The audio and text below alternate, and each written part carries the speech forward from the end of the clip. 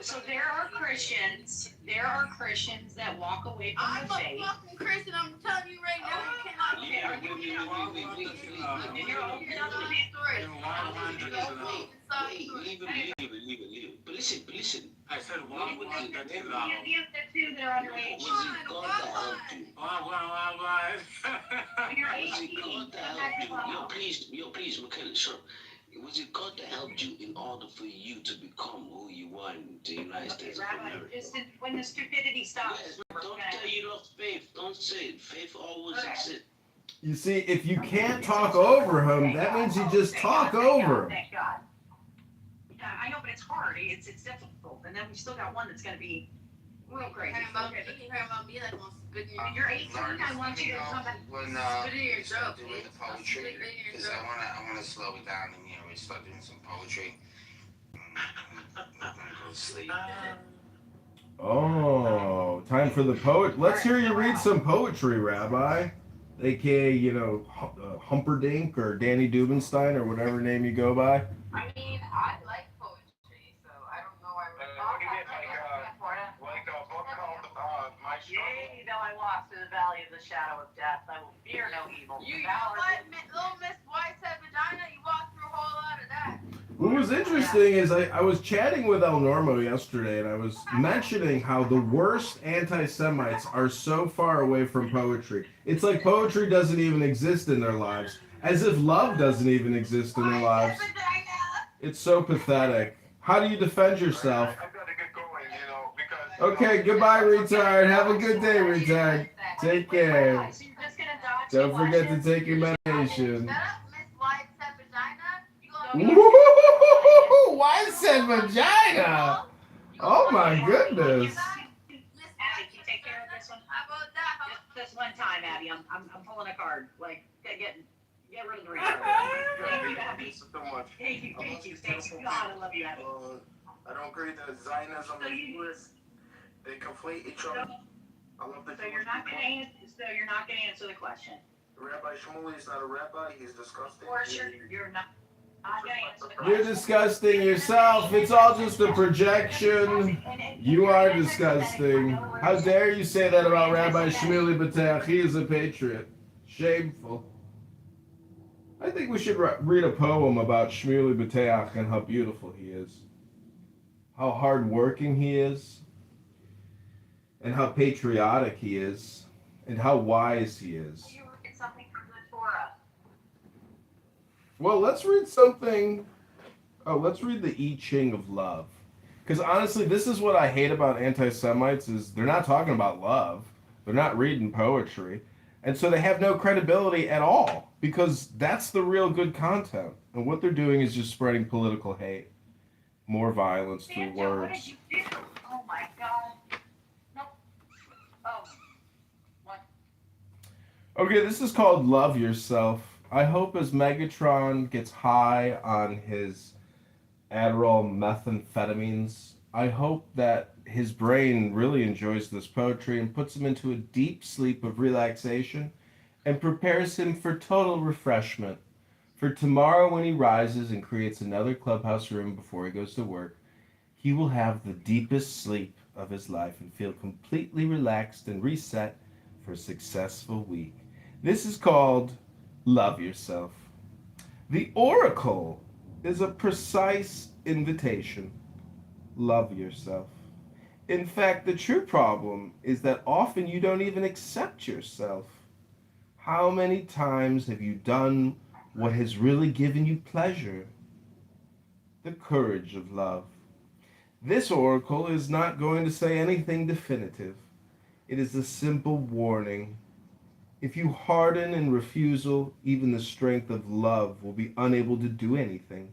On the other hand, if that force assumes in you a sense of courage, both to accept love, then you will have the intimate meeting. The message is a warning.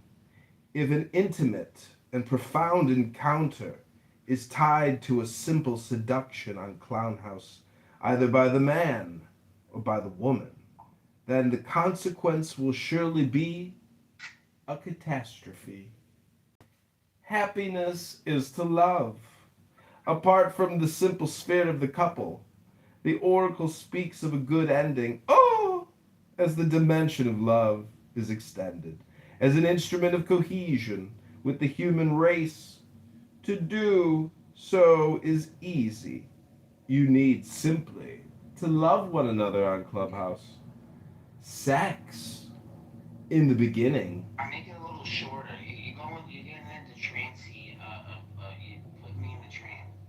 Oh, I thought you wanted to get put into a deep hypnotic state of. Well, I just noticed myself getting into it, and I had to be like, oh, well, let me let him stop. Make him, yeah, just make the short, sweet ones, because then I can't remember where you started. Because you put me in a fucking trance. That's the power of hypnosis. You've got amnesia now.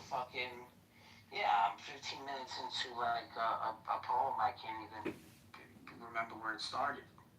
Well, welcome to Clubhouse. Now you know what every day is here. If you think what I'm saying is retarded, but yet if you think about everything you've ever heard on this app isn't retarded, well, how retarded are you? I never said what you say is retarded. When did I say that? I didn't say that. I'm just making a joke. Oh, I won't mean. I'm just, I was watching the show and then I don't know, I got like distracted.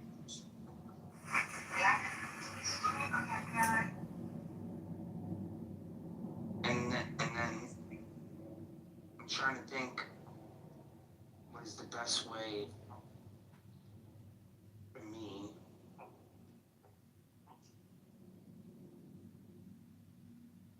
to be online less. It's not about being online less. It can't be online any less than you are.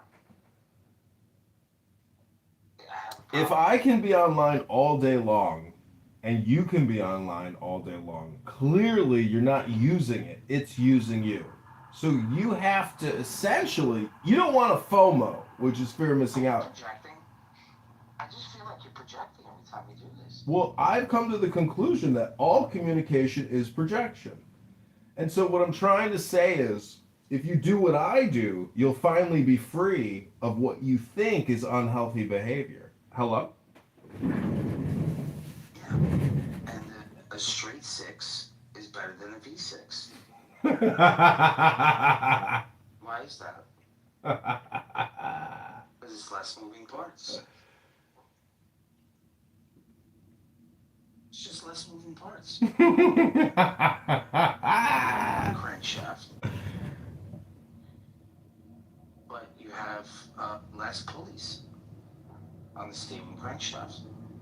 There's just less moving parts, just a more efficient system. That's it. Well, your problem is you're going to the gym, but you're bringing home the dumbbells. You're bringing home dumbbells on your after the gym, after the workout, and there's no reason to bring home the dumbbells. You leave them at the gym. You leave them on the rack. You don't take them home with you.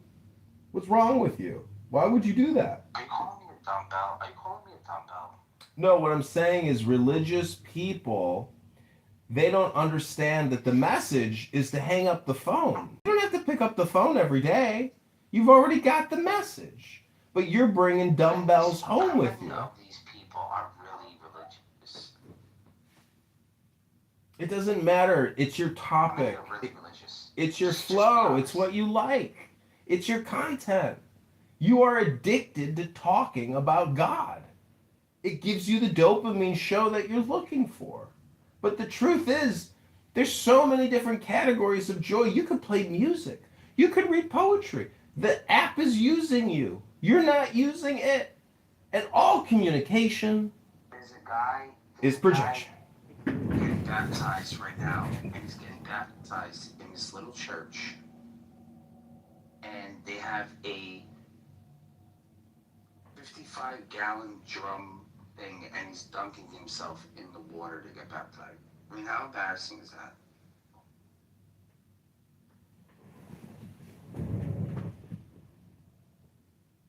once you yourself jump into a 55-gallon drum of water, why would anybody else follow you afterwards?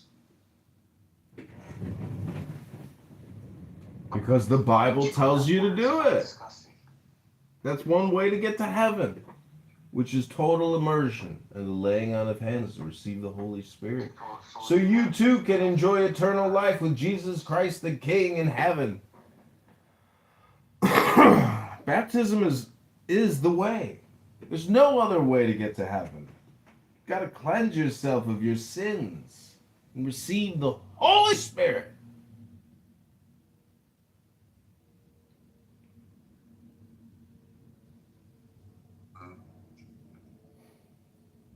Yeah. Right. Yeah, the crucifixion is false, guys. You just think it took us this whole time to realize that crucifixion was false. I'm trying to find you like the Shel Silverstein poems so that I can read them to you. Daniel I'm gave it to me the other day. I'm just so upset that I didn't find this out on my own. Stop. Take a nap, Megatron. No, aren't you upset that we didn't know this news first, Kitty? Oh my God, why are you being like this today? Being like what? It's the truth. Should've known better. Yeah. Well, see, whenever somebody dies, anything associated with that person becomes like a holy relic. So when they used to burn witches, the English would run around the burn pit and they'd want to take bones of the witches that they burned. So never underestimate the danger of a mob. Many people think a mob is just, a political progressive movement, but a mob is a cow herd of destruction and chaos. And unfortunately, Clubhouse is no different. There's a mob, a herd of low IQ cretins, proteans, subhuman, unevolved creatures that lurk on this app. Many of you know them. You've heard from one of them. Speaking of that, I want to engage in arguing some high IQ metaphysics discussion right now. So, would you mind landing this plane relatively shortly? My plane has landed. Fuck up already. You've been talking This the last sounds like fucking hour. I'm just thinking I'm gonna have watching Silent, so I don't know how much hard. Greg, I'm Alright, just. guys, just give it a break. Let other people talk. Just kick me to the goo, please. Kick me in the face. I'm ready to go to the goo. Here. Megatron, do you want to hear some This Shel guy doesn't Silverstein? know how to be a normal fucking human being. It's insane, bro. Yeah, You wanna yeah, hear talk to me. Yeah, yeah. Okay, here we go. Let's see. We'll start with how not to have how not to have to dry the dishes. I'm taking the drive to China. No. So, Megatron, do you want to hear this woman just talk about dishes, or Nargis and I have a high IQ theological chat? Given that that's the type of Yeah, you can have it. You can have it with me and Kitty. Okay, cool. Well, I mean, I respect Nargis a lot more than both of you because she's a Neoplatonist. Yeah, that's fine. Just give the universe, Alright, Nargis, hey there. Yeah, what's up? Nargis, so I wanted to ask you about the Neoplatonist, given the title of this room, Theology Colliding with History, I'd like to ask you about the Neoplatonist philosophy of history. Go ahead. of history. Yeah, so the title of this room is When Theology Collides with History. Now, as I study Hegel, I don't know how much you know about Hegel, but for Hegel, You know who really studies Hegel? Megatron. Actually, he introduced me to Hegel. Megatron does not study Hegel. This guy's a precept, this guy's not on the level, not even close. I don't know if he studies, but he introduced me to Hegel. I need a good teacher, man. Greg, I'm looking for someone who can teach Okay, me. Nargis, I'll teach you. I'll teach you for free. I'll fly you out to New Jersey. I'll teach you for free. But anyway, I don't want to talk about Hegel right now. I'm just bringing up Hegel to contrast him with his Neoplatonist influences, who, to my understanding, placed a much smaller emphasis on history as a totality or history as an aggregate, It was much more focused on the development of individual souls rather than. So, am I representing that correctly, Margaret? Correctly. Okay. Yes. Can you see why someone might be motivated? Like, if you buy into Neoplatonism generally, can you see why one might be motivated to posit that history as a whole or as an aggregate is metaphysically grounded and meaningful as like a teleological process unto itself? I can, but he doesn't want to I mean, especially the Sadhurian model for Neoplatonism is not like Plotinus' model for Neoplatonism. It's similar, but it's not the same. Because here, like Nizam and I were reading about it in depth yesterday. I wish I had pinged you. So here, like he's saying that the essences, right, the human essences, Sadhura believes that they are nothing but different gradations of the essence of God itself. So, so one can posit that in this realm or dunya, or the world that holds the lowest position in the hierarchy, this essence that we have individually differs based on our proximity to the first intellect. First intellect being the highest of all virtues. The brighter the light within us, sorry, I'm using Wu allegory, the higher the level in the essence of Greg, for example, versus the essence of me that perhaps holds a lower gradation because I'm not that close to my highest virtues or potentials. That's how he's seeing it. Unlike what Plotinus says, where he says that we actually exercise agency at the universal soul level and choose whether we still want to be in the first intellect, aka Jesus, the Word, or come all the way down to this world and experience duality. This is how they both differ, but very similar in gradation and things like that. So, that was all interesting, but it's not quite what I asked. Yeah, therefore it's the individual, because there's a variance in the essences, right? Because each essence is different. Therefore, the journey is that of the individual versus the collective, like what you're positing. If I've got your question right. I see. Okay. All right. Did I get your question correct? You did. It makes sense. Yeah. This is why he wouldn't say history of man, because all men are not the same as far as time and time again on Chicago Report, the team takeovers. A lot of people seem to pass the buck when it comes to. How would you refute that? How are you refuting that? Yeah, well, for Hegel, history is the crown of the entire system. It's the entire telos of nature and of the free organism is to organize rationally, and once you have the state, you immediately have history as just kind of the dialectical development of the state, essentially, as it progresses towards a state of self-transparent freedom. Right. You see, the collective is doing it as a unison, right? Yes. I see.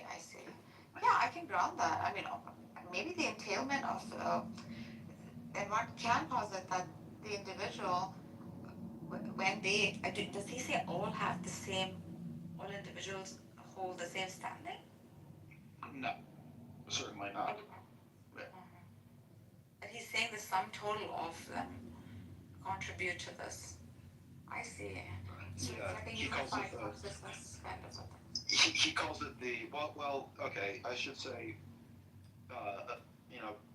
people interpret, or rather people fail to interpret this nation spirits accurately. When Hegel says the spirit of a nation, he's not referring to probably what a Christian might call a principality or something like that. He's not suggesting that the state is literally a conscious entity. Although Rudolf Steiner goes further than Hegel and says, yes, indeed, there is a person, which is the nation of Germany, for instance, and it is like this personal entity. But anyway, that's Rudolf Steiner. That's not Hegel. ask you one final question before I let you go. We've talked about it time and time again on Chicago. That he calls the cunning of reason, which is basically universal reason acting in and through the selfish motivations of individuals. So like Yes. Caesar Yeah. Caesar was trying to advance himself. He had, like, as an example, Caesar was trying to advance himself. He had personal ambitions and goals, but unbeknownst to him, he was accomplishing something larger than himself, which was necessary for the development of spirit, basically. I hope that makes sense. Yeah. I think the attainment of the individual's position too would be a collective, because I can say that what the Sadrian Neoplatonism is talking about is not merely the individual like attaining its highest human potential, but that eventually, because all are connected, it results in like a unification of these, like something like a Wahdat al-Wujud concept of Ibn Arabi. Yeah. Yeah. Mm-hmm. Yeah. Ibn Arabi's pretty based. Yeah, he's so based. So based. Your tie shouldn't go lower than your belt. Okay. If I Okay. I see. Now you had to get rapey. You had to get all rapey there at the end. So you really didn't mean to talk to her about anything else but you asking her to marry you, bro. You gotta maintain, man. Greg, you gotta get your shit together, Greg. That's a retarded conclusion to walk away from. No, it's a retarded conclusion from a retarded. Yeah, So so I don't it's a agree. retarded conclusion from a retarded guy. Namely, you No. make the conclusion. Yeah, I All agree. of a sudden now, I'm just quoting you, buddy. I'm just quoting you, buddy. You dug your own grave. yeah, now you want to insult me. Okay, great. Wait, I want to get a Muslim up here. Let's get somebody else. We've been trying to do this for such a long time now. I don't know. This guy told me that we had to do it. When you told me I'm sleeping when you guys have Wait, Megatron, can you tell me what's your PTR? What's in my PTR? Yeah, your profile picture. So my profile picture, and let me follow you. Can you follow me back? Are you allowed to follow me? Look. Sure, yeah. Very cool, alright. Now, my PTR is, if you look closely, these are images that are found all over the world. All over the world. So you see one is in Argentina, Arizona, Italy, Spain, all over the world, right? Arabia, so on and so forth. These stick figures are very, what can I say? They're very common. You notice that they all look the same, even though they're all over the world. A lottery ticket. That's what my property tax bill jumped in just a decade. And it's still climbing across the country. Teacher, police, fire, and the drugs. Hey, Darren. Welcome to Chicago. The place you called. So now I'm going to set my other picture here. See this new one that I have? Yeah. This one right here? PDF, yes. So they did an experiment, and you see there's Arizona, Armenia, Caucasus, Arabia, Italy, Venezuela, Spain, Mexico, Arizona.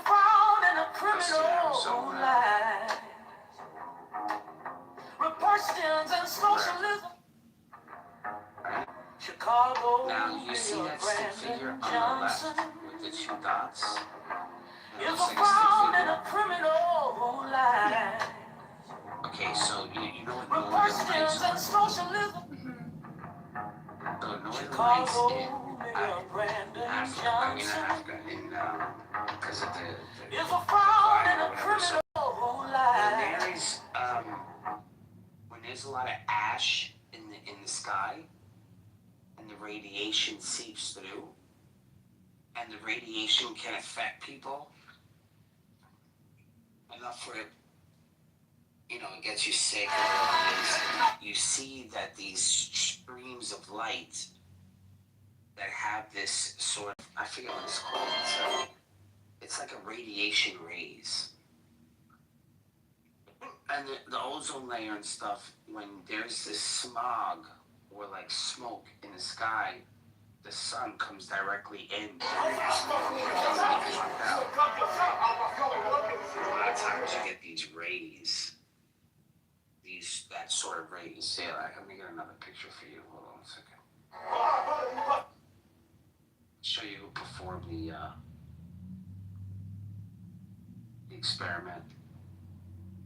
And what's funny is that they're trying to find this connection with these stick figures they find in caves all over the world.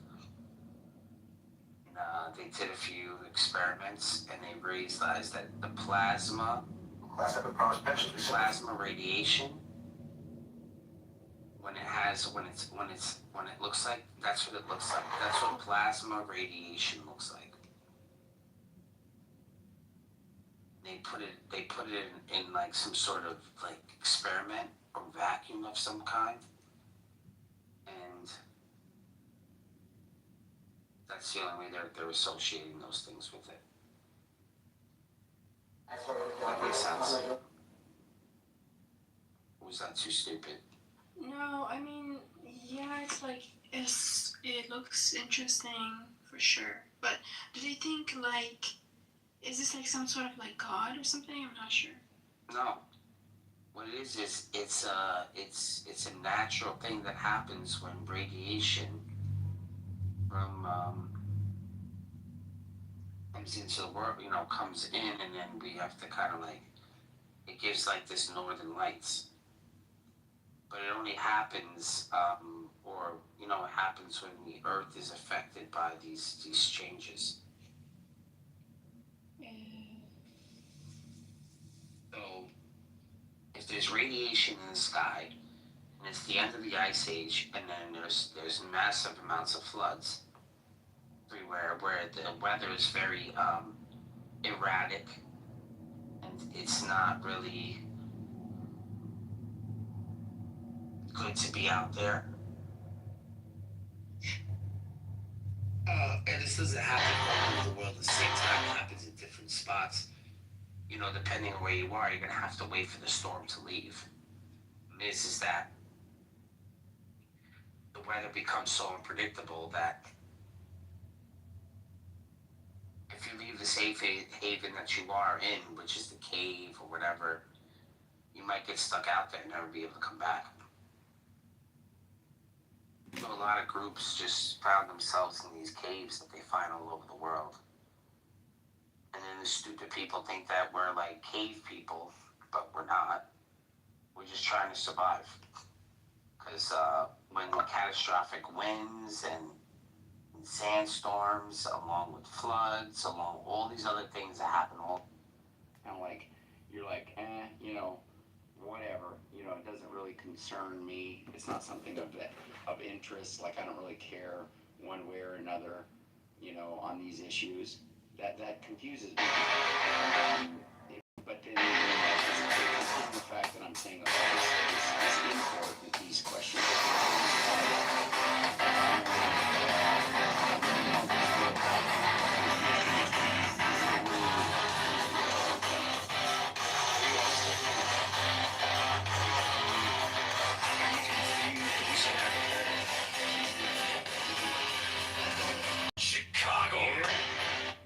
Like the Bible? Well, like you don't care to find out. Because obviously, there's brilliant people out there that are things that I think are potent. I don't think this is a matter of just believe what you want to believe. It is the actual truth of reality. Like reality, if you are studying about the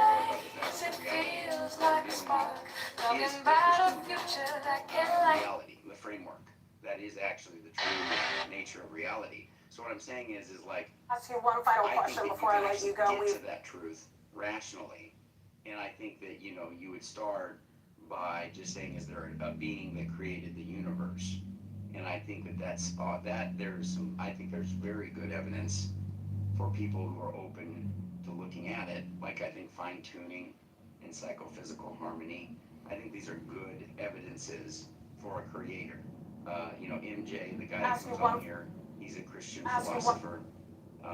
He's working on the Kalam, right? Now, I don't run the Kalam myself. I understand people want to say that there could be a beginningless past and all of that stuff. Ask you one final question before. Fine-tuning argument is bad. Yeah, so things Ask you one final. But if you were to come to the conclusion that there was a creator, and then you say, well, okay, what best represents that? If there is any kind of tradition that would reflect that, then you can move from a creator to a specific faith tradition. So I'm just curious. When I say apathetic, I'm just saying from what I hear you say, it's almost like you're like, well, I looked into it when I was in it, I put it down, and now I'm just like, it doesn't serve me. And when you say that, it's almost like you're kind of just disinterested in you're looking at the arguments for and against over time. I'm just curious, but haven't you guys been saying that back and forth for like 2 hours? No, but let him go. Go ahead, Bill. No, I was gonna say, like, at this moment in my life, like these type of conversations to the point, like back in the day, I would like really argue with people about all kinds of things 24/7. But just where I am in life now, I've just come to a resolve personally. But when it comes to like man, you mentioned something. Dang, when Sully came off mic, it kind of knocked it out of my head. Dang it. Just something I wanted to mention. But I mean, you guys were saying this stuff 2 hours. Yeah, we weren't. Important questions, though, like the way that these things affect your life. Ask you one final question before I. Bills just announced that the Pride flags are going back. Fine-tuning arguments for God, for the Bible. I'm not Ask sure. you one final question before I let you go. We've talked about it time and time again on Chicago Report, the city takeovers. A lot of people seem to pass the buck when it comes to this topic. They say, social media is to blame. We rarely hear that people come out. God's existence, or at least, you both don't affirm God's existence. Are there any conservative views that you take that you could kick? That's what it was. Good. That you could kick him in his leftist gonads, just to kind of spite him a little bit for coming out. But why the fine-tuning argument is bad? No, we won't. So I was gonna say this for reference. So in terms of, because I think you mentioned morality, that's actually one of the things that led me to just drop in totality.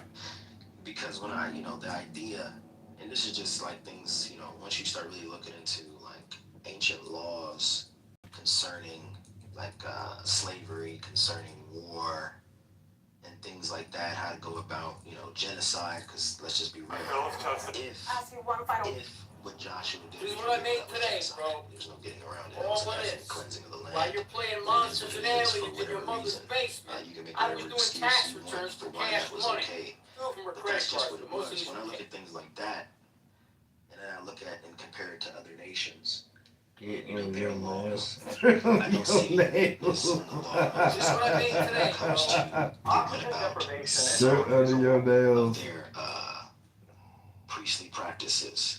Some of their temple practices were unique. Like, it was just things like that for me. Just really analyzing and doing comparative analysis with the Hittites and how they went about things, and other Canaanite nations and how they went about things, and then looking at the law of Moses and what Ask it you one really final is question saying. before I let you go. We've What's talked really about it going time and on time again when it on comes Chicago. to outright genocide, when it comes to outright xenophobia, if there's going to be honest hatred of other people groups that's entrenched within it. When it comes to how certain cases are dealt with when you have women and you take women from after war, and how you operate and deal with women, and stuff like that. If you take them for a wife, it's just stuff like that. That was like, and then there's other stuff. There's a bunch of other stuff. It's just too much to talk about right now. Well, these seem like reasons that you're just saying that so these are conclusions you come through about, the narrative Chicago police officers are being failed. Their hands are being tied. Right, not accepted. But I'm saying, some of that stuff. I don't think it's not just to discredit it. It's just the idea that Yahweh, God is all perfect, all knowing, plans perfectly, does everything right. You heard about the Illinois Juvenile Detention Center lawsuit? Our second panel consists of 5 of the most successful hedge fund managers in 2007.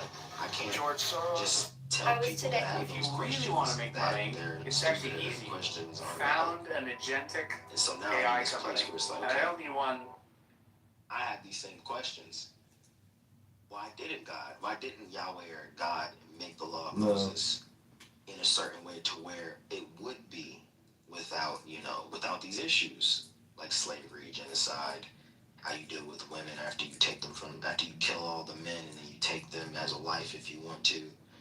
Why didn't he make it like, I don't know. I don't want to keep going. No, that's fine. It seems like a different question though. Because I think the issue is it true? And then maybe you might say, well, maybe there's a sense of morality They or were still in God court? is just a No. way that I don't Google like, Wall or something Street like that. That could be like a this further man. question.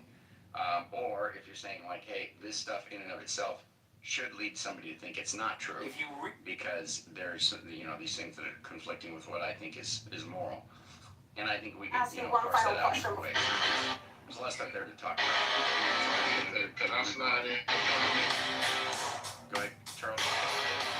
Yeah, I'll be quick. So, part of the issue is judging the document and the narrative according to 21st century sort of Western civilization morality, which ironically themes from the Bible and concepts from the Bible that should actually help define what we know Ask you today one final as question before I Western let you go. civilization. We've talked about it time and time again on Chicago Report, the team takeovers. A lot of people seem to pass the buck when it comes to this topic. They say, social media is to blame.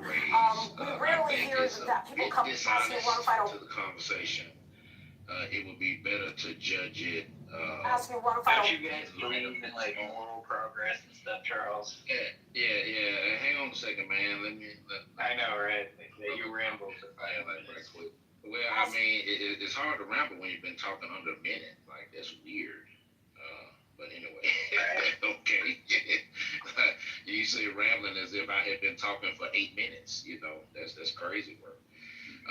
But yeah, so it would be more honest to the conversation to judge the documents or the manuscripts or the scrolls within the context in which they appear, and maybe comparatively to how other surrounding nations treated women, or treated prisoners of war, or treated slaves.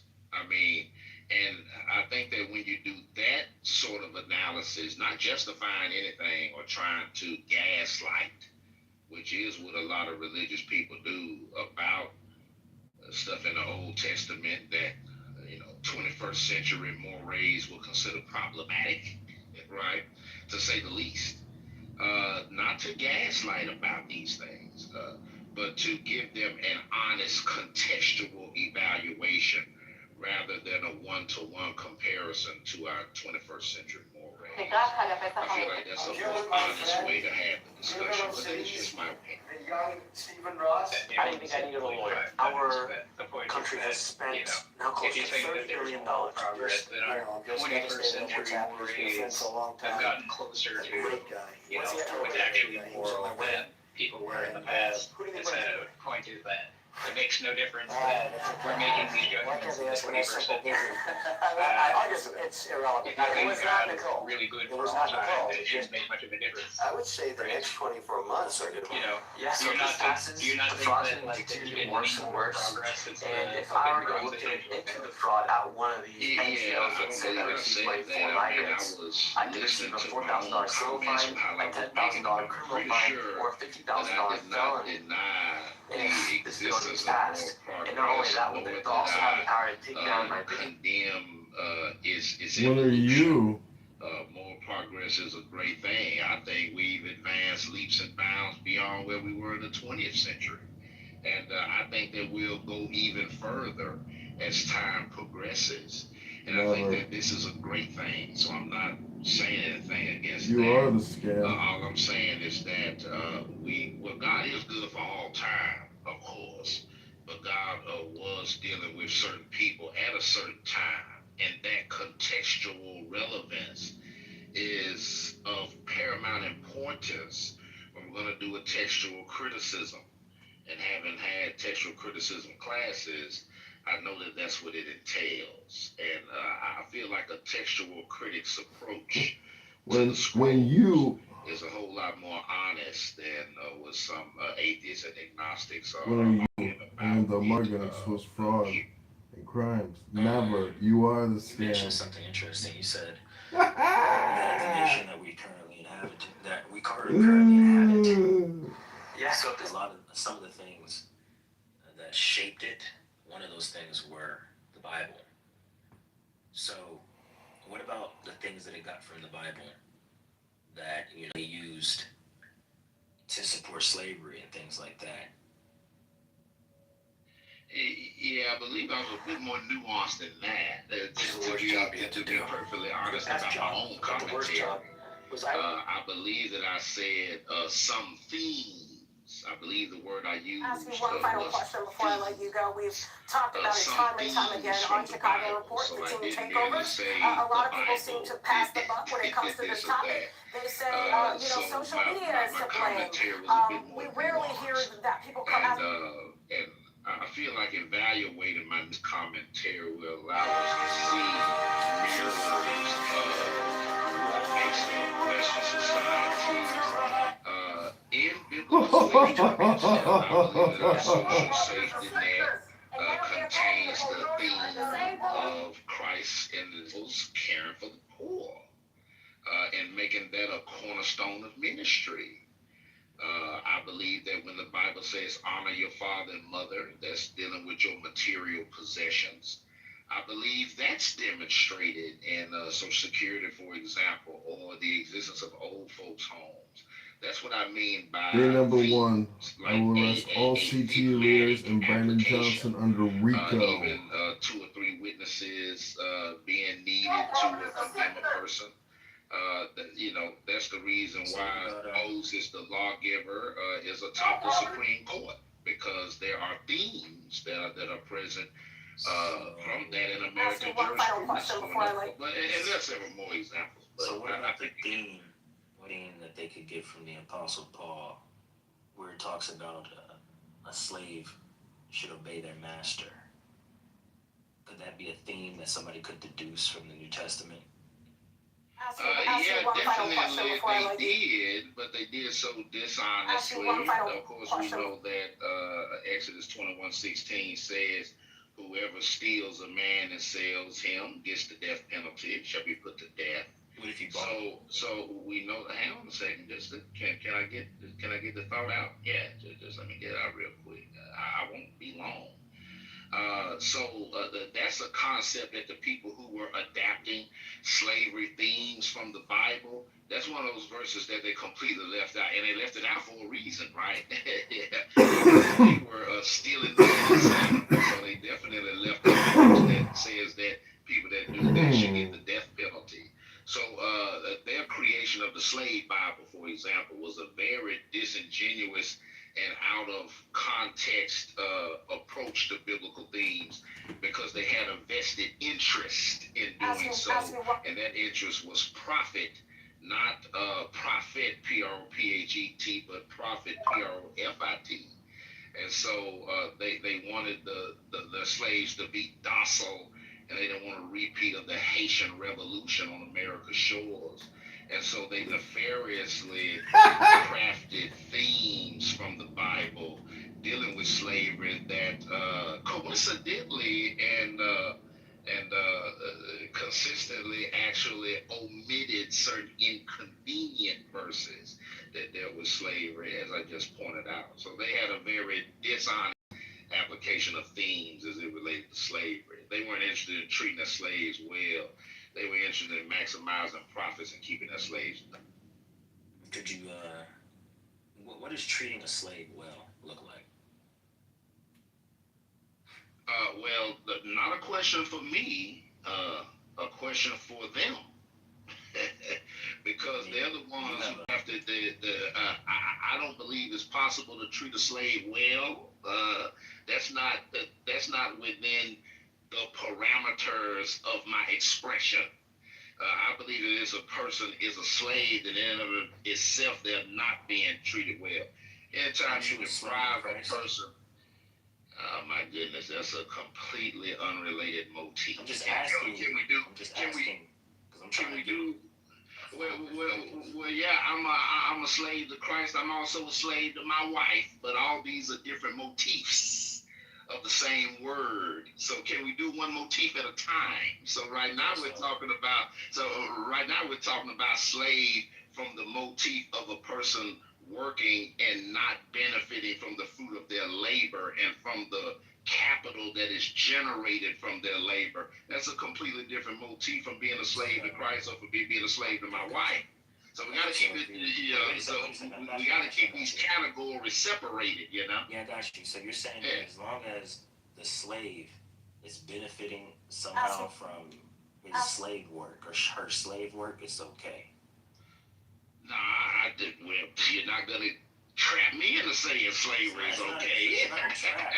I mean, you're. Nah, it's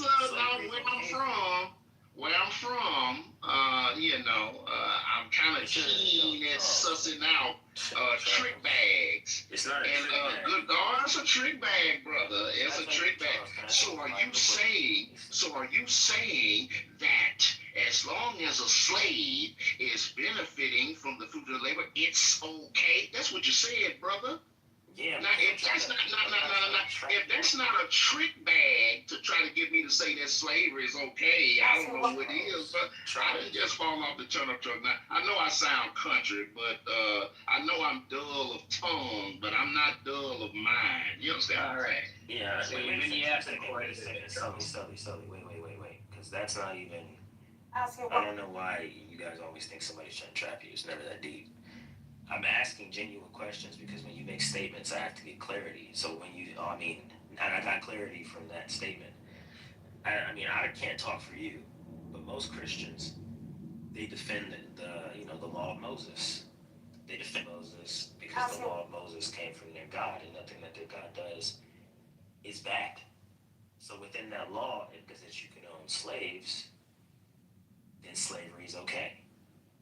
Or there is some form of righteous slavery. So that's why I asked you, a Christian, that question, because I assumed, and I'm sorry, I assumed that since you're a Christian, you wouldn't say that all slavery is wrong, because within the book that your God made, which is the Torah, he allows and puts slavery in there and gives rules for it, and even says in Deuteronomy chapter 4 that this is Israel's righteousness. So whatever in that law is righteous. So whatever decrees he made on slavery, and the slavery itself is righteous. So that's why. But I apologize that I assumed that. I wasn't trying to do a trick bag, as you said, or anything like that. But so now I know. So you don't think that slavery is okay when, in general, you don't think that slavery is okay? No, I don't think that slavery is okay. Anytime somebody is being worked and they're not being paid for their labor is immoral in and of itself. So the institution of slavery is immoral. So I'm not here to defend slavery. I'm not even here to defend the law of Moses. In fact, I believe in the new covenant. So I mean, maybe that's a good question for a rabbi. But here's the thing about stuff that comes from God. When God has made a covenant with people, and the people that God made a covenant with are imperfect, are flawed, then the covenant is flawed. And this is what Hebrews chapter 8, verses 6 through 13 actually and literally and verbatim teaches, that there was fault in the covenant. And that was the covenant of the law, because it was made with fallible people. And so because it's made with fallible people, we have institutions in there that are going to be regulated, like slavery and divorce. And I use those two to contrast, because God says that he hates divorce in one place. But then he allows it and Jesus clarifies this He says that because of the hardness Ask you of your one final hearts, question God before I allowed let you it. go. We've But that talked was about never it his plan. time So and time that's again. something that he allowed Moses to implement. And so that's a prime example of what I'm saying, of God regulating an institution. And he regulates it because, of course, people being, the wicked individuals that they are, of course, abused it. And whatever they didn't like about a woman, they just write a bill of divorce and send her out the house and just kind of get them another. And so, oh my goodness, yeah, You just say don't. yeah, well, you have to ask him that. I'm not. Surely he could have just said, "Don't ever divorce, and don't ever own slaves, and don't ever do X, Y, and Z." I mean, he could have done that. Why he didn't do that? That's not a question I can answer. You got to ask him that. But I just want to finish the point I'm trying to make. Which is that I would expect him to say that, Charles. Okay, and your expectations for him don't have anything to do with Charles Johnson. So I don't know why I'm being included in that. I don't. Okay. Yeah, it don't have anything to do with Charles. me. Your expectations of God don't have anything to do with Charles Johnson. I'm just trying to give an answer to what was posited to me. I'm just Charles Johnson. I didn't create nothing. Chicago man, brother. Anyway, Chicago man. yeah, I'm just trying to wrap up my thoughts like real quick. If you wouldn't mind giving me 19 seconds to wrap my thoughts up, and then somebody else can speak, of course. You have not been babbling. Well, I doubt I've been babbling, but you can call it babbling. You can call it whatever you want to call it. I don't care, really. I don't care what you call it. I'm just trying to finish it. I don't care though. But I mean, yeah, that doesn't mean anything to me. Your descriptive of my communication is meaningless. Everybody can see you babbling. And now you're speaking for what everybody can see, which speaks to your level of pomposity. It speaks to your level of pomposity for you to presume to speak for what everyone can see. Yeah, everyone, right? Yeah, everyone agrees. The funny part is once we reach this stage, the more he goes on. Of course, man. You're being I mean, it's okay, man, but this level of narcissism needs to be studied. I mean, wow, this is an astounding level of narcissism here. But be that as it may, I'm sure somebody in here with a psych degree could get a grant from the government to study this level of narcissism. I think they should. I think y'all should get that grant written. Be some money in it for you. But in any event, so as I'm finishing up, you get to my real point now. Just because something is in the law of Moses and regulated does not mean that God approves of it or that God he's simply I reiterate what I said 5 times. He's simply regulating which people were already doing, and he regulates it to elevate what they're doing. Be allowed to finish, so that they can. Because they bad. Oh, okay. Well, yeah. And I'm going to press my way through to the end of my 19 seconds. So I know, but I guess it's tough for me to make it through. I guess it's tough for me to get through 19 seconds without interrupting. But you said he'll take a pause after that, so let's just. Yeah, I'm almost there, man. Why do you allow? I'm almost there. Like, can I make it to the end of my 19 seconds? Is that possible? I'm almost there.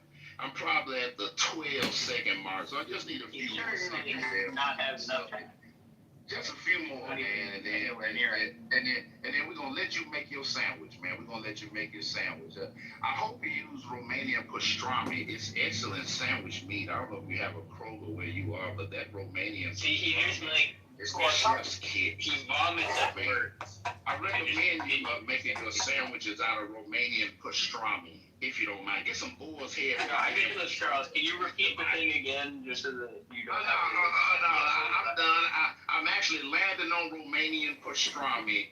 That's a great place to land, and everyone should make their sandwiches out of it. Yeah, there you go. Totally necessary. And so basically, slavery bad, but God saying it's okay is okay. I apologize for Sully's behavior, Charles. I just want you to know that. And I appreciate you, brother. So Sully gave us response. I'm gonna. I was hoping you were going to take your next 19 seconds to tell us exactly how Jesus banned slavery in the Bible. I'm gonna go on. He didn't, because slavery's still okay. I'm gonna go on ahead and bounce up out of here. I gotta get something to eat. Charles, thank you for your explanations. And I just want everybody to know. I'm not against Christianity. I'm not against Judaism. I like Ask you one studying final both. question before I let you go. We've Just like Greek talked mythology. about. Y'all have a nice rest of Hey, the Bill, check your messages. Okay, thank you. Nobody cares, by the way. So. Bill, check your messages and come back when you can, buddy. When you're done eating something, if you want to. We'll be here, probably. Can we, Charles, you have such a way with words. It's always a pleasure. Can we analyze some real quick before we move on? Yeah, let's do that. Let's put the Sully narcissism on display. So now, Ask you Sully, one final you question. said nobody cares in the room. You said everybody thinks he's rambling. Do you think if Yeah, everybody thought he was rambling, for sure, 100%. Now, they can say that they can deny it, but, they could lie. Yeah, so you think everybody's just going to be lying? Like, do you Oh, if they say he wasn't rambling, yes, for sure. I don't 100%. Anybody who's like, going to go up and be like, he wasn't rambling, liar. I'm gonna let you know the secret, Sully. Just because people don't use like big words like you guys throw around a lot, you think that. Listen to Mario, this wasn't an invitation for you to start rambling, bro, okay? That doesn't mean. Yeah, that wasn't an invitation for you to yap up either. Yeah, you're just so you just say everybody's yapping and rambling, and that's. You know what? Michaela has a right. You think you're witty? How about we hear from Michaela really You quick? guys remember when Saul You know what? was like the most mediocre? I propose that we take a listen to Michaela. Deepak, I propose that we take a listen to what Michaela has to say. I propose that Saul Let me not finish first. Ask you You one don't final like question Deepak, before I. Deepak. Are you like a silly Ask you person? one final question before I let you. We talk each other on the stage. We don't play Yeah, that's cool. Then just butt out. What the fuck? Let me shit talk back then. I don't under like what. Tell me I'm yapping. You're acting like she's making a serious contribution and she's not just shitting on me. Don't interrupt people when they talk. You're treating it like it's a serious contribution. Have you made a serious Ask you one final contribution? question before. Only in the last 10 minutes. Yeah, but Deepak, why are you treating Dina as if she's not just like Somebody yapping asked out of Sully like as some a kind friend. She's Can somebody ask Sully as a friend so we can get him off 666 friends, please? Thank you. Somebody please do. Actually, I'm in control of that, so good luck. I'm actually gonna add you so you can go to 667. Add me. It doesn't work like that. I've been on Sully for like, I don't know, 3 or 4 years, and I've never been on Sully's friends list because he needs his friends list to be at 666 to make a point. Oh, it's on purpose, Mike. Yeah, pretty much. And if somebody tries to unadd me, I just have a like queue of people I can just add to make the gap. Damn, Saul, you're cool. That's crazy. Disciple, a couple things were said. I wish you would have been here for a meal. He said Ask that you Jesus did one not final question. fulfill Old Testament Ask prophecy. you one final That was question good. before I let you go. I do We've want you to comment maybe briefly, if you'd like to, on Sully's narcissism. I think that would be good to speak about. And then also, do you think Charles was rambling, Disciple? Because I like listening to Charles. To be quite frankly, he reminds me of like an old time preacher. And when he speaks, there's something soothing about it. Even if I disagree with him on certain theological issues, which I do, but I appreciate his contribution. I actually agree, and I want to I comment on the content, but it was really nice. ask you one final question before I let you go. We've talked about it time and time again on Chicago Report, the team takeovers. A lot of people seem to pass the buck when it comes to this topic. They say, social media is to blame. Rarely hear that. But for some reason, Sully actually denies it, which is really weird. And I Which don't person? understand. Charles. Oh, Charles. Trying to Yes. I like what he said. I'll toss it to you. Well, I guess that's some common ground. That's throwing a little bit of love, I guess, Charles. That's something. But nonetheless, all right, very good. Disciple, did you hear any of the conversation? I'm currently helping my kids with some spelling homework. So that doesn't take precedence over Clubhouse. Yeah. So I've heard a little bit of it. You know that. I've heard a little bit of it, but I don't think I'll be able to speak. Okay, we understand, brother. Don't just fade off into the distance. You're painfully and obviously absent. Ask me one final question before I let you go. We've talked about it time and time again on Chicago Report, the team takeovers. A lot of people seem to pass the buck when it comes to this topic. They say, social media is to blame. Did he sound too much like a old Negro preacher? Like what? Well, it couldn't be that, because I like Cornel West. Well, everybody seemed to like it, but you're in the minority here, so I'm just curious. What are you talking? What made you think he was rambling? He said everybody was. Well, he was repeating the same things over and over again. For those of you who weren't getting captivated by the sound of his voice and were paying attention to what he was saying, you would have noticed he would take something you could say with one sentence and then say it eight. So he was like, And also, you were interrupting him as he was talking, kind of like how I'm gonna just interrupt now you as you continue to talk, and you won't be able to make any points or say anything or make a contribution because we'll just keep interrupting you like that. Hello? Okay. Good luck. As much as I don't like on Kitover, I do like that little contribution you just made. By the way, John, I saw your IG video of you giving people shots. That's why I have universe box. You giving people time shots? No. He's a doctor. I heard you had difficulty determining whether that video was AI or real, and people were questioning your intelligence because you were incapable. Oh, now you didn't look at it. Got it. Okay, never mind. No, you didn't look at it. Got it, never mind. I didn't look at it. I wasn't close enough to see a watermark or whatever it was that showed that it was made by AI. But I assume that it was I love how Andrew thinks that's the signal that something is AI. Well, if somebody said there's something on it and said it, somebody said that, they said you can see it, there's a mark on it. That's not how I would determine it. I never muted anyone, okay? That's fine. Universe muted himself, and so be it. Nina, good to see you. Hope, man. Andrew, was the conversation about biblical slavery? I couldn't hear over. No, we were just talking about, the Old Testament morality. If you're talking about the thing that I, quote, melted down about, unquote, which I did get pretty lively, spirited on, and Converse rebuked me for using my time to engage people like CM and Abe. He felt like I shouldn't be doing such a thing and that I'm going to be stoned to death in the kingdom of God due to the fact that I spent time engaging CM and Abe on this issue as to whether claims are evidence, which literally there was a complete 180 done by both Abe and CM on this. Claims of what? You're using the fact claims of what again? Evidence. Evidence? Okay, Oh, wow. Okay, could you explain it again to me from the beginning? Deepak, did you not hear? Deepak, are you just doing your thing? Okay, so You always confuse me when you do that. yeah, so here. Yeah, but see, slavery in the Bible. Sully, shut up. We're not listening to you. No. I am LeBron James. Slavery was in the Bible. So what it was is that when I used to say testimony is evidence, Abe and CM would freak CM out. is saying it's not evidence again.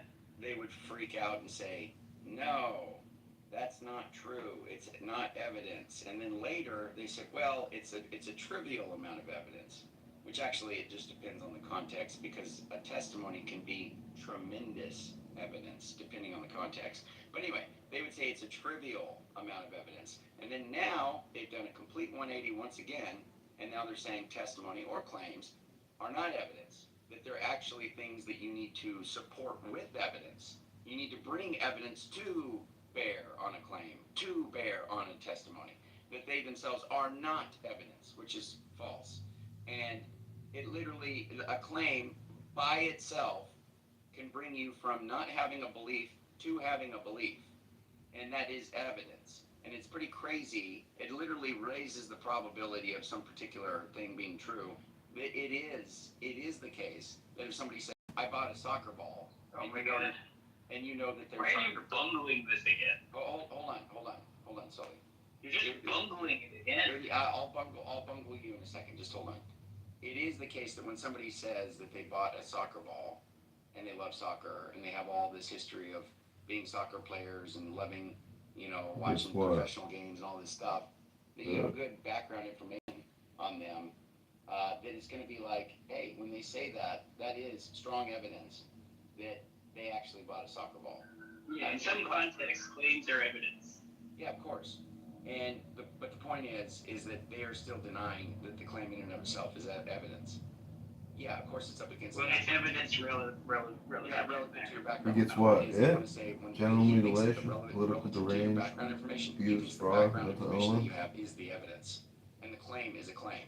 And the background. The claim is the thing that counts as evidence relative to the background. Correct. And that is the same thing that I've been telling him, but they both want to deny that. And so that being said, Nina, I was a little spirited about it. That's what Seam's referring to as the meltdown. So. I see. Thanks for telling me. Yeah, you betcha. But now we are on Old Testament morality. Sully says, God bad. God slaves. No. Wait. Can I ask the Christian something, Andrew? Can I ask we got converse, disciple to Charles. Yeah. So let me ask the Christians. Can you guys hear me? Can y'all hear me? Yes, we can hear you. Okay.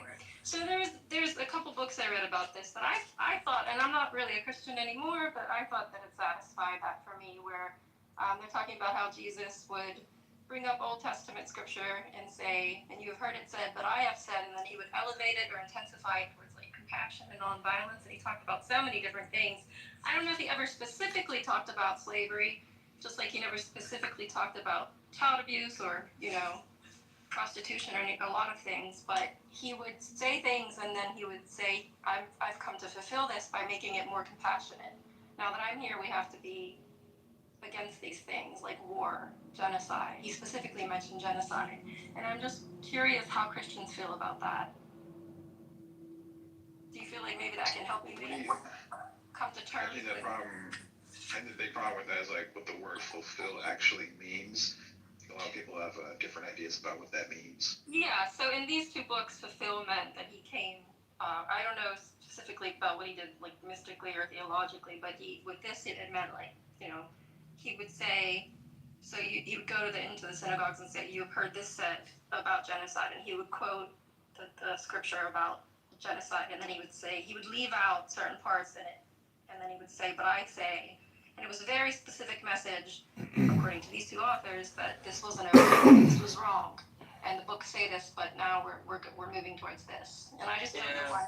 Like in Matthew 18, I think it's 18, where it says Moses permitted you to write a bill of divorce, but it was not that way from the beginning. Right. Yeah, lots of things. So, did we really said have to eye for eye, say tooth slavery? for tooth, but I said turn the cheek. I'm Andrew. So, CM wants me to ask you this. He says, according to Andrew, claiming slavery is good is evidence that slavery is good. Andrew, you don't think slavery is good, do you? Thanks, Converse, for that. I think this was a pretty amazing. These books were pretty amazing. I don't know why Christians don't kind of wrestle with that more instead of just trying to argue that slavery is good. Andrew, do you think that? I agree. Andrew's pretending to be on the phone right now. Andrew. Andrew's like, a woman is speaking. Who can I call? I think that. CM, you're saying. I don't know if CM's saying Andrew said this or something, or if he's just making this because he still doesn't get the point about this. Like, saying that claims are evidence doesn't mean that every claim is always evidence. For its own truth or whatever. Well, I don't know what CM's claiming in the chat, but his claims don't count as evidence. I just think it's just bad.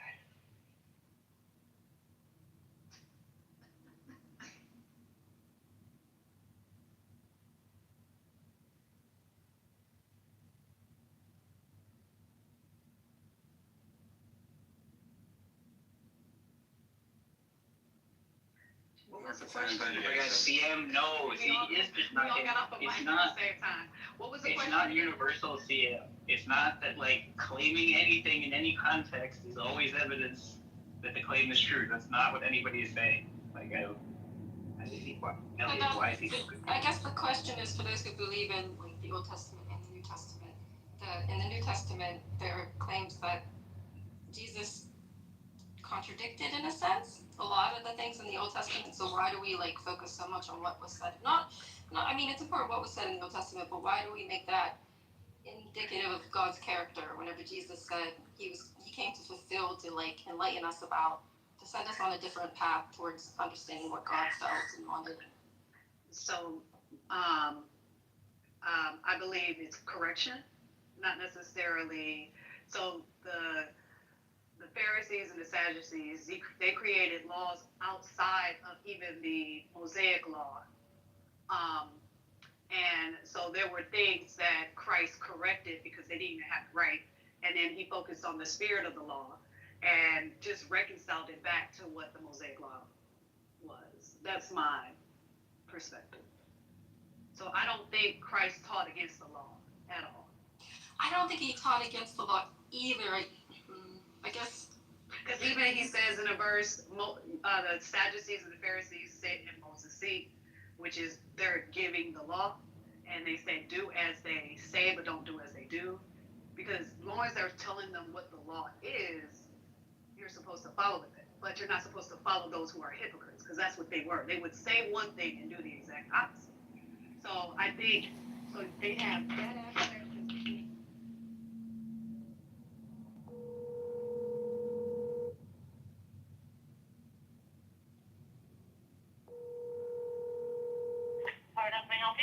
Hi, can you place an order for pickup?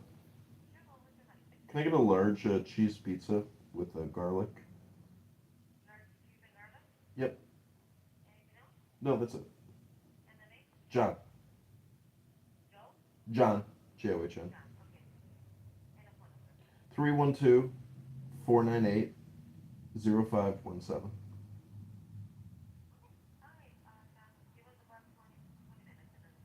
Okay, great. See you soon. Thanks.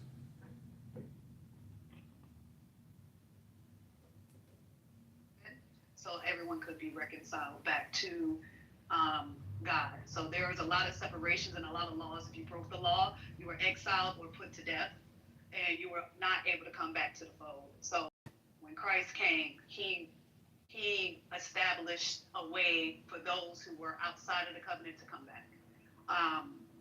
So again, going back to what you're saying about the genocide, I mean, I just think those were just like, even with the Noah's flood, like he wiped out everyone except for 8 souls. So I just think that judgment at that time was instant, and now it's not, from the perspective of God. That's interesting. Just real quick, from these 2 books I read, that I do agree with Caleb that the Bible is polyvocal. It's not a univocal book. It's basically a conversation between men about God. Stories are used to explain really complicated truths, and they would say that it's multivocal, and there was that basically the whole genocide, all these things about genocide, and that would be men. I don't know though. That's a big question, but I'm just curious how Christians can deal with that. So you know what? This is how I see it. There was a time that God was open to everyone. Then he selected his chosen people. Then he required his chosen people to do certain things. If they honored him, he made sure that they were protected. And when certain commandments were given out, and they Ask you followed one them, final and then question. people attacked them for those things, or go to the promised land and people would attack them, then for their particular God, who there's many verses in the Old Testament say, you're the only people I know of the world.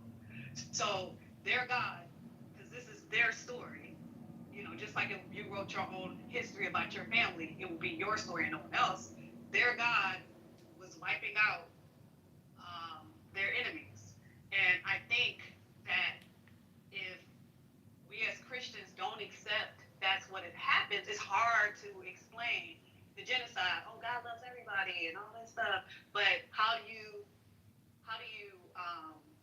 reconcile the babies being killed, or him wiping out nations of people or all of these things that happened when it came to judgment.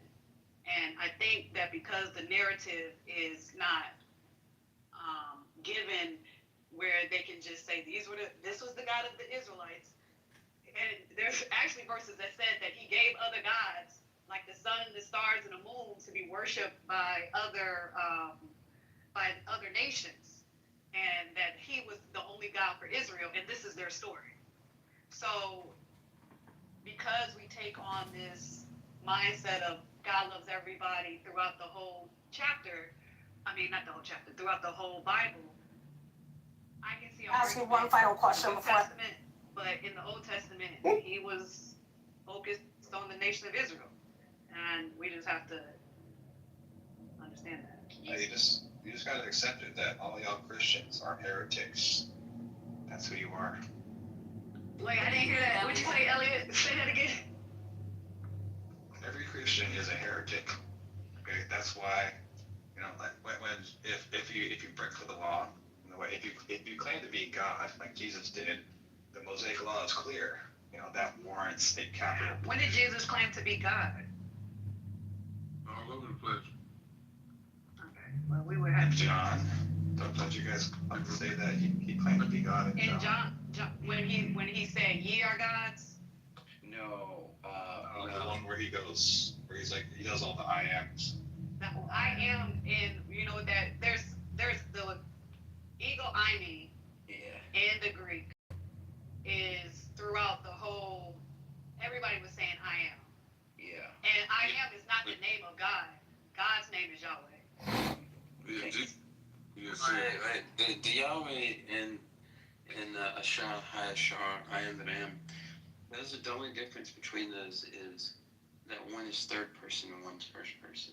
Yep. So Yahweh is a way to say that I am without attributing it to yourself. Yep. I think that's a far stretch because he said I am the way, the truth, and the life. He did say he was or I am the Messiah. So the claims that he made, if you don't know what you worship, all of these things focused on recognizing that he was the Messiah. He's the way. I am the way, truth, and the life. He says he says that unless you believe that I am, you will die in your sin. Right, but Christ, wait, hold on. If you don't believe that Christ is the Messiah and he came down for the salvation of others. And he says before Abraham. No. He didn't say no. Wait. Before Abraham was I am. He is the lamb slain before the foundations of the earth. No, but it can't be talking about present. It can't be talking about the tense because if he said I get past tense though. You're giving me. I'm telling you. Just listen to what I'm telling you. If he would have been saying before Abraham was, there was a time in which, I was doing something, but he's not claiming I am. It would have said before Abraham was, I was. But it says I am. Even so, if you're saying before Abraham was, if you're saying it's future tense, if you read that verse, Abraham rejoiced to see my day. It's not tense. It's not tense. It's just like I am. It's like present. Yeah. Before he was, I am.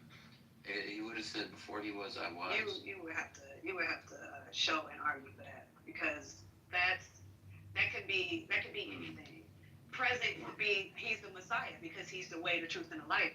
You have one mediator and one Lord.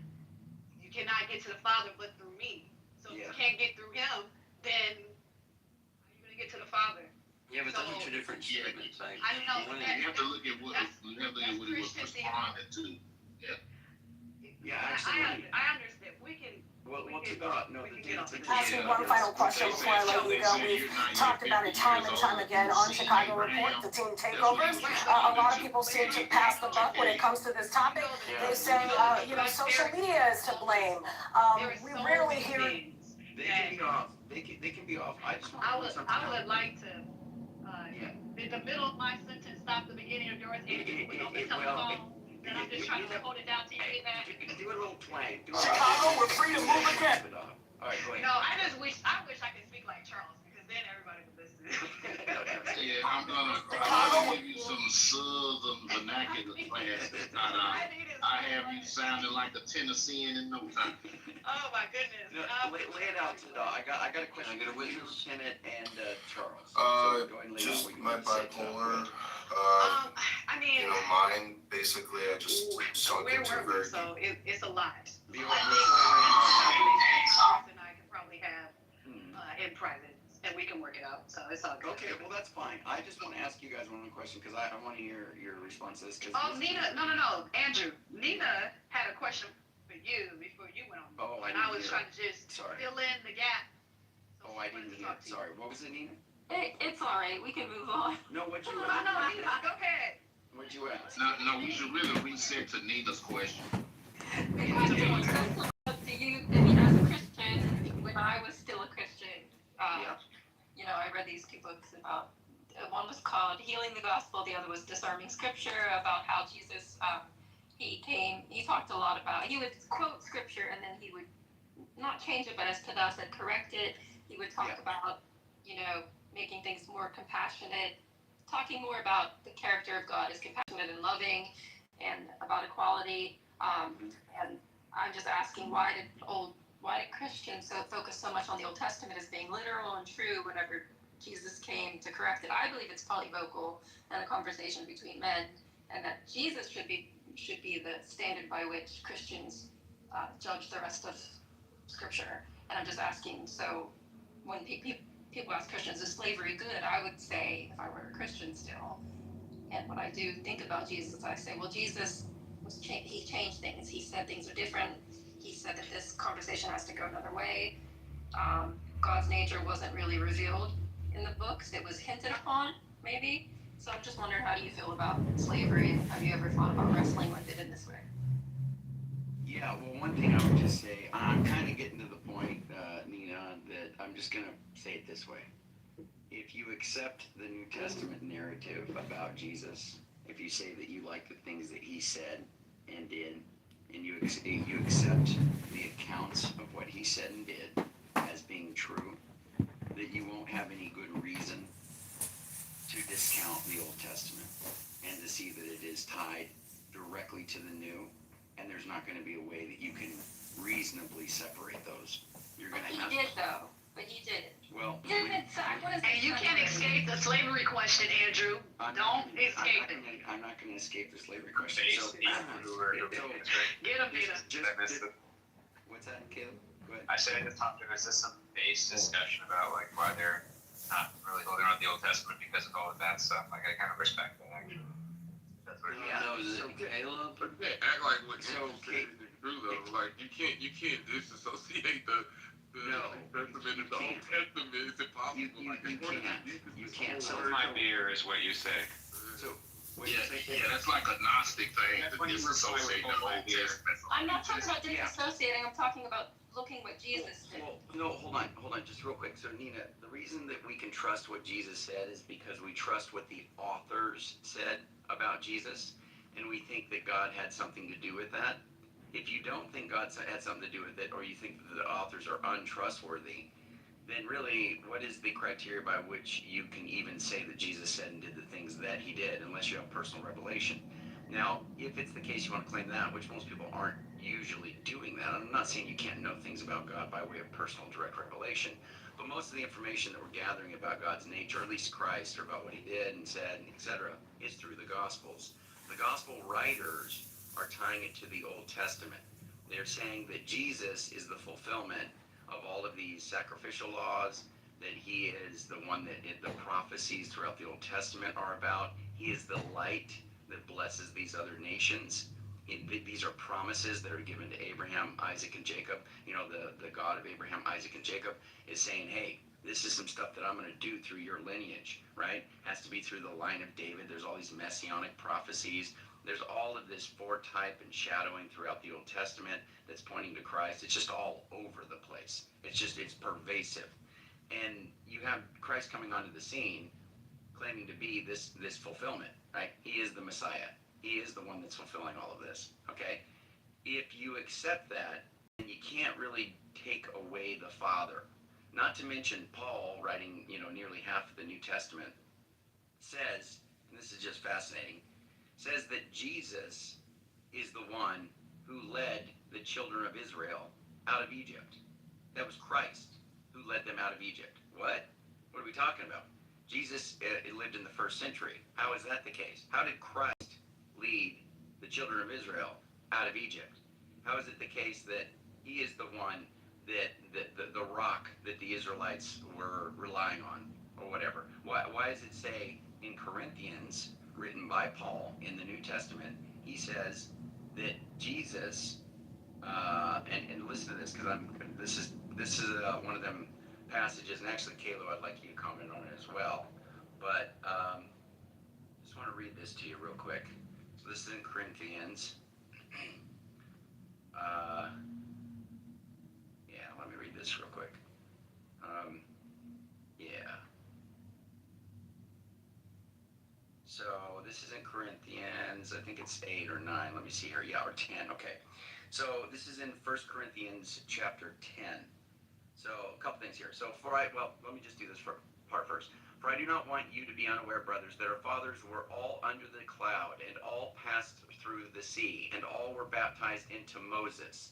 That's that guy in the Old Testament, Moses. In the cloud and in the sea, and all ate the same spiritual food, and all drank the same spiritual drink. For they drank from the spiritual rock that followed them, and the rock was Christ.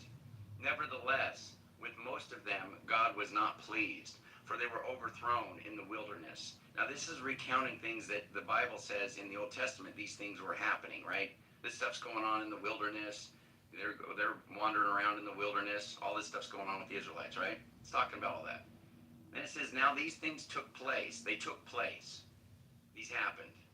These things took place as examples for us, that we might not desire evil as they did. Metaphorically or historically? That sounds like historically to me. That we might not desire evil as they did. Do not be idolaters as some of them were, as it is written. The people sat down to eat and drink and rose up to play. We must not indulge in sexual immorality as some of them did. And 23,000 fell in a single day. So 23,000 fell. That word fell there, that means they died. So 23,000 fell in a single day. We must, and then it says, we must not put Christ to the test, as some of them did, and were destroyed by serpents.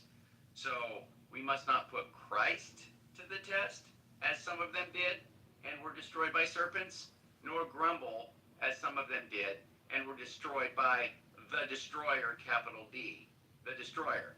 Andrew, you make a great point, and I'm going to give it to you right now. I think that what you're saying is probably the crux of the problem I have right now with all of this, and what you're just saying right now, Atara, I think that I don't agree with you guys about all of this, but I think you're bringing up a point that I can't really refute right now. I think I'm going to reread these books and see if they do, though, but Andrew, that's a very interesting idea.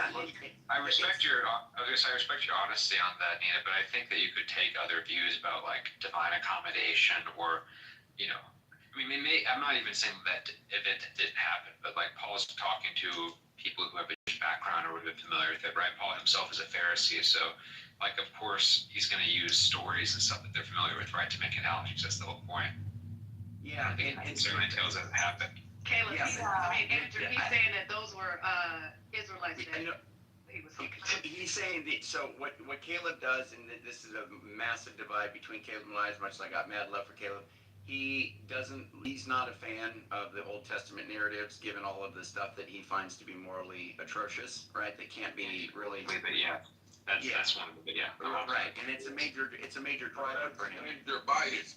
It's a major driver for him. So so the dispute, we boiled it down, is like this: should the Scripture dictate what you believe is true, or should your intuitions dictate which Scripture you accept?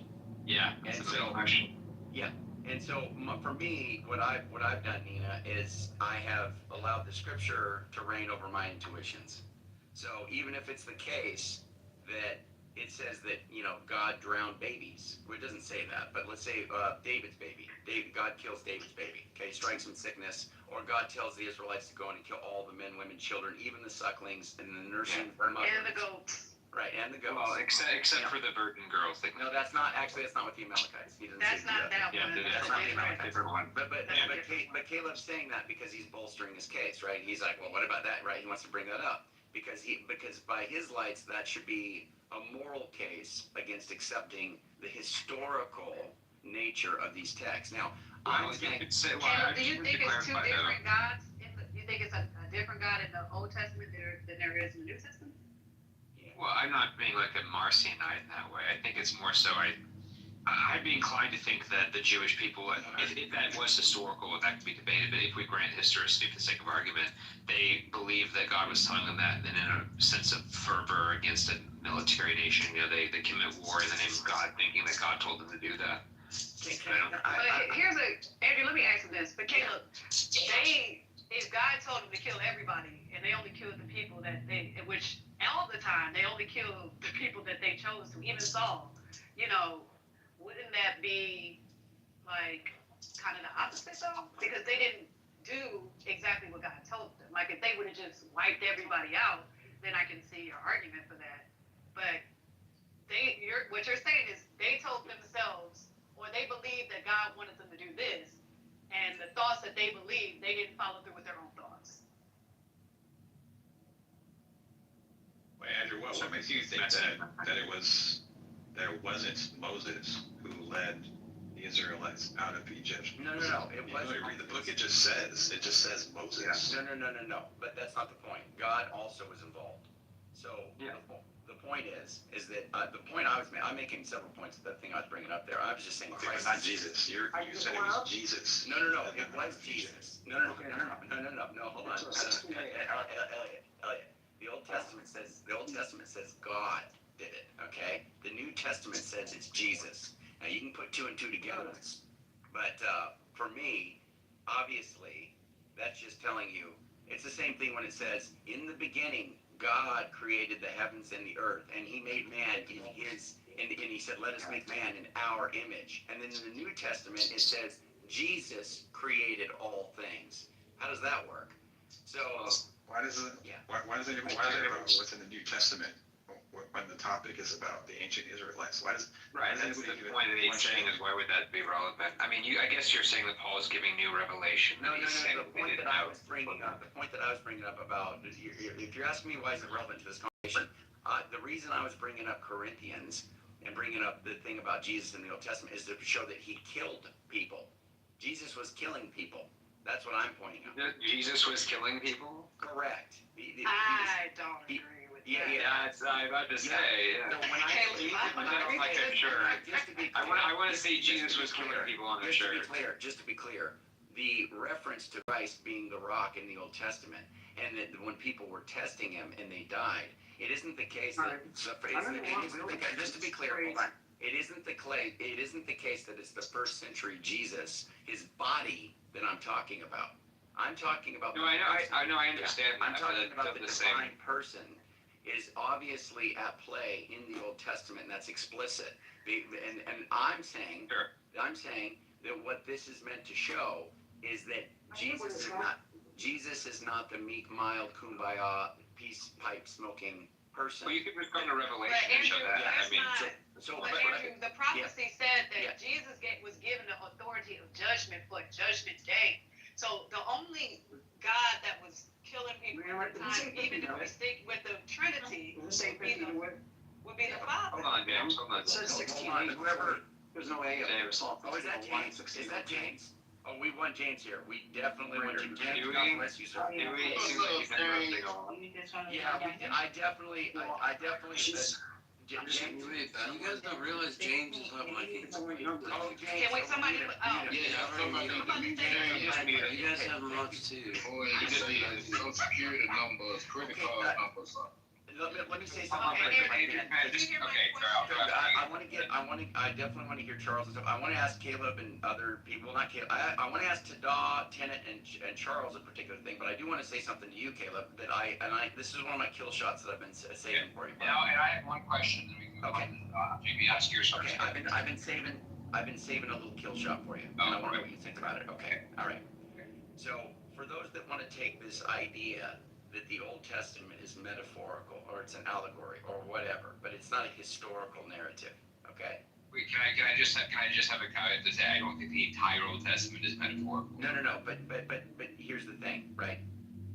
You obviously the criteria by the way, whatever methodology you're going to employ to do that, right? To parse out what you're going to accept and not, I think it's going to be pretty arbitrary. But here's the thing.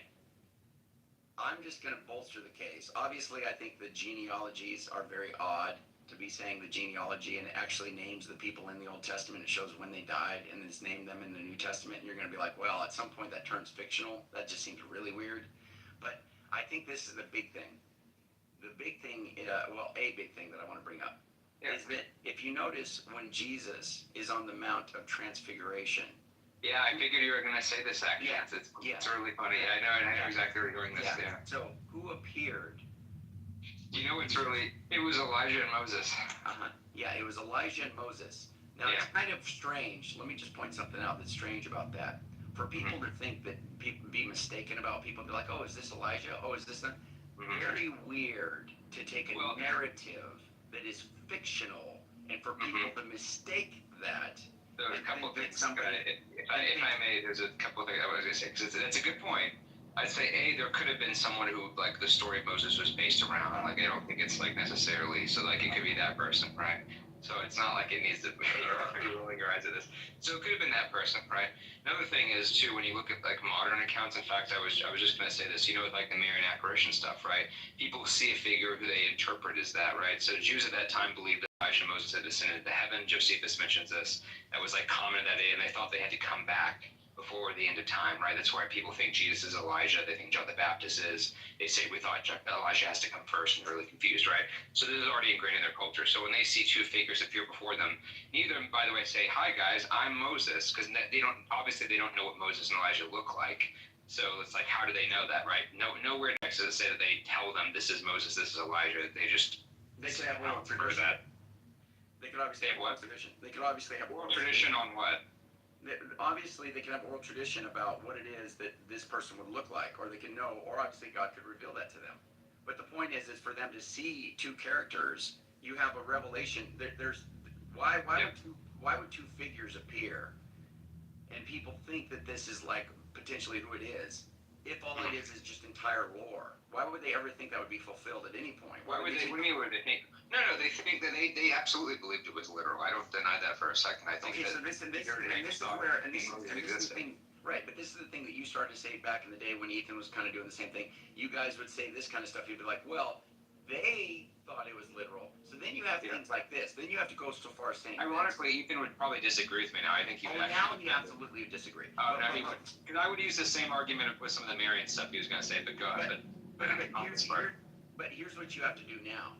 Here's what you guys would have to be saying. You'd have to be saying that Jesus is wrong. No, I don't think Jesus ever says this Moses and Elijah, does he? No, I'm saying if you say that Jesus thought this, you can't have Jesus being wrong. That Jesus thought that it was Moses and Elijah?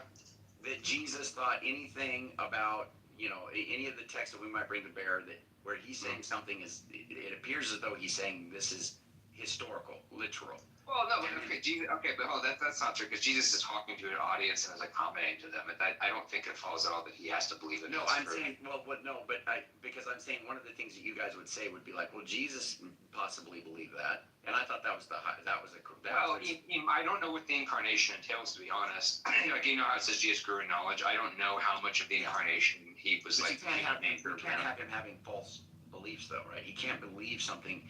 He can't have false knowledge. I'm inclined to think you're right, but that's where it gets kind of difficult. Like, did Jesus think that he was going to come back in that lifetime, like in that generation, right? Like, he says he doesn't know the hour of the day, so I'm inclined to think he acknowledges he doesn't have that knowledge, but he sure seems to imply that very heavily. So I don't know if I'm inclined to think that he did, and the disciples misunderstood that, but it's it's hard to know either way, you know? So I'm inclined to think, Jesus probably did not have false beliefs, at least like with that stuff, but he might be talking to an audience where that's not relevant, right? He's trying to give the point spiritually, and so he's not giving them a history lesson. He's not giving them all that stuff, right? So I think he can reference it and not think that it's literal, just like, we've talked about this, like, that there's places in the New Testament that reference books that are not in Scripture that the authors believed were real, right? Yeah. And like that doesn't bother you. Yeah, like in 2 Timothy, I'll say it's Paul for the sake of argument, right? He mentions Jannes and Jambres, who were the Pharaoh's magicians, right? Now, Exodus never once mentions their names, right? He's getting that from a later, like, apocryphal text. Or maybe it's like Jewish oral tradition. So is that true that their names are Jannes and Jambres, even though Exodus doesn't mention it, and it wouldn't have been like in any of the contemporary sources? Yes, because he's being inspired by the Holy Spirit. So how would Paul know that? I mean, clearly Paul's getting this from older traditions that are not in Scripture, though. Well, but Paul's getting all kinds of metaphysical theology that he never, like, that's... When you say he's getting like, are you thinking that this is, like, downloaded into his brain? Like, I'm not sure what your... When he says that the Spirit, when he says the Spirit says expressly, what do you think that means? I think that Paul has a sincere, when people say that, like, the Spirit told me this, I think Paul has a very sincere feeling in him, and he feels convicted to say something.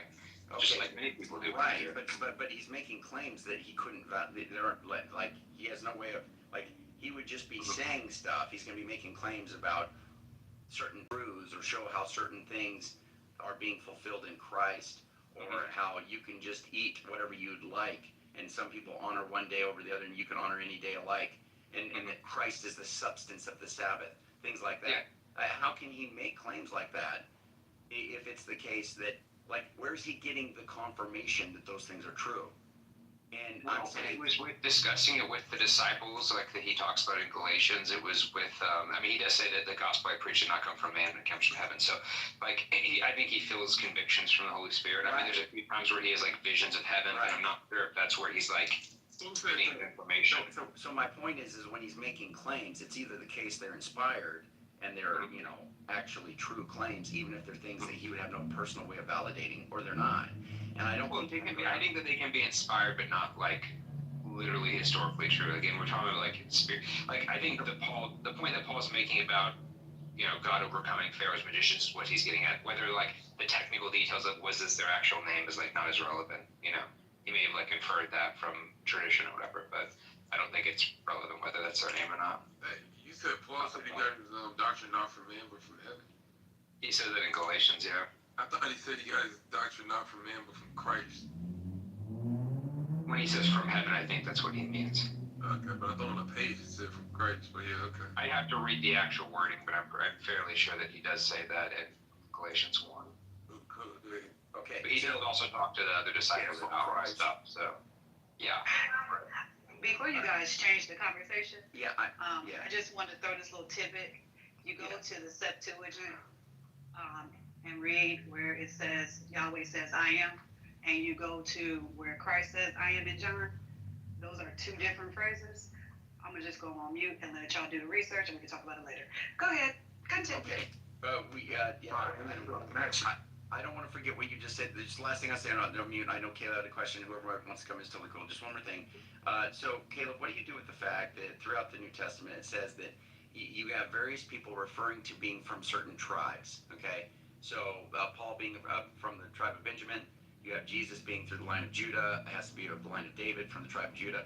Is it the case that that's true? Because these promises were given, and they make it seem as though that needs to be fulfilled. If this is just some lore, that wouldn't make any sense.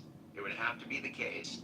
There would have to be a literal historical Judah and King David. Otherwise, it makes no sense, and it makes no sense to put the effort into to try to explain how Jesus is of that line if there isn't any of that line. If there is no tribe of Judah. So not just the line of David, the tribe of Judah, which means I do think David existed, by the way, but no, I know, and I'm saying not just the line of David, because I know you will acknowledge that David existed, but I'm talking about the 12 tribes of Israel. Now we're getting back into the good stuff. Yeah, that's a little harder to...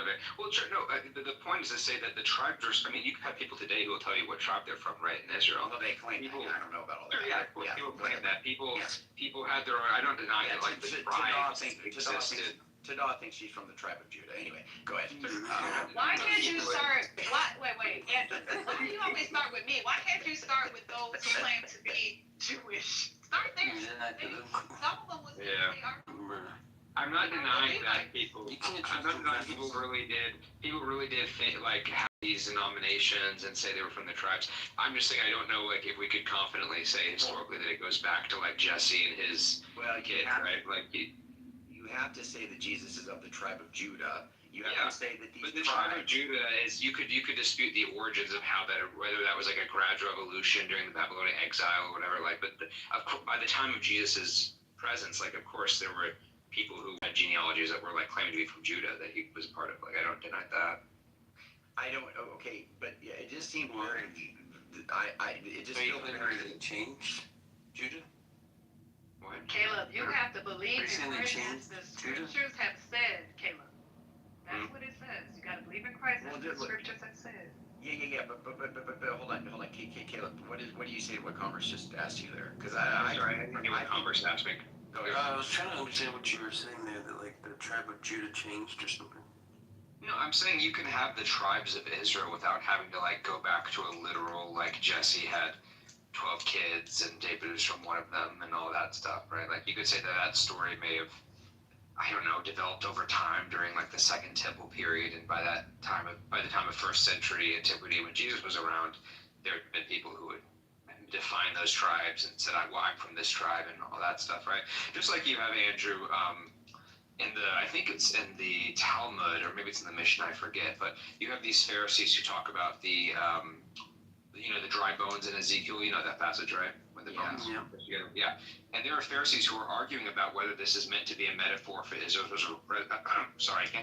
Israel's resurrection, restoration, or whether this is a literal, like, this literally happened, right? And there were rabbis who said, no, this did literally happen. And you know what their argument was? We have genealogies where I can trace it back where so-and-so was descended from this person who was raised from the dead, right? And they did the same thing. So they could do this thing where they could do genealogy and claim that they were descended from, these people, and that was like their evidence that this was like meant to be literal, not meant to be sort of that. No, this is like hundreds of years removed, obviously, but it's just kind of funny, like you can have this happen.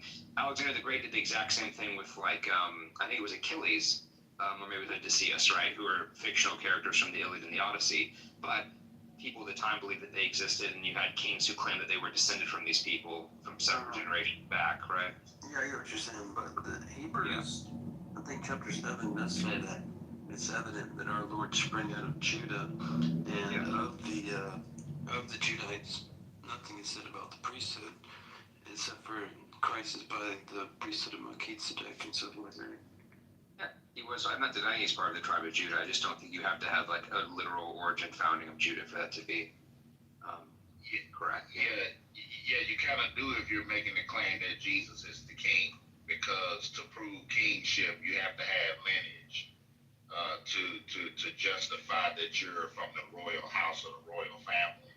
Has always worked that way with kingship. So that's the primary reason for the genealogies of Jesus, is to prove that, yes, he is indeed the king of the Jews, as the accusation that was written over his cross declared. Isn't it the belief that Joseph was the adopted father?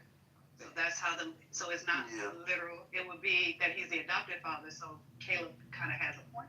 Wait. No, still literal, because he also has different genealogy, though. To his mother. So, Matthew and Luke also don't agree on the genealogies. So throughout the annals of time in the book, all of the genealogies have been of men. No, that's not true. Jews actually reckon genealogy matrilineal. You don't even No. I agree. I'm talking about from the paternal side. I agree with you, Tada, right? But it's not always like that. So you can look at look at First Chronicles chapter 2, verse 34, and it's even a tribe of Judah, where the lineage of Judah, the genealogy that's told out there, gets passed through. Because he didn't have any sons. Right, it went through the daughter. Right, so the claim would be Mary doesn't have any inherited, so that the name stayed with the tribe of Judah and not go to But that's a exception to the rule, not the rule. But what I'm saying is the lineage passes through the daughters, not through the daughter. No, the lineage passes through the father. No, the woman, but the father had no sons, and he died. No. I understand that exception, Converse. I'm not debating that. I'm saying that's what happened with Mary. And that. Right, Jesus is exceptional too. You are correct, Charles. I will not take that away from him. I mean, in fact, he's the most exceptional. I agree with you. Amen to that as well. But in this particular case, with David, it said it was going to come from the loins, and we all know what that means. So it would. So when they discuss, one of the arguments is that in the in Luke, that is the Levirate marriage, and that in Matthew, that's Joseph's lineage. So all I'm saying is that Caleb has an argument because Joseph is the adopted father, and he is the one that when Mary and Joseph were going back to Bethlehem, I want to say. Y'all know the story. It was based off of the kingship through Joseph. Yeah. And Mary, the only thing we can really determine is that Mary could be a Levite because her cousin was a Levite. So, What? But what's the name was a Levite? What's her name? Yeah, you're talking about Elizabeth, yes, Zachariah's wife. But just because they're cousins doesn't mean that Mary's a Levite. That's you don't think so? Oh no, not at all. No, I'm not saying like it, no, I'm not saying that it's fact. I'm just saying there could be an argument for her being a Levite. You don't think so, Charles? No, not at all. But if I could give some general pushback on a couple things that you said real quick. Yeah, just two men lead, because that's how my pushback is gonna be. So Jesus' claim to the throne has to be through his earthly connection, which is his mother, because the New Testament teaches a virgin birth. So therefore, Joseph's genealogy does not result in the progeny Jesus, right? His connection is through his mother. And daughters can be the fruit of a man's body. I'm not going to pretend that the daughter of my son is not the fruit of my body. She definitely is.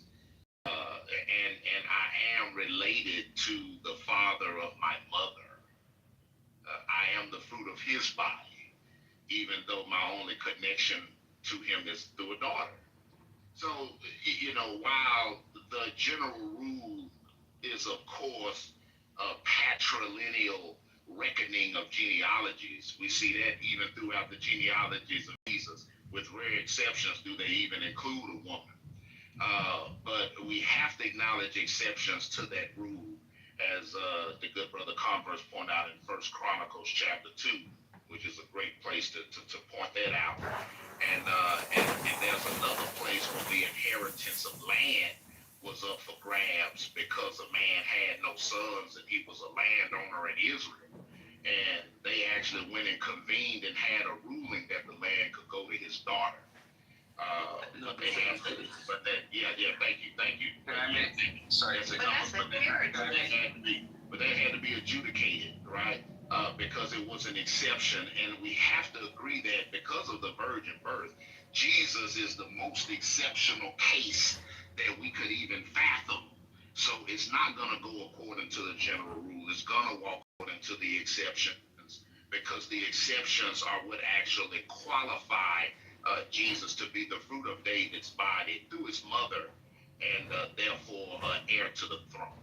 But Charles, it would be the seed, and women. I mean, women don't carry seed.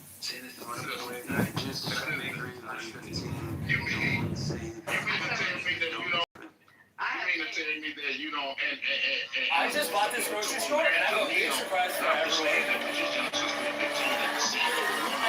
Serpent's head, but you mean to tell me that you don't carry your father's seed in you? Are you serious? So that your children are now relatives of your father? and give you guys your very own nutritionist and personal trainer. Oh my gosh. What I also told you, we build you beds, give you showers, make it a lot more enjoyable. Wow. I mean, what's kind of making this hard for you? A wife and 2 kids. Okay, that's a lot. It's a big decision. This opportunity will never form ever again. To have this much money in front of us. I knew it was not going to be that easy. I guess that a year to 2 years, probably this have to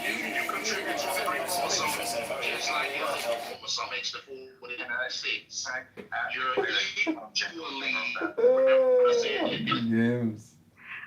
Are you in the Matrix, Charles, or is it me? While he's Charles is getting adjusted, I promise it'll be like less than 20 seconds. Mark, are you there real fast? He's not. Sorry, what's up? I wasn't paying attention. No, you're good. It's fine. All I was going to say is I was just scrolling through Substack and I saw that Ethan said that he reworked his article and that he basically said that I'm not going to, like, you already got debunked and I'm not going to, if you see anything from Mark Grant or respond to anything I write, you should just assume inferentially that it's probably bad because it's just something that he worded it.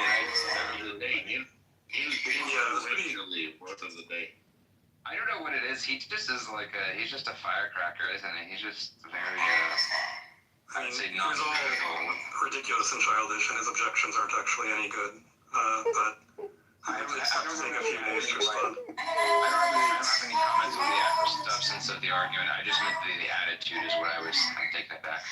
Caleb, there's not. A year, wow, Caleb, you didn't see the Dustin Quinn and Ethan debate. I just saw the Fatima one, but I mean, He called Mark, where he talked about Mark Grant, who had the most bizarre response imaginable. What can I do? I guess that I'm definitely, and you're stirring the pot quite nicely here, Caleb. I definitely want to jump into this. Asking one but, you just wanted to bring. But Andrew, do you think that Ethan can be a little overly like? Yeah, that's hard. I think uncharitable. Maybe This the word I'm looking is for. Andrew talking about. He loved him some Ethan. I Like, that's love like this talking about Ethan, his but mom. I will say. I know he does. If he didn't think homosexuality was a sin, I'm sure he'd marry him. But like it's What? just you know. It's the truth, Charles. No, it's probably. He has it a might be. second witness for that one. Look, there's probably some truth there, but here's the thing. I haven't really seen him do Oh that. my! I haven't seen him do the meltdown thing. Ethan's awesome, Charles. Even the people here that are critiquing him recognize Watch the it. debate and then make the decision. Don't let Even people here, Tadad just out of her brain right now. But even the people here who are critiquing him recognize that he's pretty. He's very smart. It's just that again, I think that he likes to. He has now gone from like. You know, atheists criticize that to like full-on like salesman for Catholicism, and it's not. That's what it is. It's not like a. You know, I don't want to make comparisons here, but I like to think that I'm much more honest. Where I'm like, oh, here's how I see things, guys, and maybe you disagree, but you know, I'm not trying to make any like super strong convictions here. This is just sort of how I see it, right? Because I feel like he has an idea where like people who disagree with him are like basically hellbound heretics, and he has a moral duty to convert as many souls to that wouldn't be bad. the gospel. Nothing bad about that though. Caleb, no, I think he generally like has the. I think he thinks that people who disagree are like generally like reprobated. And I don't know. And I just think he's very uncharitable in that sense. But like, I'm not saying that he's not intelligent. I think he would beat me in a debate if we did it. I'd like to meet him. Where is he at? You need to meet him. Oh, just get Mark. Can you put the link? Mark, can you put the link in the chat so that Charles can watch it? Yes, please. I think it would be interesting if I did. I'm sure I could ask potentially Cameron if I ever wanted to do a debate with him on like do miracles vindicate Catholicism, but I know that would be a very hostile audience because Cameron's audience is overwhelmingly going to be in favor of that and they love Ethan. So I don't think it would. It would not be going well in terms of. There's a guy who does like Protestant. He has Catholics on his platform, but he's a Protestant. Okay. I will have to ask him. So like the Voice of Reason was on his channel, but he has a lot of, and they do Protestant Catholic debates. So Sure, and I don't know enough about Catholicism to like critique it like fundamentally. It's more about just the miracle stuff, which is what he's trying to do, and obviously like that's. You know, we both kind of share that area, even though I think I was doing it first. That's fine. It doesn't matter. Yeah. He does more of the vindicatory stuff, which is interesting. But I guess like he literally in the debate on Fatima, I think he said that we can have moral certainty was the term, and that is like so just crazy to me to think that you can have like that degree. It's like, yeah, I think miracles are a decent argument for theism, but like moral certainty is like such a ridiculously high bar. How did you Andrew, get Andrew, you see what's more than one salvation? How were you able to jump that? Yeah. Andrew, you see what's happening here, right? Andrew, you see what's happening here with your hero, right? Caleb was the known guy who was going to potentially, allegedly, at some point in the future, do a book on miracles, right? Yeah. And he's been outdone by a guy on miracles. Oh, you think it's a jealousy thing? Yeah, Caleb's Maybe, like, yeah. that Ethan guy, man, I'll tell you. And you know, Andrew tore his tracks getting on the horse with Ethan at one time. No, it's fine. We do anyway. I know you are. No, I generally think he's a smart guy. I think he's a good writer. I think his stuff's really interesting to read. It's also just different. I do more healing stuff. He does more of the specific, like, meditative stuff, which is fine. It's not like a competition or anything. I think just the tone and the confidence that he has is where I take issue with it. And Caleb, even scarier. What if he's right?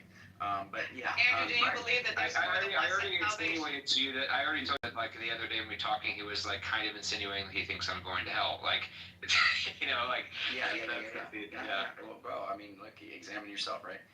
So I do think that these you know, I don't just look, I don't think Ethan should be being like rude to people, but if he feels like he needs to jar people and wake them up, maybe that would be the approach. I don't know. I haven't looked at what he said. He hasn't done this stuff that's really constant. Yo, In a long time, nails. I haven't seen him be like that.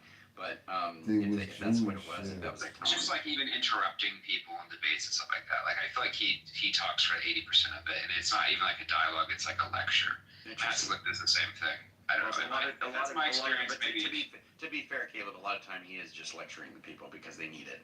Okay, but see, that's the attitude of the because they need it. I think that's where it's. Well, no. But I'm saying what I'm saying because no. But what I'm saying. Caleb, Andrew is when I'm falling saying into because those false prophets. hold on to that a little bit. Because when I'm saying that he needs it or they need it, I'm saying that they're not up to date with the very material they're there to debate. So the point is he has to inform them about what it is that they're even trying to debate. That actually happens a lot. And like with the debate that he had with the fine-tuning guy, the guy who's going to debunk fine-tuning, that was just Ethan teaching him through the whole debate. Sure, I didn't watch that one, so yeah. So, but anyway. Andrew, did you watch the Latina debate? Why is this even a big deal? Why can't Caleb just have his like remarks? And we can move on. I don't want to make this a bet. I don't want to make this meta. I don't want to gossip about it. It's not. And it would not be a matter of that. Obviously, we can all have our remarks. I'm actually trying to get back to what we were talking about, which is what I want to ask you. Which is what I want to ask something quickly. Yeah, go ahead, Charles. Hit it, brother. See, all this time has passed and nobody has acknowledged the undisputed queen of Clubhouse, Queen C'est La Vie. So I just want to say hello to her. Like, it's amazing that nobody's acknowledged her. Like, what's wrong with y'all? I acknowledged her, brought her up, and made her a mod. Yeah. It's because she's such a staple. It's almost goes without saying. It's one of those things. You can't go without saying. We need a verbal. Shout out to, I'd like to thank God and my mom and dad for making me. Hi, Charles laying it on a little strong here. Yes. I love it. It's good. And you admit we're going to get a little preaching out of Charles at some point here too. I hope. You're gonna get some good stuff. We're going to get a mini sermon, and I want to hear it. But let me just say this real quick, Caleb. I wanted to ask you. God makes a covenant in the Old Testament. Those are with people, right? Yeah. Has to be, brother. Wait, what's your objection? You're saying he doesn't have to. It's not my It's not what's my objection. So he's making a covenant with who? Oh yeah, so there may have been a covenant in ancient Israel. I'm kind of agnostic on that. I think that's what? How can you be? Jesus says Jesus makes the new covenant in the upper room with his disciples. How can you be agnostic? The old covenant exists. I'm not saying the old covenant, like, yes, it's you just said they're agnostic on it. The old covenant. No, I'm agnostic. Okay, I'm agnostic as to whether like Abraham literally heard the voice of God and like set up a covenant in that way. But like, of course, the Jews had an understanding of the Torah and the Old Testament and that moved him around. Brother. Well, Abraham is Moses in that, but. But Andrew, are you talking about the covenant or the one with Moses? Well, I'm talking about whatever covenant you want to say that this specifically is referring to. But in Jeremiah, when he says there will come a time when I will make a new covenant with my people, right? What covenant is being referred to there? The new covenant is the one Christ. Christ says this is the blood of the new covenant, right? Yeah. Okay. He said the new covenant. Yeah. The old covenant is made by real people, right? Yes, the Jews at the time of Christ had a covenant. Yeah, the old covenant. Yes. Yeah, and they made it with somebody. Who was that? Yeah, where'd that happen? Praise the Lord. Where'd that happen? Did the covenant come about? Yeah, where'd the covenant happen? Oh, I mean, traditionally it came from Abraham and then like subsequently Moses. No, there was a guy named Abraham. There was a guy named Moses. They believe. I think that's what the Jewish people believed. Yeah. No. What? How can you say that's what they believed? I think in his panties and his roots. There wouldn't be a new covenant.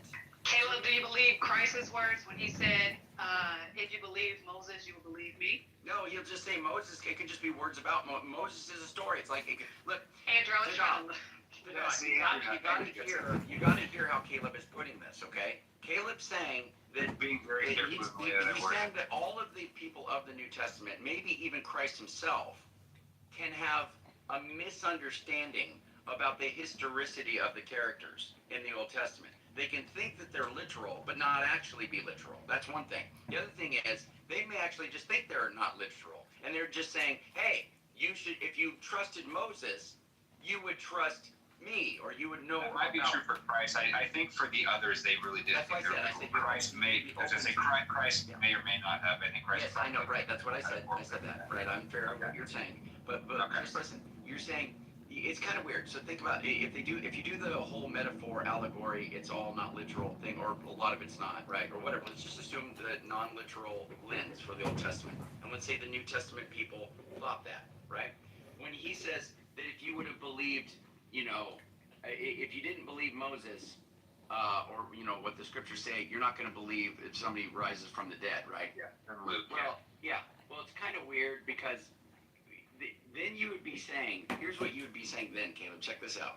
You would be saying that the text that was written about Moses and all of that, right, in the Old Testament, was actually, so it's not literal, it's not historical, but it would have to be divinely inspired because it's telling people about Jesus. It's telling them, the whole point of it is looking forward to Christ. And the only way that could be is if somebody knew the future. So God would have to be the one that's behind that text. But it wouldn't be, you're saying you would have to accept the text as being inspired of God. So you'd be committed to the inspiration of the Old Testament. You could say that a vision, a spiritual experience. Spiritual journey which is understood to refer to Moses, Jesus, and Muhammad, peace be upon him. Hither is supposed to be, in our interpretation, the Ahmadiyya understanding, it's actually a representation of Prophet Muhammad. So it's the Jewish and the Christian dispensation meeting the Muslim dispensation.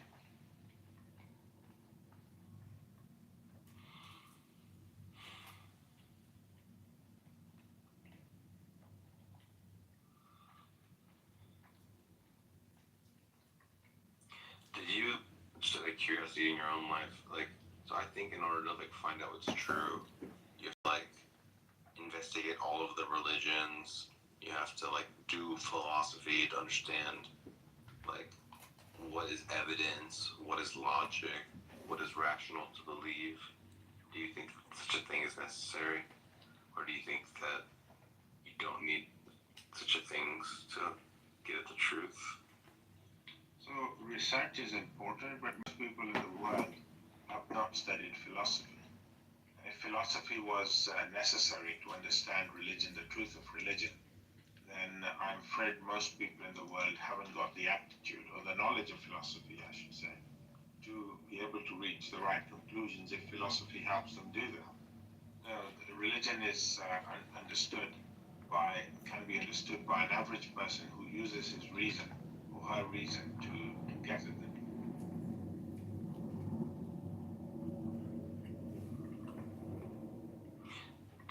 take seriously the idea that, you know, all the religions are just man's fables, that just like the Greeks invented the Greek gods, that Islam invented their own mythology, because that's just a thing cultures do, is invent gods and invent mythologies. That's a possibility, but I favor the view that prophets came to various people all around the world, and people just corrupted their message over the centuries, over subsequent generations. The original message gets lost, and people, subsequent generations lose the way. But do you agree that most cultures have come up with some mythology? Like, if we went to a random Filipino person, their culture came up with some mythology. You go to Armenia, their culture came up with some mythology. Like, every culture has come up with something for explaining the origins of the world and where they go when they die and how to live and who's an in-group member and who's an out-group member.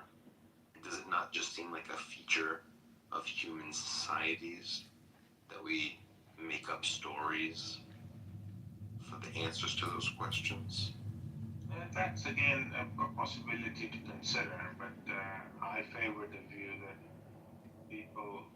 there were prophets to these various peoples in different lands, different nations. The Quran says that we sent a warning to all people, and people change the message over time. That's what I said before. That kind of answered your question. Yeah, I mean, so do you think that every religion was from a prophet that had got corrupted, or were some of them just made up, just whole cloth? Some of them may be made up, yeah.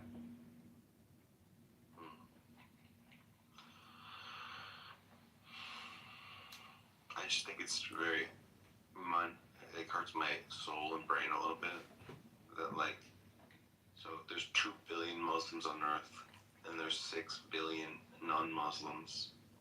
There's 2 billion Christians, or 6 billion non-Christians. So the majority of people on earth don't believe what you believe, don't believe any religion. So the default view should just be, well, most people think I'm wrong. I'm in the minority, and that I'm probably mistaken, and that the majority is probably right on this matter. The consensus view is just that my shit's not real. Like 6 billion humans on earth all think, no, this Islam stuff is all just made up nonsense. And then there's 2 billion people that go, no, this is like the word of God. But that they are dwarfed in number by the people that think it's made up nonsense. You know? You know that appeal to majority is usually logical fallacy, right? Sometimes it is. I mean, it is some evidence, testimonial evidence, and the weight of consensus is some amount of evidence. It's not as decisive evidence, but it's just like something to consider. It's also worth considering that, like, when you think of the smartest people that ever lived, they don't just all convert to Islam, you know? And the Quran says it gives clear signs. It's a clear book with clear revelations to make you certain of your, you know, it keeps talking about how clear it is and how obvious the signs are. But yet, the greatest thinkers of all time, the great inventors, the great mathematicians, the great philosophers, when they read, it's not like there's some grand pattern of them finding the Quran and converting. So that, again, the Quran says it's clear, and yet they're not converting. I guess it isn't so clear after all. Well, the Quran says God guides whom He wills, and He lets go astray whom He wills. So He's got reasons that why people. He says He does not guide the wicked, the wrongdoers. So people may be doing certain wrong things as a result of which they're not being rightly guided. I don't know. Maybe that's the. But why would He purposely not rightly guide the smartest people? Intelligence is one thing and a beneficial thing. The Quran encourages the use of reason and understanding in these matters. But it just doesn't mean that just because someone is using their mind properly in a certain field, that means they're also using their mind properly with regards to God's existence and their relationship with Him. one hypothesis is that God is purposely making it obscure for the smartest people that ever lived. Another option is just that the smartest people that ever lived look at the Quran and find it not plausible that the creator of the universe made this, and that your worldview is untrue, and that it can be seen, it can be known by people. Very smart people can just tell this. That's like another hypothesis that explains the data. I mean, you've asked questions about the Quran, about testimony, about sleeping with slaves. I've been able to respond to them. And I'm not a particularly intelligent person, I don't think.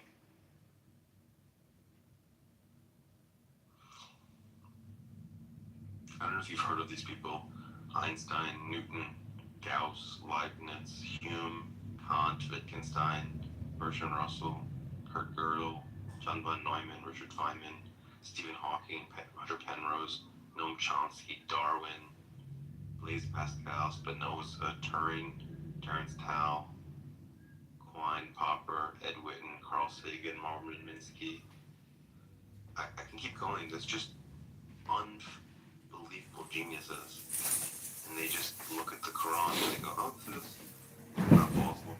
And they just don't even think it's even worth kind of discussing. And this is like the general tendency of the smartest people that ever lived, is to not convert to Islam.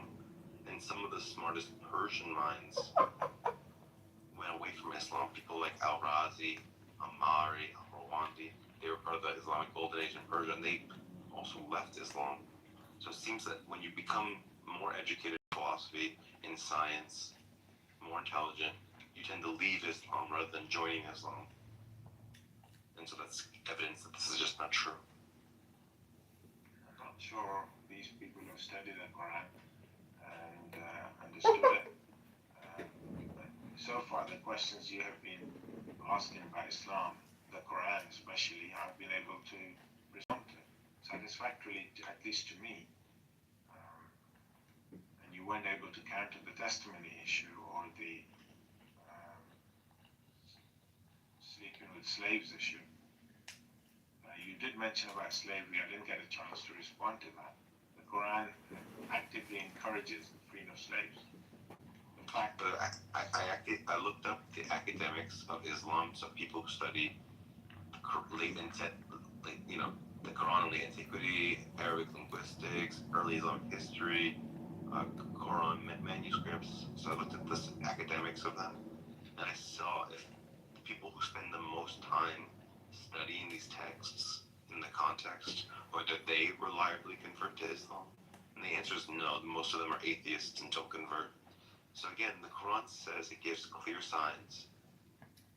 And then the people who are studying, the academics that are studying Quranic manuscripts and early Islamic Arabic and all that stuff, people with direct access to all this stuff, they don't convert. Neither do the smartest people that have ever lived convert. And you should just pause and go, the people that are most likely to convert, experts on these manuscripts, and then also just the smartest philosophers ever, they're not converting. Maybe they know something that I don't know. Maybe they have access to different evidence and better arguments that I don't have. And maybe I should be open to maybe Islam's not true. Maybe this is like a superstition. One of the many thousands of religions that have just been made up by a culture. So, I became agnostic when I was at university and developed faith after that. So, what are you going to say about that?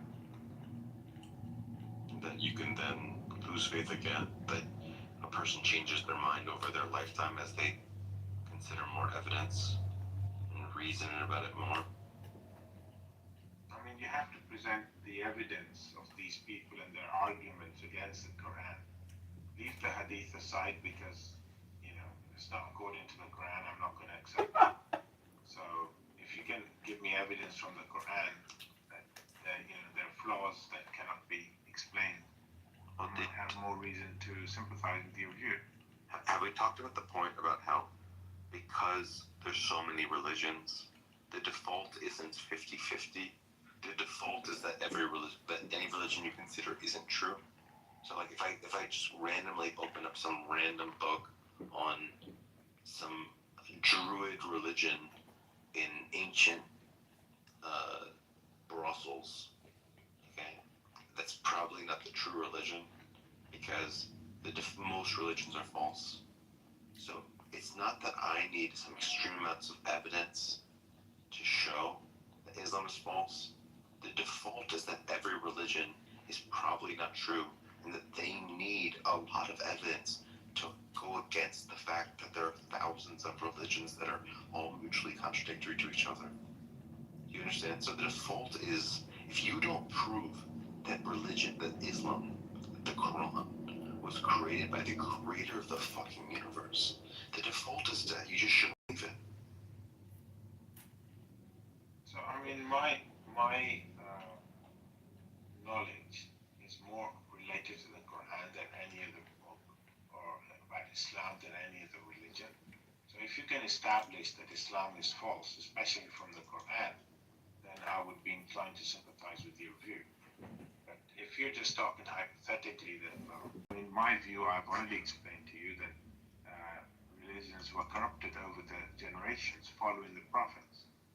If you can, so there would be some truth in most of the religions, some element of truth in them, which I would find consistency with the Quran, to be consistent with the Quran. If not, then maybe it is a false religion. That's my yardstick. So if you can establish that my yardstick is flawed, I would be more inclined to sympathize with your view. So I'm very confident that you can just falsify the Quran, but I'm saying that even if I cannot do that, the default should be, don't believe that.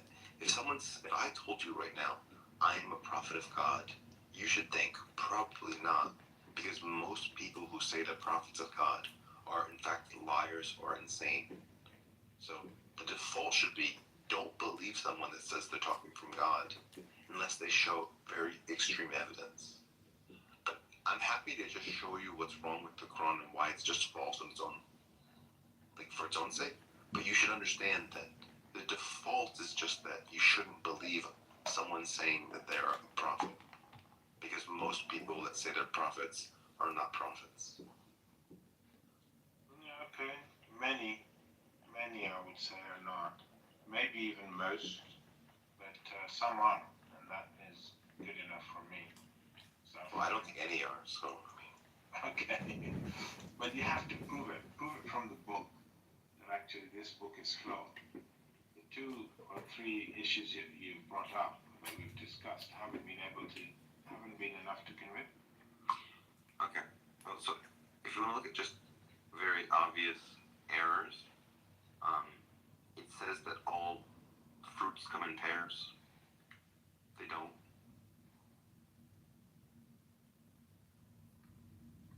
Show me the verse.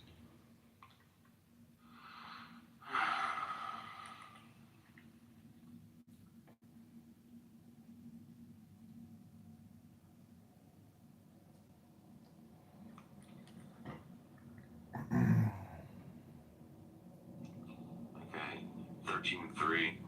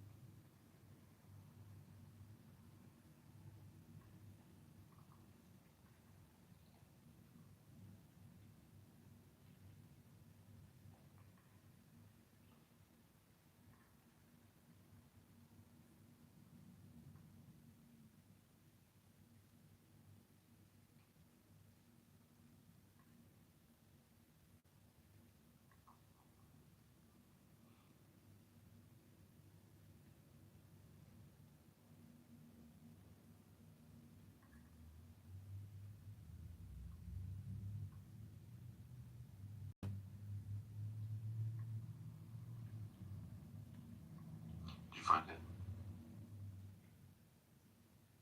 Yeah, I'm just reading it.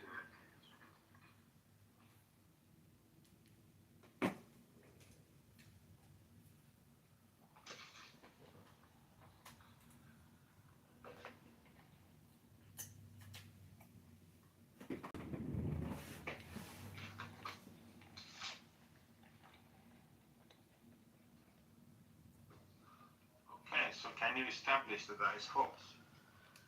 Yeah, so what do you think pairs means?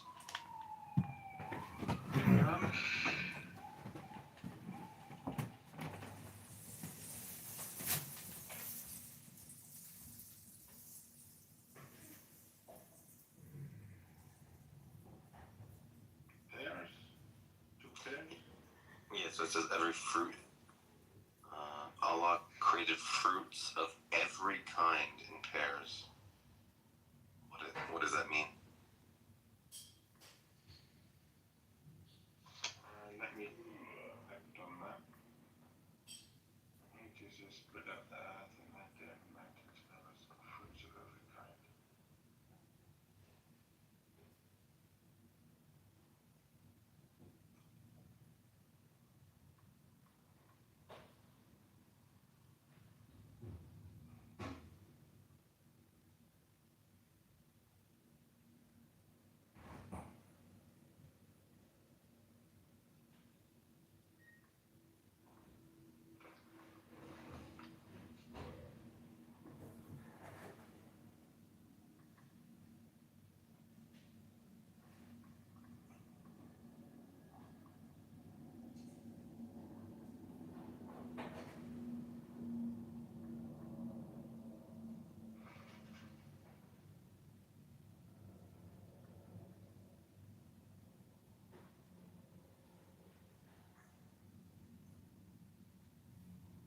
Could be different varieties. So, so there's like a Granny Smith apple and a Red Delicious apple. Is that what we're talking about? I don't know. I'm not sure. Because I don't think not every fruit has a pair of it. It doesn't have like a complement or a second one.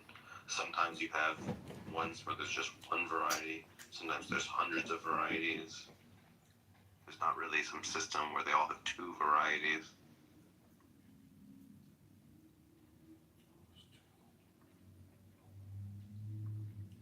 Okay, go on. Yeah, so that's it. Yeah, the Islam's rules that said that every fruit comes in pairs, but they don't.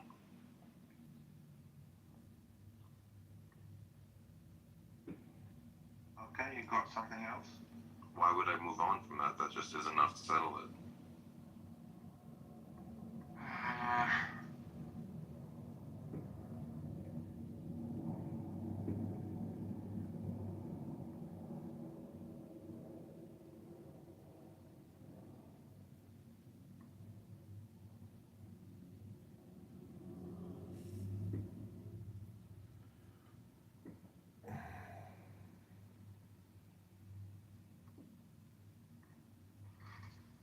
So I did a search on the Arabic grammar of the words used, Zawjaini Ithnaini, and it says it's a common misconception to say the Quran claims every individual fruit is a twin. The verse uses a dual form, Zawjaini, two pairs or two categories. So I'll have to look into it, what it actually means. It's saying it's a misconception. I'm saying that there's no reading of it that you could do that where it would ever come out true that every fruit has some sort of pair. Like there's no reading of it that would save it because there's just nothing about it. Doesn't matter. It could be varieties, it could be genders, it could be the first ones being two, but there's just no reading. None of those work. So you can pick whatever interpretation you want. None of them are going to come out true. And every fruit has some sort of pair situation going on.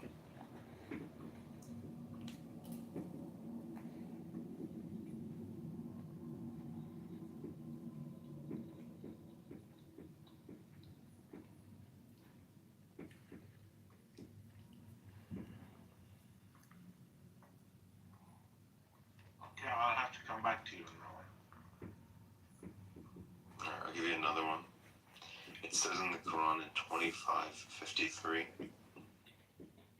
that Allah is the one who merges the two bodies of water, one fresh water and one salty and bitter, placing between them a barrier that they cannot cross. So it's saying there's salt water and fresh water, and then God put a barrier that they cannot cross. But fresh water and salt water do mix. And if you just look at the Wikipedia page for brackish water, that is the places on earth where they do mix. So the Quran says that they cannot cross the barrier, but yet the Wikipedia page for brackish water shows that they do cross.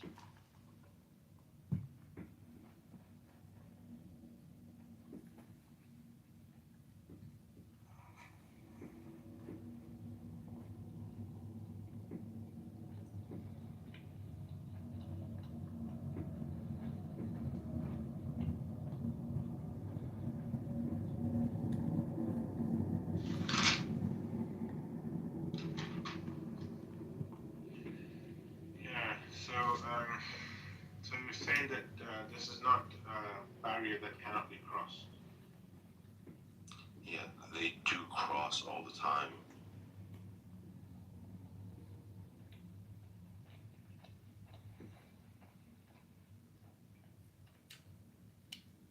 You sure about that? Yeah, look at the Wikipedia page for. Actually, I'll just read it to you because I don't need you to go look it up yourself. So this is brackish water. Brackish water, sometimes known as brack water, is water occurring in a natural environment that has more salinity than fresh water, but not as much as seawater. It is a result of mixing seawater with fresh water, such as in estuaries, or it may occur in brackish fossil aquifers. Anyway, there's just a whole bunch of places on Earth where salt water and fresh water do mix with each other. It's called brackish water. And the Quran says they cannot cross. So it says they cannot cross, but they do cross with each other. It's just an error.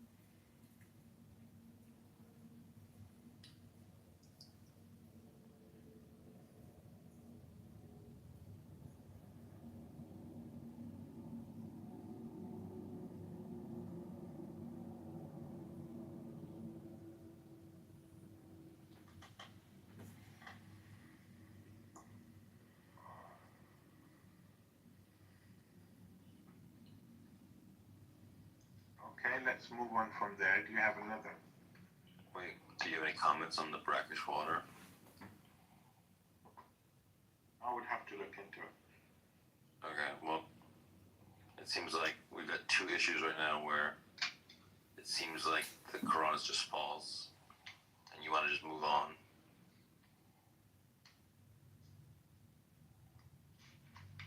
Alright, let's move on to something else. The Quran describes there being 7 skies and 7 earths. That's Surah Al-Mulk 67:3. Also, it's in Surah Al-Talaq 65:12. There's not 7 earths, there's not 7 skies. There's 1 sky and 1 earth.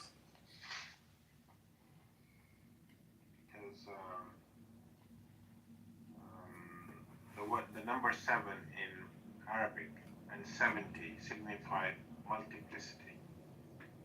So it's not taken literally. It just means a lot. Okay, well, there's still just 1 earth. There's other planets, but there's just 1 earth. 67.3, did you say? Yeah. Who has created the 7 heavens in harmony? Just doesn't mention Earth. Well, it says one above the other. So this, I guess, this is where there's 7 heavens, but then the other one says the 7 skies. Sorry, the 7 earths. Surah Al 65:12. The Quran is about the earths.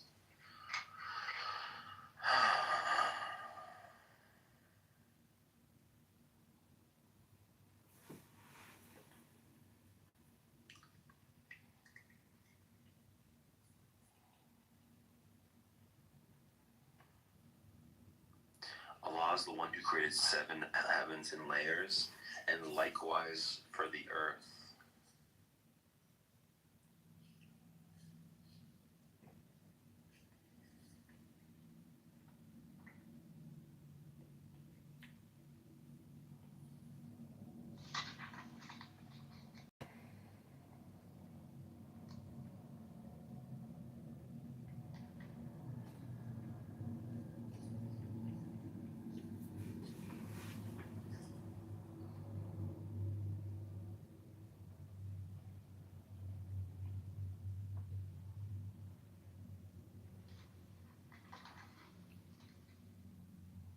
I will have to go and research these verses. Let me write them down.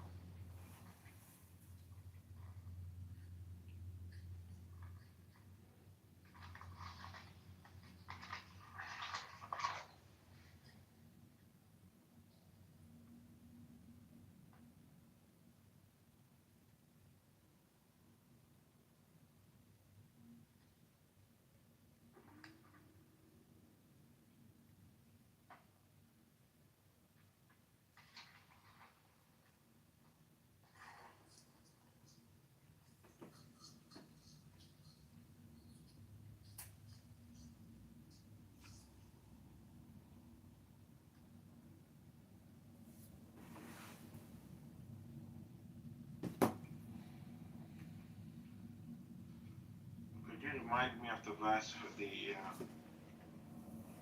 saltish and brackish water? Mm-hmm. So for the saltwater one, it's 25:53. 25:53. And the pairs. It's 13:3.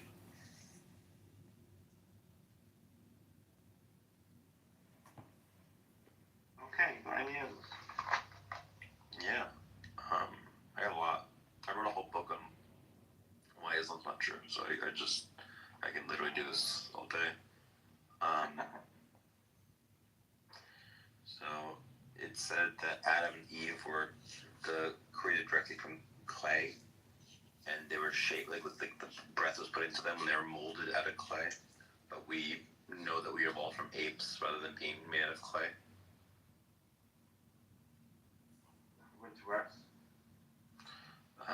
38, 71, and 72.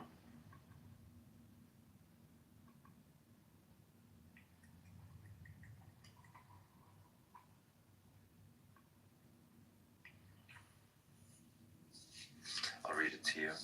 Remember, O prophet, when your Lord said to the angels, I'm going to create a human being from clay. And so when I have fashioned him and had a spirit of my own creation breathed into him, fall down in prostration to him. So it's saying that you make the person of clay, shape him, and put a soul into him. As opposed to what we know happens with science is that we evolved from monkeys. I have. Oh, I forgot about the women and children, the future of Islamic I'm scamming. not by any means an evolution scientist, but Oh, I forgot about the women my and children, understanding the is future that of the Islamic Quran scamming. talks about creation by means of evolution. So whilst it does not necessarily endorse Darwinian evolution or even creation from or development from the Oh, I apes, see. You care. it does talk about a process of gradual development. So this verse, I would read it differently. Willfully. I'm about to create man from clay, from the earth, from soil. The Quran talks about creation of all life from water. It talks about I see. creation from You care clay, about from humans who are willfully fish, ignorant organic scammers blood. who demand you accept their So it talks worldview or about the be different killed. Okay, stages in the good, creation of good choice. life. And in this particular instance, when I have fashioned him into perfection, right? So when he's already physically perfected, and then have breathed into him of my spirit, may refer to divine revelation, not breathed into it. I don't know what, or the soul, breathe the soul into it, but breathe into it of my spirit, meaning divine revelation. Fall ye down in submission to him. That is referring to a prophet who receives divine revelation. So it's your understanding of the passage which is at flaw here as to what the verse is actually saying. Do you think that the natural reading of it is that they made him fashioned a clay object and then put a soul into it, and then that was the person? And she's Because when I read pizza it, that's what it garlic, looks and like my it's deal saying. with OJ was and is more real than anything a Muslim has ever declared. Okay, well maybe the other verses just are contradictory with this. Like you were assuming that the Quran has to be consistent with itself, but you, or maybe it doesn't have to be. Maybe the book is full of contradictions. Like that's also possible. No, on this one I would argue my case based on other verses along with this verse. This verse is talking about prophethood. So it says the angels all submitted. Angels don't fall in submission to a non-prophet. They do to prophets.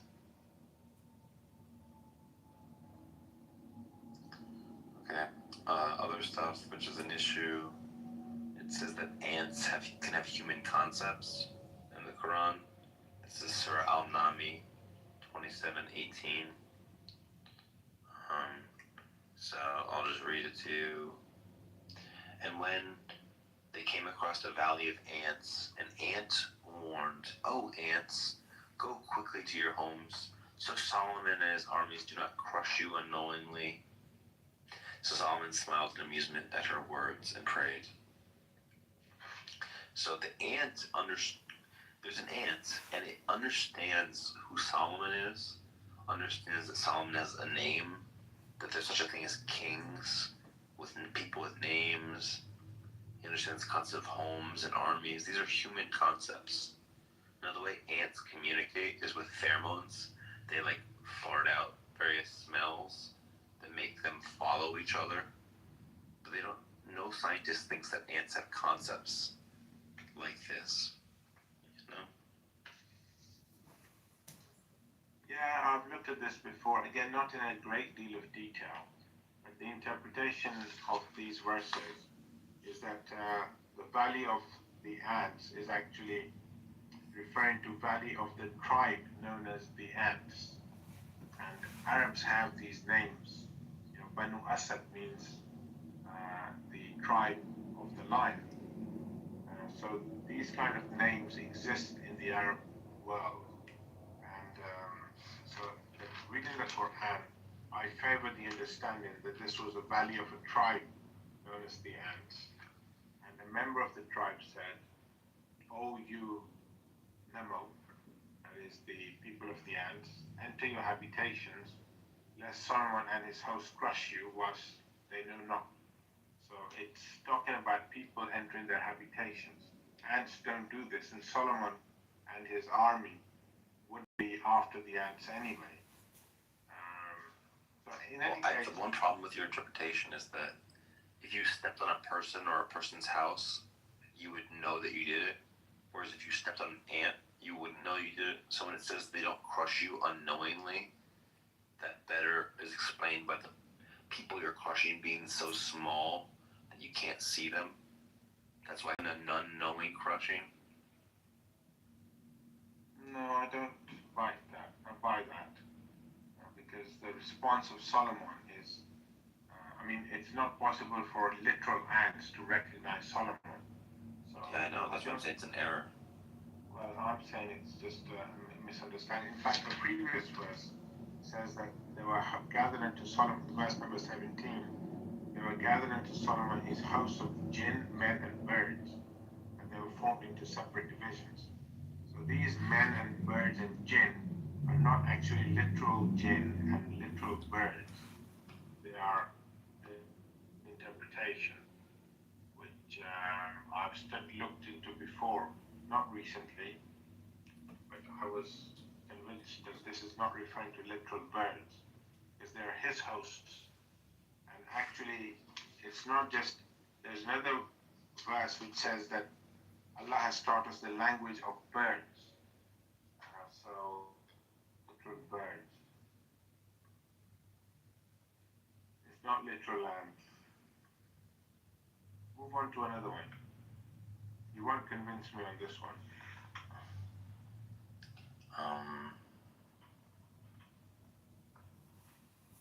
So it says in the Quran that just like the Christians think that Jesus is the Messiah, the Jews think that Ezra is the Son of God, but no Jews think that Ezra is the Son of God. There's no evidence that any Jews think that Ezra is the Son of God. And the fact that you're comparing it to a general belief of Christians means you're talking about a general belief of Jews. For example, if I say dogs are like this and cats are like this, I'm talking about dogs and cats in general. So if I say Christians are like this in general, that they think that Jesus is the Messiah, then when they say that Jews think that Ezra is the Messiah, that means in general they think that. And that's definitely not true. Jews do not in general think Ezra is the Son of God. So I would read it, it mentions the Jews first. It mentions the Christians afterwards. And the Jews had this concept of sons of God. And they were not supposed to take it literally. It meant a servant of God who was close to God. It was not a literal son of God. But if they elevated someone and took the expression more literally, they elevated someone higher than he actually was. And this is what it is indicating. It mentions the Jews first because that's where the concept originated from and where the corruption initially happened. And it went full scale with the Christians. So it's not widespread, I agree, amongst the Jews. But apparently there was a group of Jews in Yemen who believed him to be the Son of God. I've heard that that's not true, and that there's literally zero evidence of any Jewish sect believing this. So you should ask ChatGPT, is there any evidence that this is true? And make sure you ask, not just do Islamic scholars think it, but do secular academics think it? Well, look, P, you're quite masculine. I in a way. No, but in a good, powerful sort of woman way. They're about the same length. I think my ring finger might even be like slightly longer. I've heard this before. Testosterone. Like this. But that's meant to be the but testosterone. I hygiene. But you're the most. She's high tea matriarch of the pack race. You got more than I have done. Oh my god. She hates when I make her matriarch. I'm never opening another room again. And I'm going to the hormone clinic too. Embrace it. You're a Yukon mom. You're an amazing. Can you show me the scripture? No. Did he tell the man to take up his I'm not asking who he told. I'm talking about he himself. Show me where he himself did it. So clarification, are we referring to physical labor? All type of physical labor is not work in the context of the scripture. You gotta get on the train to do any type of physical labor or doing any type of work is breaking the Sabbath. Okay, Then you should not even get up from your bed. You gonna make the sister talk? You shouldn't even get up from your bed. Todd, You should just lay down on your bed all day. at this point, I'm finna get pissed off. I got another question, Tito. We can't have women getting pissed off on the podcast. No, but slow down, Tito. I almost said nothing for me tonight. I ain't gonna get pissed off if I'm not landing my point. Y'all going down. Slow down, Steve Biscuit. I'm just saying, y'all. God said y'all ain't supposed to cause confusion either. Y'all cause confusion.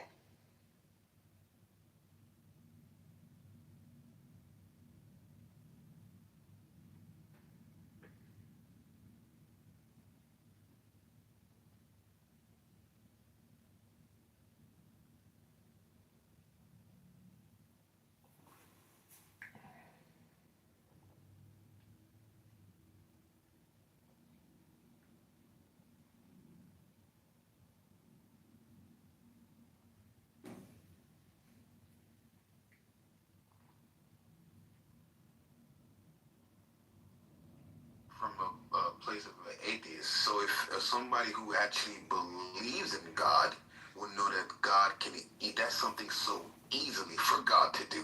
Like that's something that's so light. But so if you don't, hold on real quick. So because you don't believe in God and you don't know God, that's why you have that kind of mindset. Solid, you need to go slower, okay? Okay, sorry. I'm sorry.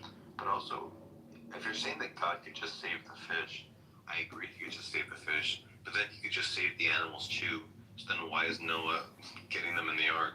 If he's just doing little miracles for each fish, then do little miracles for each animal too. The whole purpose of the Noah story makes no sense then.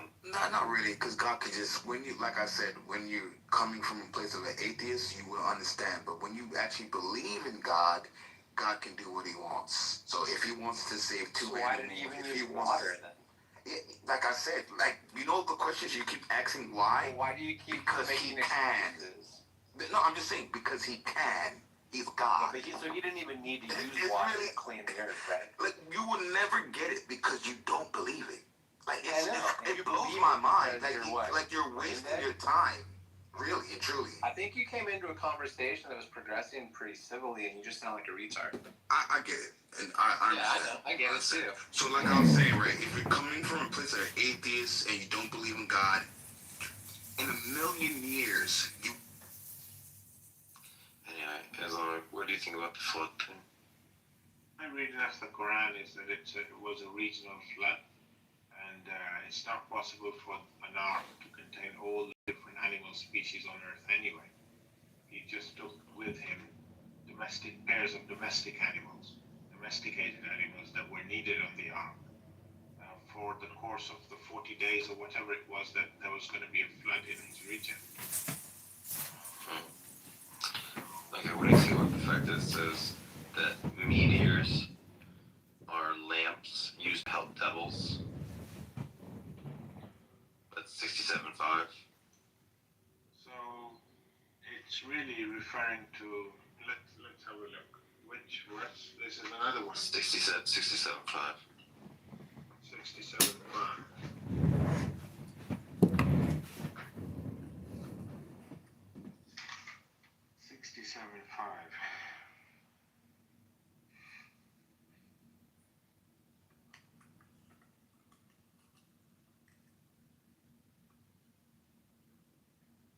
So this should be understood in the context that actually it's angels behind those. It's like the first time he was discovering his favorite book.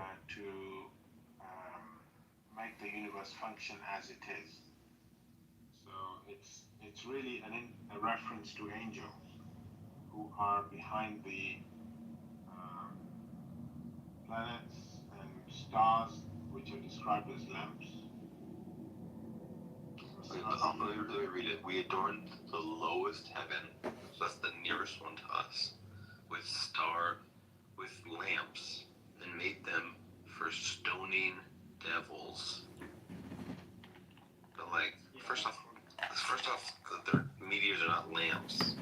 Secondly, you're stoning a devil with a meteor, like that's not. Meteors are just rocks that are floating around the solar system. They're not like little like lamps for throwing at devils. And also, are devils? Why are they floating in outer space? What is this even? What model is this of the world? Such that you have like random devils in outer space that can be hit by rocks. The whole thing is bizarre.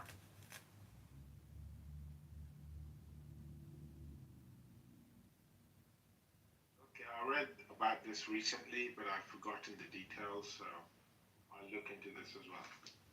Okay. Okay, sure. I'm glad you're willing to look into these things. It says that there's Gog and Magog That's to look into. are like an army, and then they are behind a wall trapped. So between two mountains, there's a wall made of iron and bronze, for which Gog and Magog, which is like a large number of people, is behind this wall, and that the wall will come down at the day of judgment, and then they will all spill out in the day of judgment. But my thing is, we have satellite images of every square centimeter of this planet. If there was a giant wall holding back an army that was made of bronze and iron, we would have found it by now. But we haven't found it because it doesn't exist, because the story's a myth.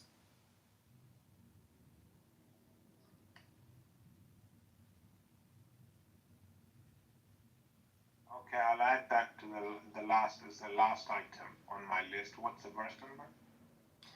This is from the dual Cornane verse, but the exact,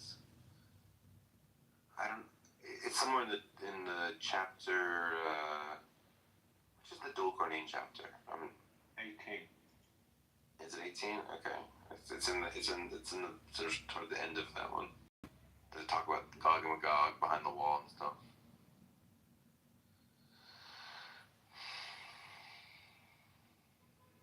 Okay, I thought you initially thought you were going to raise moral objections against the Quran, such as you'd started off with. But I wasn't prepared for these ones, or most of these ones. So I'll see what I can do. Yeah, but also be open to that. Maybe Islam, don't just try to come up with whatever an apologetics will say to counter them. Like, just, your fullest fundamental duty as a human being is to live in truth and to find out what's true. And if it looks like Islam isn't true, then find something that is true, because the truth is what matters. You know, so don't fall into a trap. You know. And you keep reading that book. I mean, if Islam's true, I will absolutely convert to Islam, and that's my duty as a good person, to follow the evidence where it leads me. All the best to you. All the best to you, man. Take care. See ya.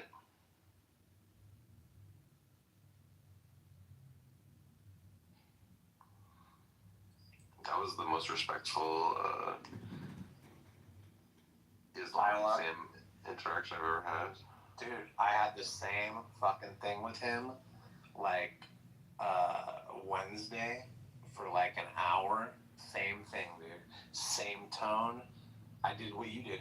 I went through his book, we talked, we addressed issues, and he was the same respectful, the same thing, dude. Yeah. Well, hopefully, I mean, he seems like a very nice guy, and hopefully he's also a pretty reasonable guy. Hopefully that with enough conversations he can be reasoned out of it. Now, I'm not holding my breath over this, you know, it's not likely, but I mean, he's willing to say things like it's a regional flood, because how could he fit all the animals in the ark, or ants don't have human concepts, so how probably it's people called ants. Like, he's willing to be kind of like make, I don't know, so it gives me hope for him, you know, so. Yeah, no, that's what dude, it's interesting, dude. You and I literally had very similar conversations with him within a week.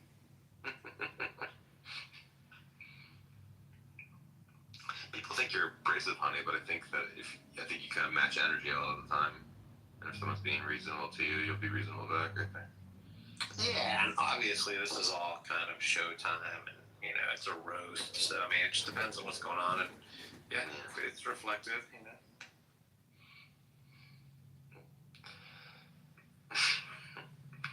He sounds like a rather interesting sect of Islam. So go ahead, Sam. No, you go ahead. Were you listening to that conversation? Did you see how it all went down? I was listening to a lot of it. I had to sell some button, but yeah.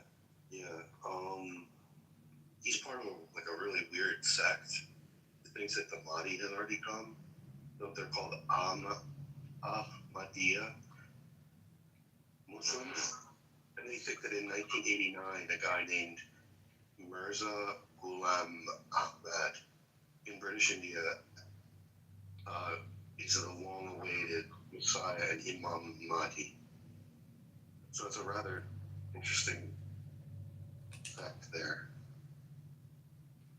I don't know if that makes him more or less reasonable. I don't know what you would think. Like, if someone believing that the Messiah has arrived in 1989, does that factor in at all on how reasonable you think they are? Well, I mean, a couple things. First off, I was born in 1988, so they get the 1 year off. You know what I'm saying? Like, before when the Messiah came. You think every Muslim is a Salafi? You know that social Islamic probe is Ahmadi, and they come from the we're just talking about school. Yeah, and they don't believe in miracles or any such thing. Like, they see these as visions and theophanies. Like, without studying his school of thought, you thought you could attack him, or at least knowing who he is, with your freaking dumbass points that are made for the literalists, right? So, I mean, he's obviously laughing at you. We had a very respectful conversation, Argus. He's always respectful to even the biggest fool on earth.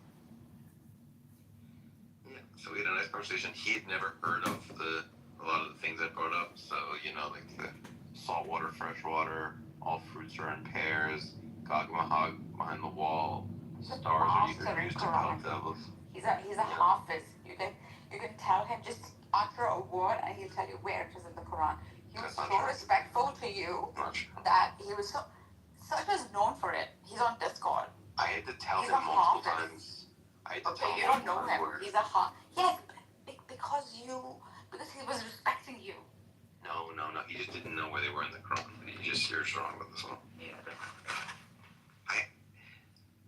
It would have been really nice if he knew everything in the Quran where it was, because then I wouldn't have had to look up what the verses were each time.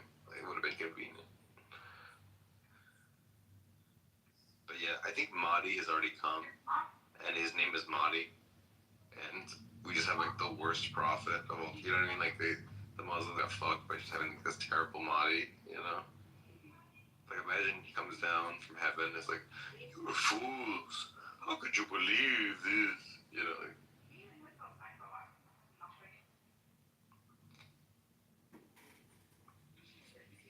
Yeah, you there, brother?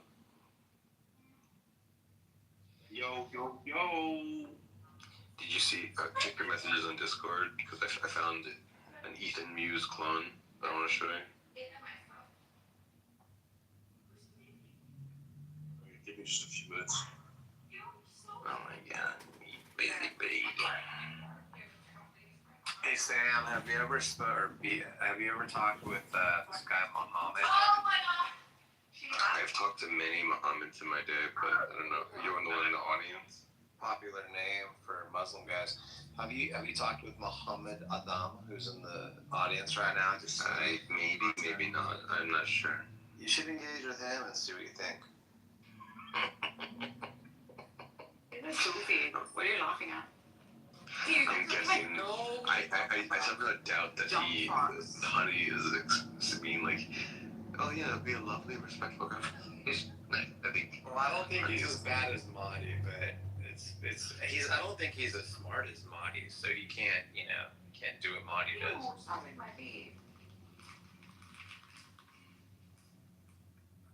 I think he's like 19 and he's like a gamer or something, so he just says stupid shit. Something that a little bit bothers me about these Islam debates is the best arguments against Islam are just literally too abstract for most Muslims to be able to grapple with. So here's what would be my favorite argument is this on all of the features of the Quran. If you have two hypotheses, that a human wrote it and that God wrote it, the human explanation requires way fewer assumptions and way fewer like auxiliary like parts of the hypothesis. Like it explains all the data with no auxiliary assumptions needed, whereas the divine hypothesis requires like hundreds of extra auxiliary hypotheses to justify it. And like this is just like not a point that they like understand. Like you would have you would compare two hypotheses by explanatory power and number of auxiliary hypotheses needed to like prop up the theory. You know, like it's just like not. It's too abstract. So like, it's never bring it up. You know. What's funny is like on one hand it's almost like they act like they understand that that's the case because it's so simple and obvious, but that's really not what they believe. Like they'll tell you on one hand that you should get it. Oh, have you even read the Quran?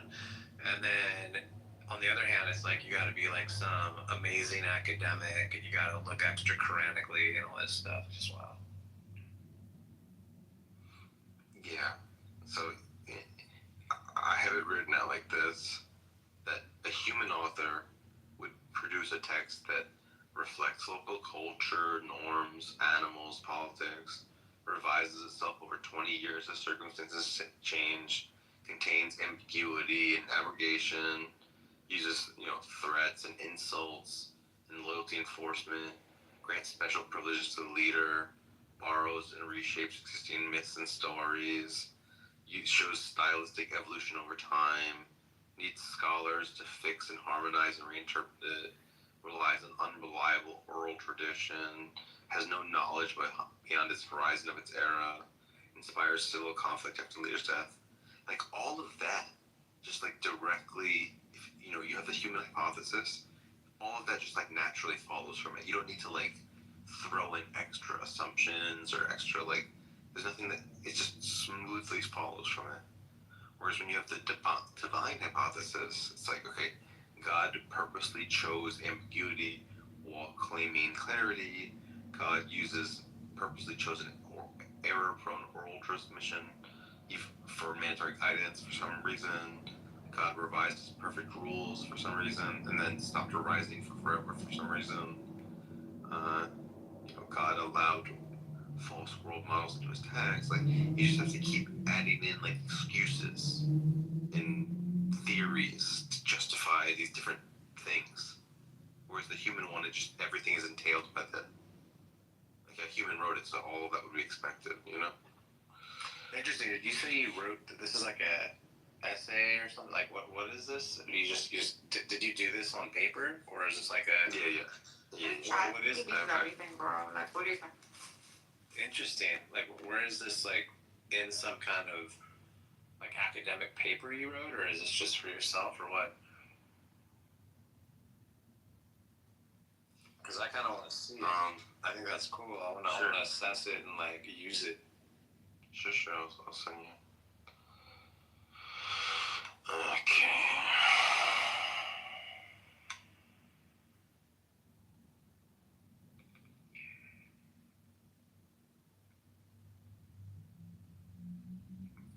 Like, do you think that, Muhammad, I just want to make sure. So earlier when I first said you believe that your prophet can mistake an angel for a jinn, you said, when did I ever say that?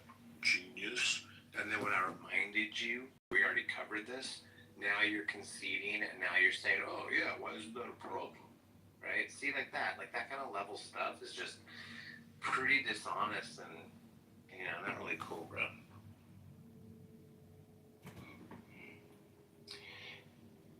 Yeah, so Honey Badger, I linked my book that I wrote for Why Islam's False at the top. And then the thing I said where I compared the two hypotheses back to back, that's in the summary at the top of the page. There's like a shorter summary of the entire book where I compare the two hypotheses next to each other.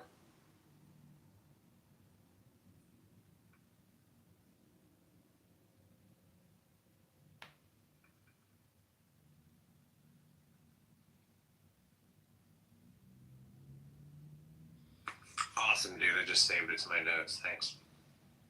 Nice.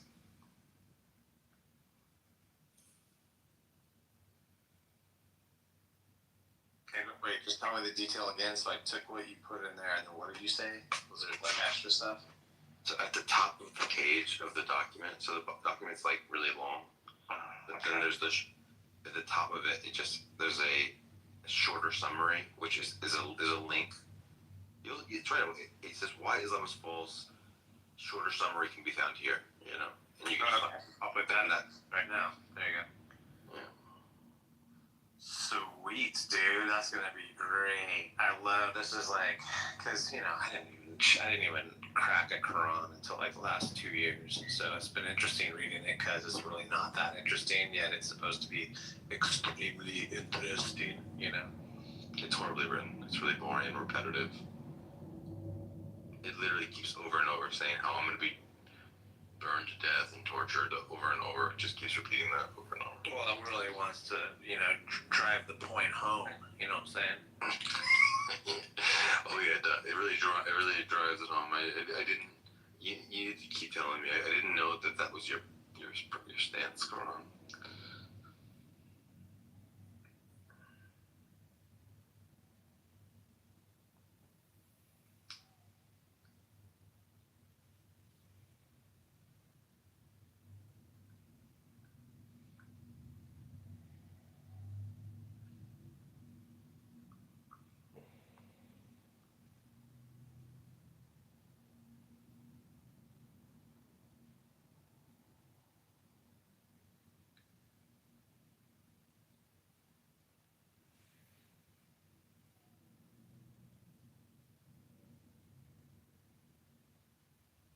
Okay, how's this one?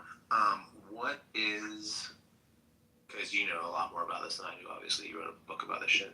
What is the most oppressive thing that, here's my position. My position is, if God, or a divine of anything divine, or something was divinely written, right, is real, if it really is that, if that is the case, then I would expect something impressive and accurate and scientifically compelling to come from it, right? Yeah. And that's what they say. That, I'm in line. That's aligned with what they tell me. So okay, so what is it, right? And it's never anything that impressive. So is there something that you believe is at least like a 6 or 7 out of 11? No, I think literally there's nothing scientifically interesting in any way in the Quran. The best they have, I would say, is when there's let me find the exact verse.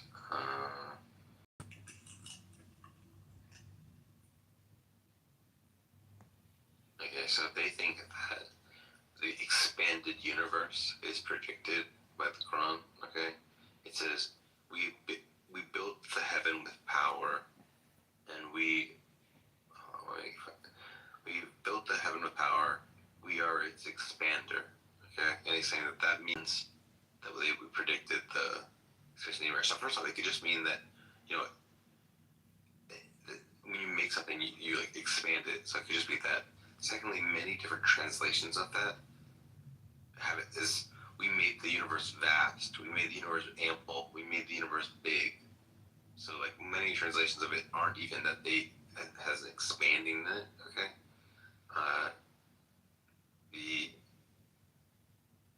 Lamusihun in classical Arabic equals possessors of vast power and abundance, expanding space-time. And then early tafsir never mentioned the cosmology of that or the expanding universe. So it just, it's you take a word that means we made the universe ample and big and try to turn that into we've predicted the expansionary Big Bang model and shit like that. No, you didn't do that. You just, you know what I mean? It's always shit like that where they're trying to take a really vague word that has always been translated one way, and then after the discoveries in the 20th century or 21st century of things, just say, oh yeah, we predicted it all along. It's always that. It's always fucking that. You know? Yeah. Oh yeah. Always. And isn't there something even more like accurately depicted in like the Bhagavad Gita about something like maybe the age of the earth or the age of something like there's actually something that's in the ballpark that is more concise and is scientifically rigorous and not as embellished and vague? There's something like that, but I don't remember exactly what it is, and it also isn't accurate. You know, like last night I looked into it, it was not. Right. It's still inaccurate, yet it's like a 7.1 out of 11 instead of like a 4. You know. Yeah. Exactly. Yeah. Exactly. There's one thing which is really cool in one Hindu text, or maybe it was Buddhist text. I think it was Hindu. They said, "How long is a kalpa?" And a kalpa is like one of the eons of the universe, or whatever. And they said, okay, you take a mountain, and then once a year, you rub the mountain with a piece of like basically tissue paper, okay? And then when you've rubbed the mountain until it's nothing but dust, that's how long a kalpa is. And it's a very poetic idea, but also I love that they are able to think about numbers that big, because usually people in the ancient world just aren't thinking on that fucking level of, you know, length time, you know? So I just like it for that.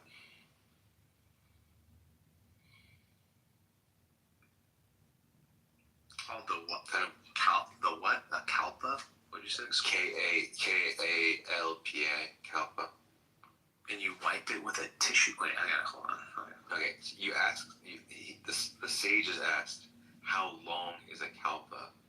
And he says, if you rubbed a mountain with a piece of tissue paper once a year, by the time you should scrub it to dust, that's how long the kalpa would be, you know? Like an incident. Yeah, it's like an obscenely long, like trillions of years or something.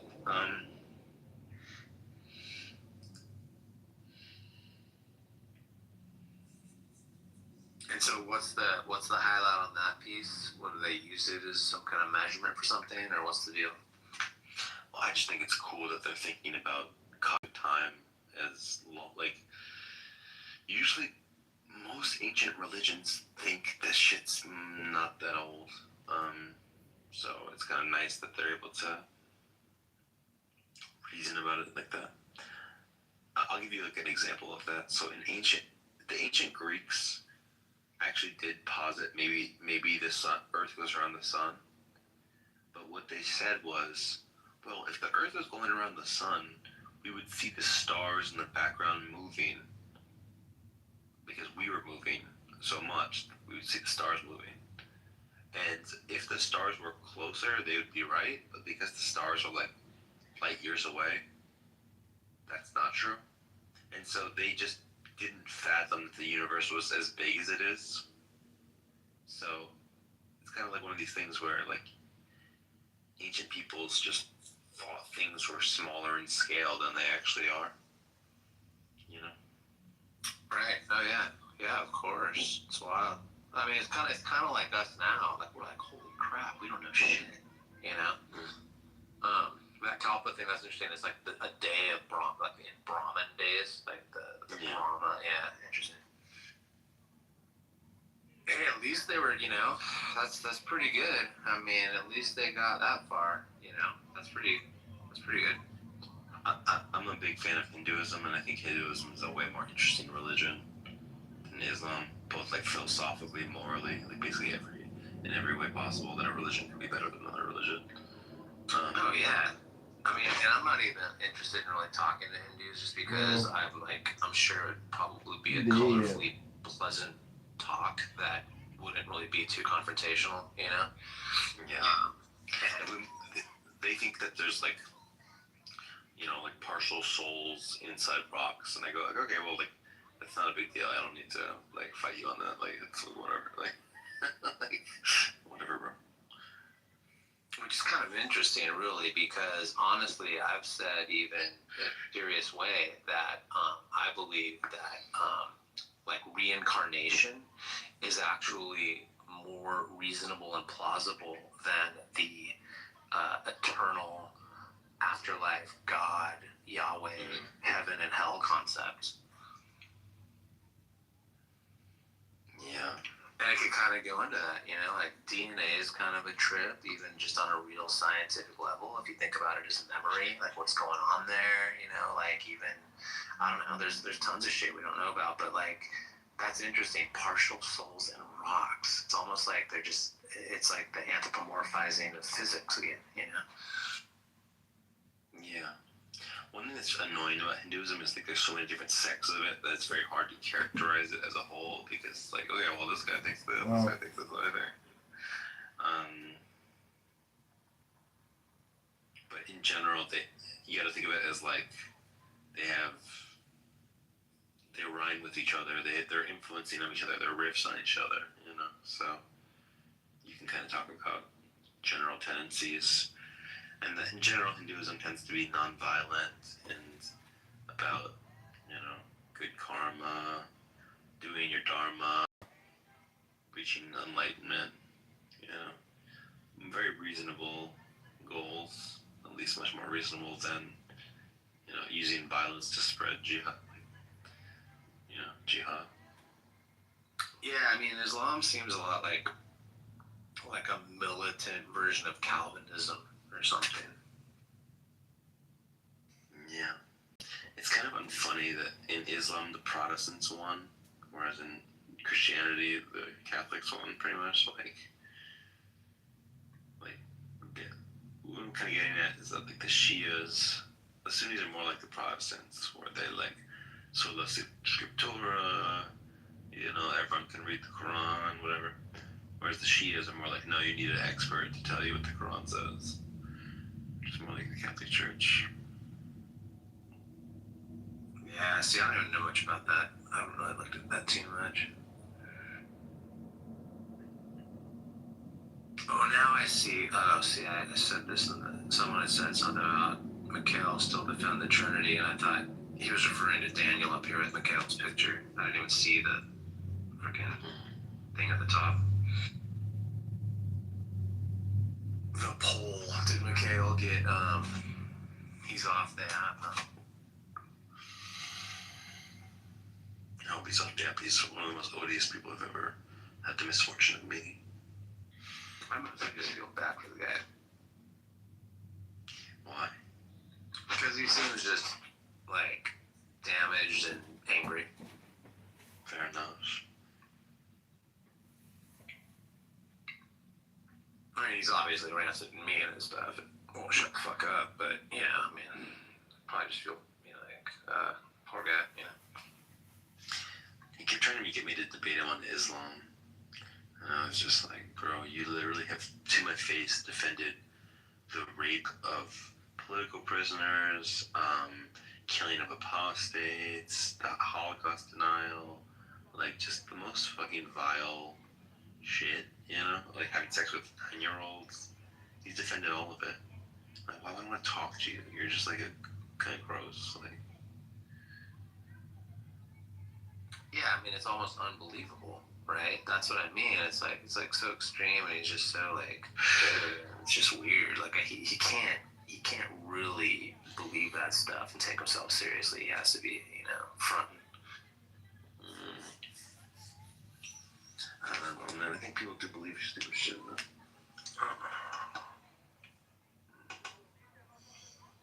The woman is bad.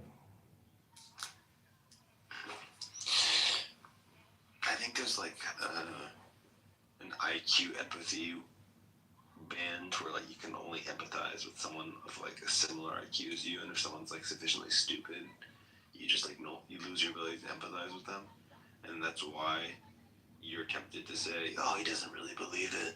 He doesn't. Like, it's like no, you're just too smart to fucking like fully understand a mind like that. Like, I don't know.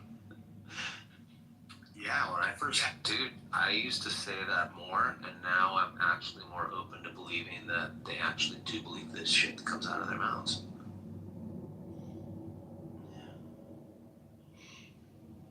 Because I've had had people that I respect on here be like, no, dude, you gotta understand. These people do believe this, bro. I'm like, really? What? Wow, fucking crazy. Yeah.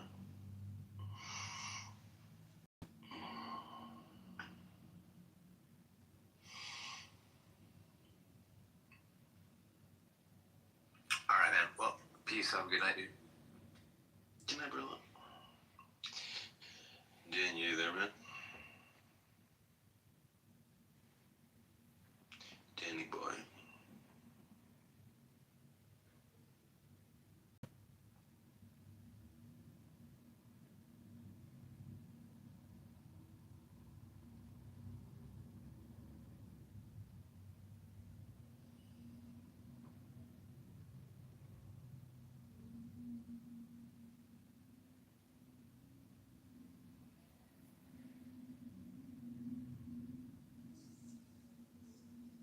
Danny boy.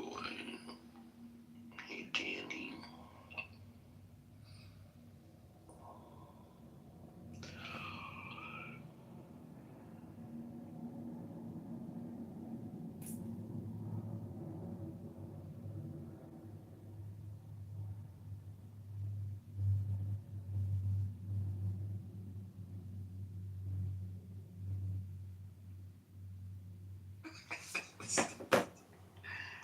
Come on, yo.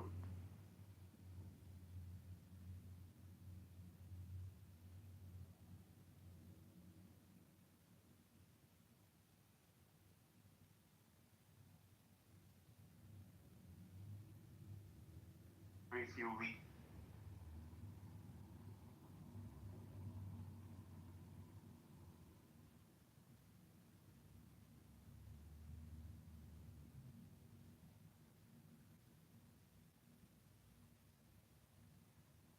Any good faith conversation. So now, so the point is this, right? No. Show me the data.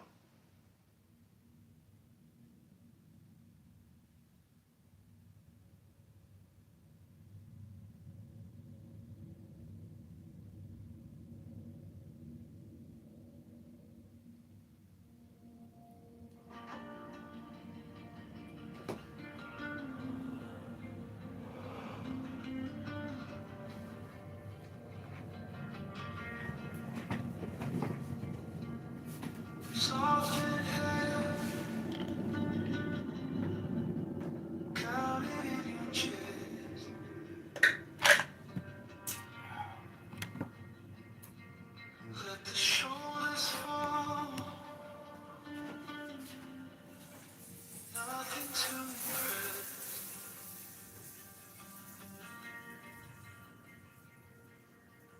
Eyes on point, steady as a stone.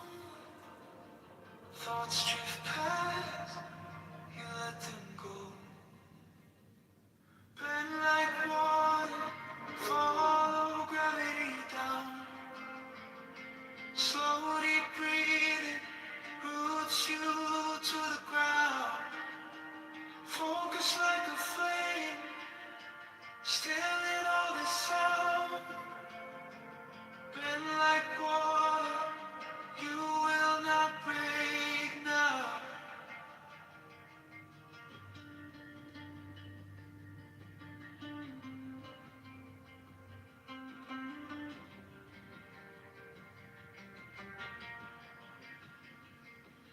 Notice every edge, where the tension hides. Send your breath there, feel it loosen, slide.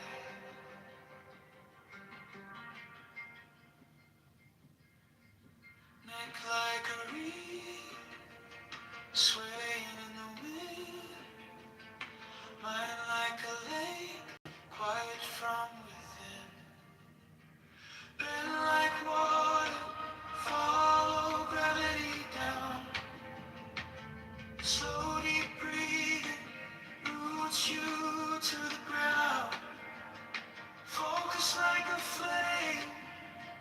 Still in all this sound, and like water, you will not break now.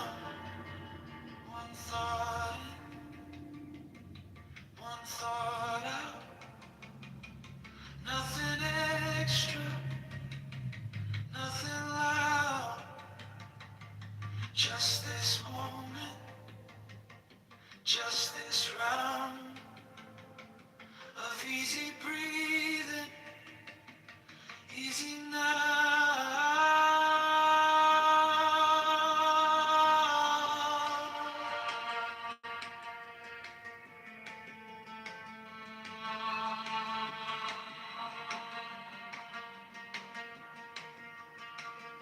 Bend like water, follow gravity down.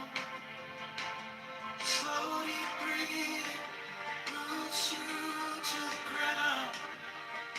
Focus like a flame, still in all the sound. Bend like water, you are steady now.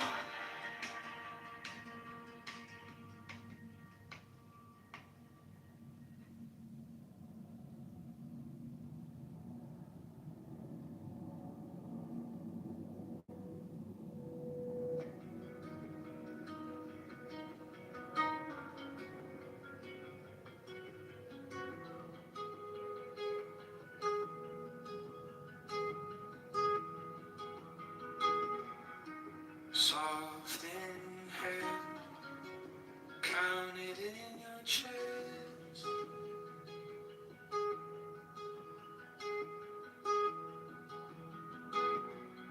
Let the shoulders fall, nothing to impress.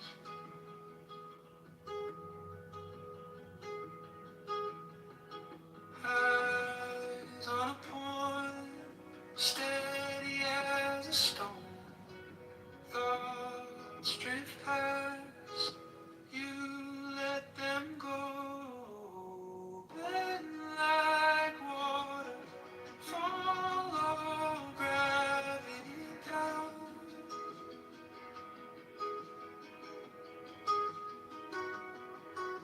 Slow, deep breathing roots you to the ground.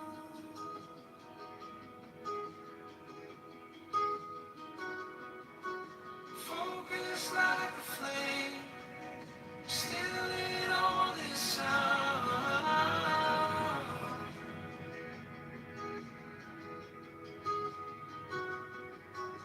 Bend like water, you will not break now.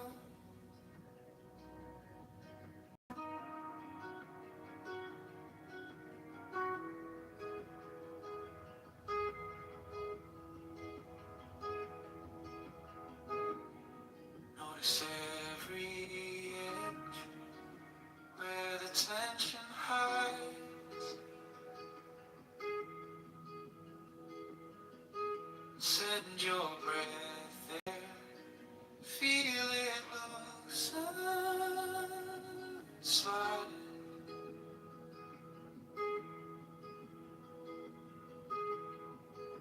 Neck like a reed, swaying in the wind. Mind like a lake, quiet from within. Unwind like water,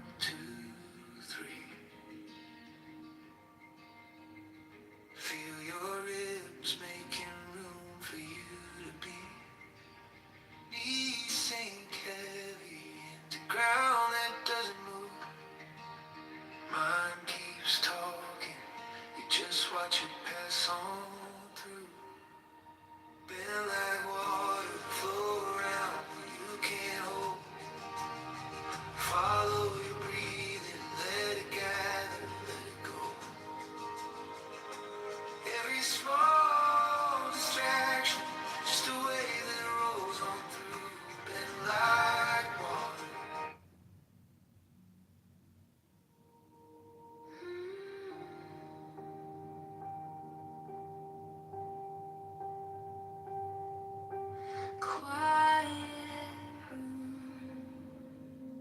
heartbeat drum in my chest,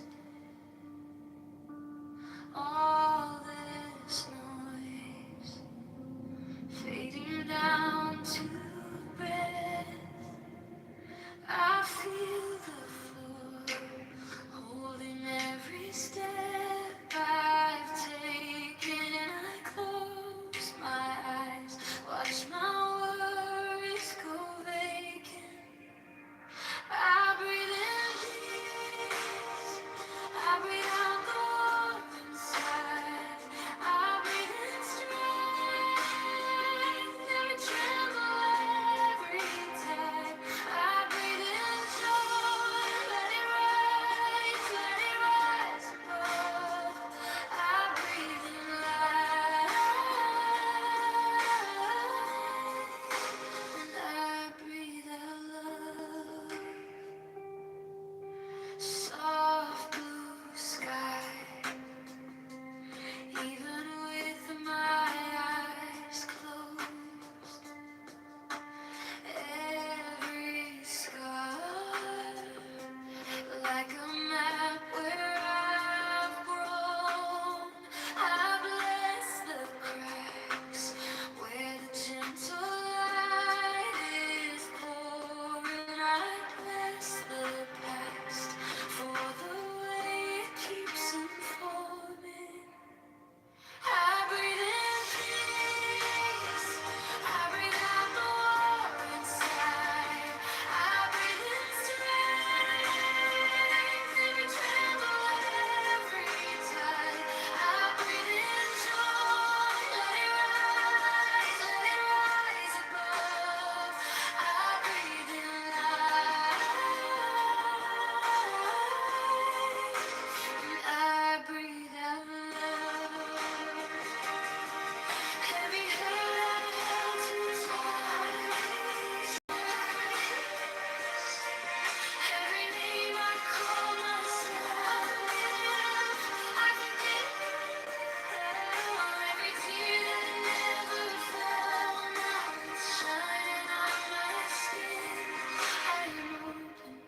I am open, let the healing in. I breathe in peace, I breathe out the war inside. I breathe in strength, every tremble, every tide. I breathe in strength, let it rise above. I breathe in light, I breathe out. One more breath, resting in the quiet now. Stronger, softer, learning how to bow to the peace, to the strength, to the joy I'm dreaming of, to this endless, wordless ocean made of love.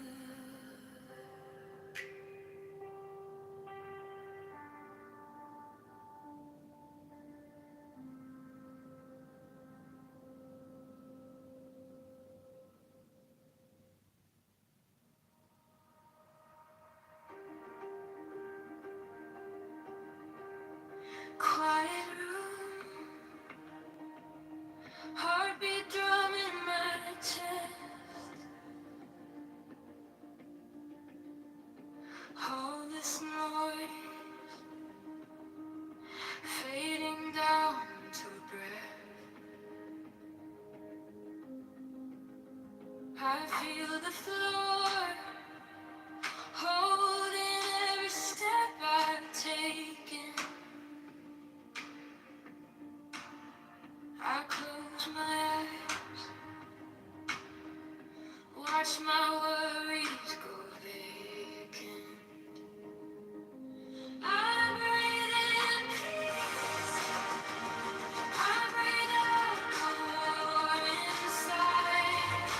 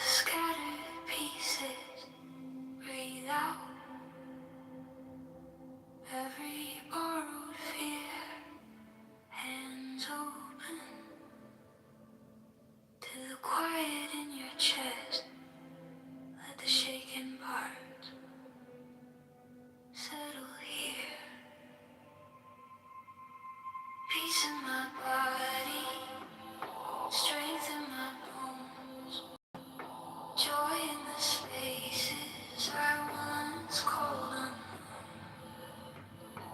love in the center.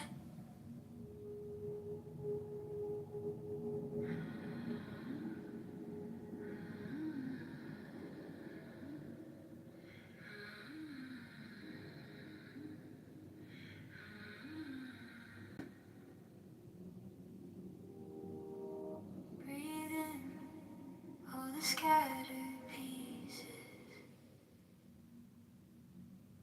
Breathe out every borrowed fear.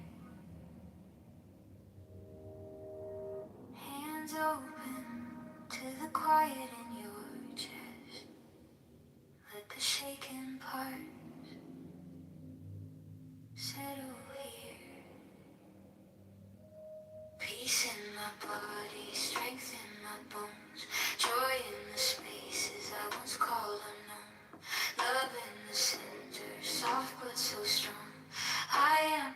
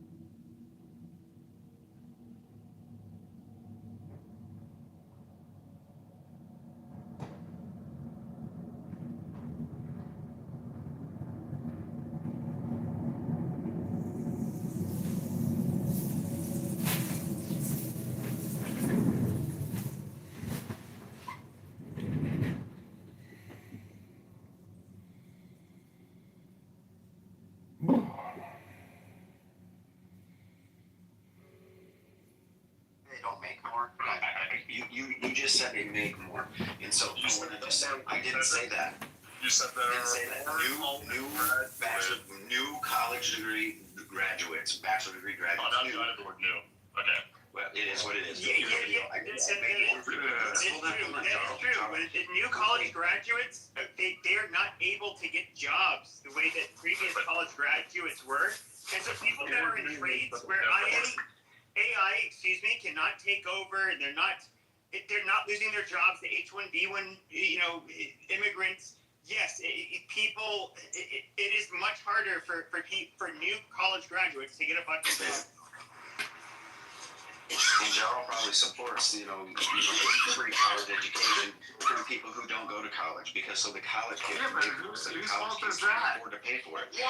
So here's the fault. Here's the fault. Because college graduates can't afford their student loans, and here's why. Because when they get out and they get hired and they get that $80, $90, $120, $140,000 job, they go, I want that car. I want that house. I want that watch. I want those shoes. I want that purse. I want to go to that place. And then all of a sudden they say, I can't. Over the desires of their pay scale? Then they should pay their damn student loans first. Yeah, How about that?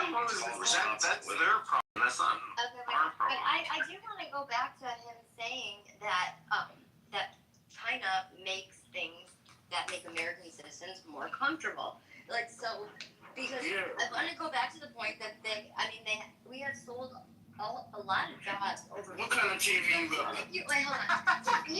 What kind of TV you got? What kind of TV? Yeah, what kind of TV you got on your wall? Is it a Samsung or a Hisense? I have a Korean TV. See what I'm saying? A Samsung. No, I can tell. All Asiatic shit, bro. But I just thought That's what I'm saying. No, Do you have American TV? Do you have American TV? No, we don't have American TVs anymore. Because they're all made in China. That's my point.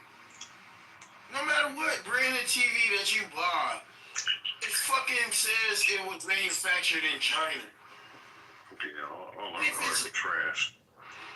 Even if it was. Yeah, but there's a reason we can afford these cheap fucking TVs is because but we can afford them too. We can't anymore. No, okay, this is fucking retarded. There's a reason why we outsourced labor.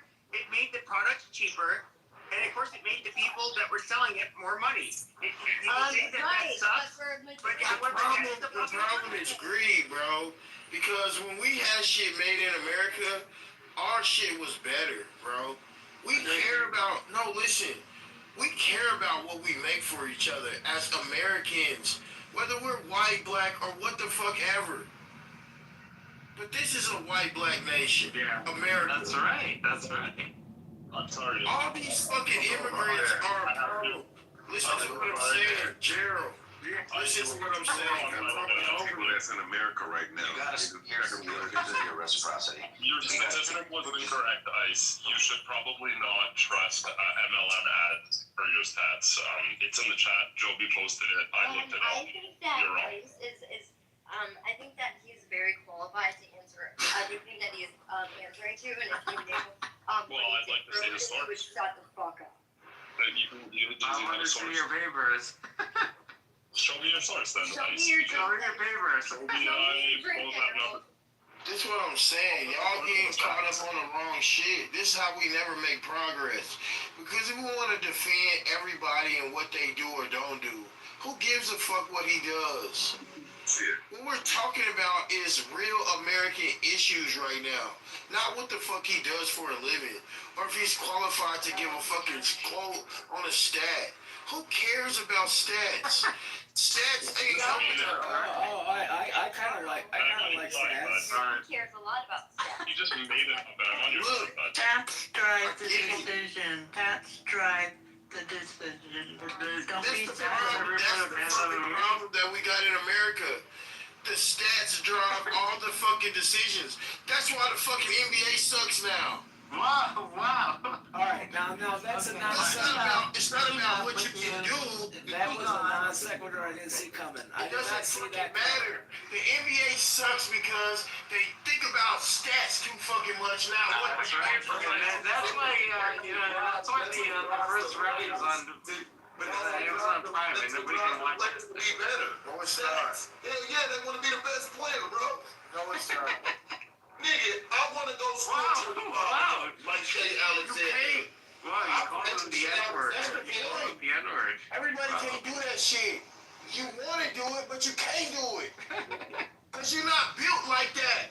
Everybody's not built to be the top scorer in the I'm 36 years old. I don't want to be no top scorer. Is he mad or That's what? not the Or point. How do you know he's not built like that?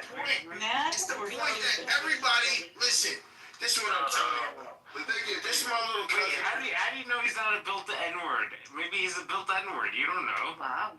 Listen, I've never been like that, actually. no, you're not. You can't score 25 games. Yeah, no, you can't. Okay, well, you didn't say football. You play good in football, but you can't play basketball. Wow. You're a football player. Stick to that. Go Irish. Go Irish. We got a real league. They waiting for you. I didn't listen to that. That shit, Hey, you're Hey, real quick, for you right-wing cocksuckers, just real quick, America just shot down the damn Iranian fucking, what's this shit? They shot down Another one, the plane? The drone? No, not the plane. They shot down the damn The drone. I think no, it was a oil. So did you notice where Oil Hannah is tanker. the only cocksucker she responded? So is it? No, for the record. Wait, you want that faggot, Dave? Whoa. For the record, I don't. Oh yeah, every time I say faggot, he always says whoa. Yeah, I know. Well, you should be nice to people who are in You got sugar in your tank, bro. Like, have you ever ate steak before? Medium rare. You need to build the testosterone. You sound like a pussy. Whoa. Listen, man. Hey, Everybody. Whoa. Hold on. Don't say the P word. Shut up, pussy. what the fuck? Don't start. I ain't gonna lie. I like when. I hate when Dave's talk, man. He sound like a fucking faggot, man.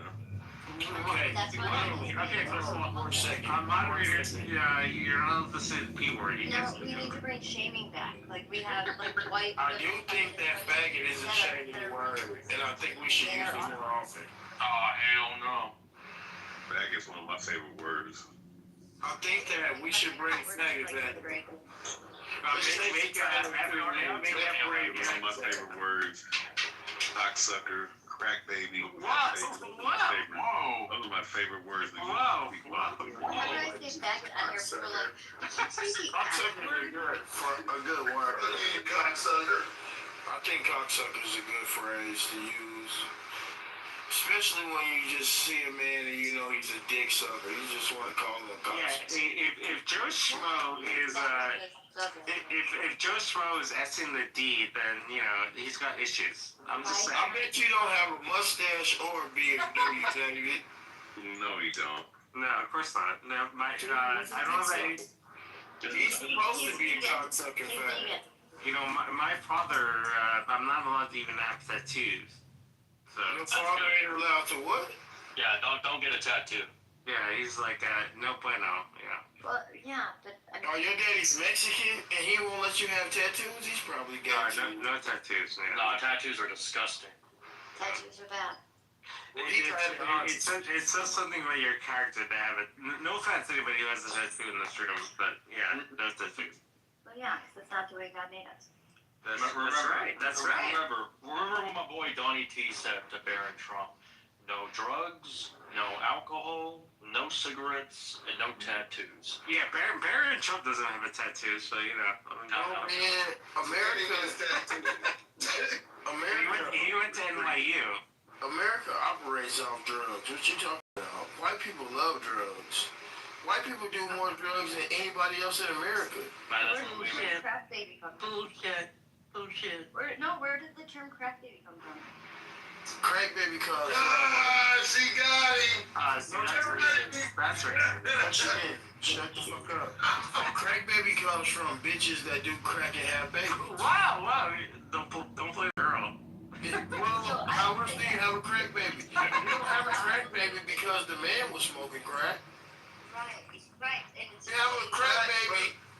You have a crack baby because a woman was smoking crack while she was pregnant, and the baby's addicted to it. You don't know That's how you have a crack baby. Yes, the You fuck don't I know do that. What happens I to do the that. What I happens do to know that. I do know that. Every woman that I ever knew that done drugs and had a baby that was strung out on the drugs that she was doing. And every woman that is innocent and clean that fucks around with an idiot. You never had a fucking retard that son. by a man. Crack. Retardation comes from women and the shit they do while she's pregnant with the child. We don't say the R word. That is not true. Yes, it is. No, it is not. Listen. No, I'm not listening. No, listen. I'm not gonna listen. I'm not gonna listen. I know because your tongue is so fat you can't even hardly breathe. Shut up. I do have a list. Thank you very much. I know because your tongue is fat. Be nice. No, I'm tired of these retarded. You know what? You can kiss my royal asshole. You can kiss my royal And I would if your ass didn't smell so bad. Oh, be nice. If you clean it, you can get it A. But you don't know how to wash your ass. That's why nobody's eating her ass, because her ass is dirty. Why would somebody want? Why would you want to eat? What the fuck is wrong with you, you fucking weirdo? Why would you want? I'm gonna tell you what's wrong with me. I know how to please your lips don't get scrambled up. So you're No, it's not. Man, this guy voted for Kamala. No, you're gonna. Come on, I would never vote for a woman. Are you dumb? Dude, how many things Retarded. did you have? Weirdo shit, man. I wouldn't vote for a woman. Women can't lead a nation. What about Hillary Clinton? Do you want Hillary Clinton? Hillary Clinton ain't never led this nation. She led Bill Clinton. She was the Secretary of Defense or some shit like that. Secretary of State. Yeah. That's a vote. That's a paper pushing motherfucker. You know Hillary Clinton. And her husband had with the woman that S the D in the Oval Office. Yeah, Chelsea Clinton, nigga. Chelsea. Monica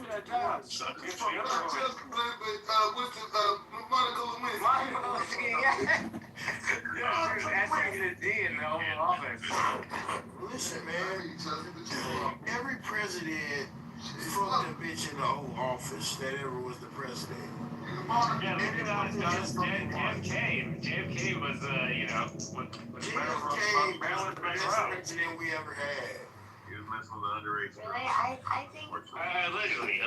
I think Trump was the best one we had. Well, what about? I don't think so. But I think Trump is doing a lot of good things, even though I don't like what he supports Israel.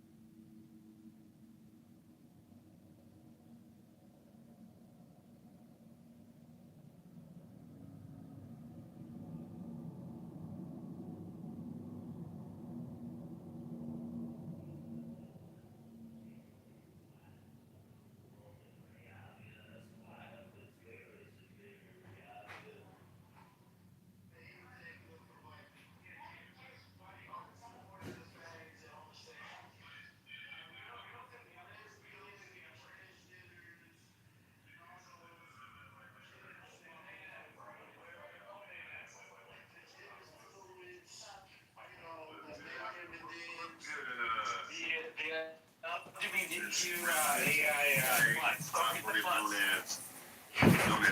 Flex.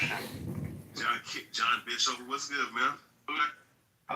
I was asking you, Riyabia, why do you think JFK's wife wasn't a woman? Want to know why you think Mrs. Kennedy wasn't a woman? Terrorizing people.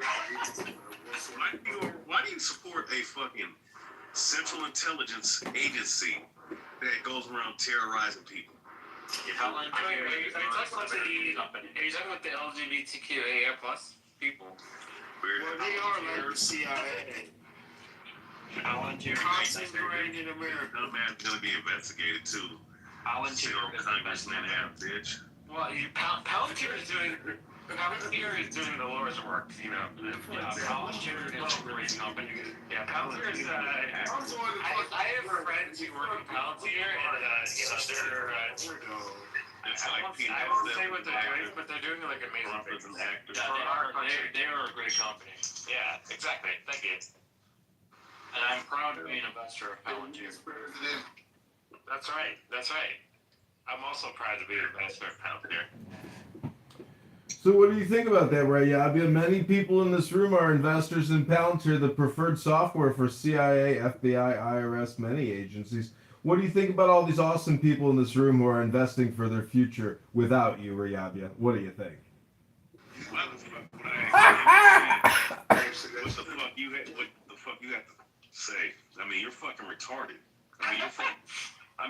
You're like John Kitover, man. Like, I'm surprised that your brain cells haven't been. That's Congressperson John Kitover. With 75 fucking Mayoral candidate of Chicago. At least we're doing something with our cell phones than coming on them and complaining all day like you, Riyabia.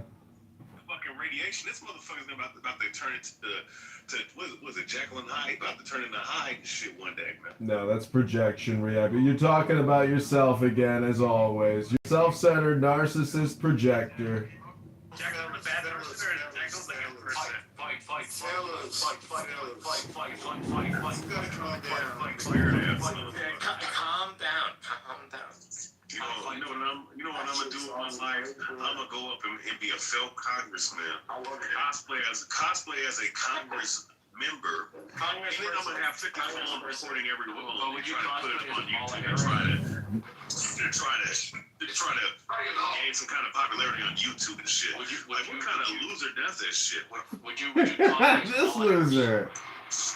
Hey, think of this old John Bitchover. You know I could go up and post up a YouTube page and gain followers just like that.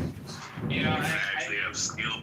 You see, some people are just what they say they are. Some people are what they do. And now that I'm running for mayor of Chicago, I will have a voice nationally as a candidate for the mayoralship of Chicago.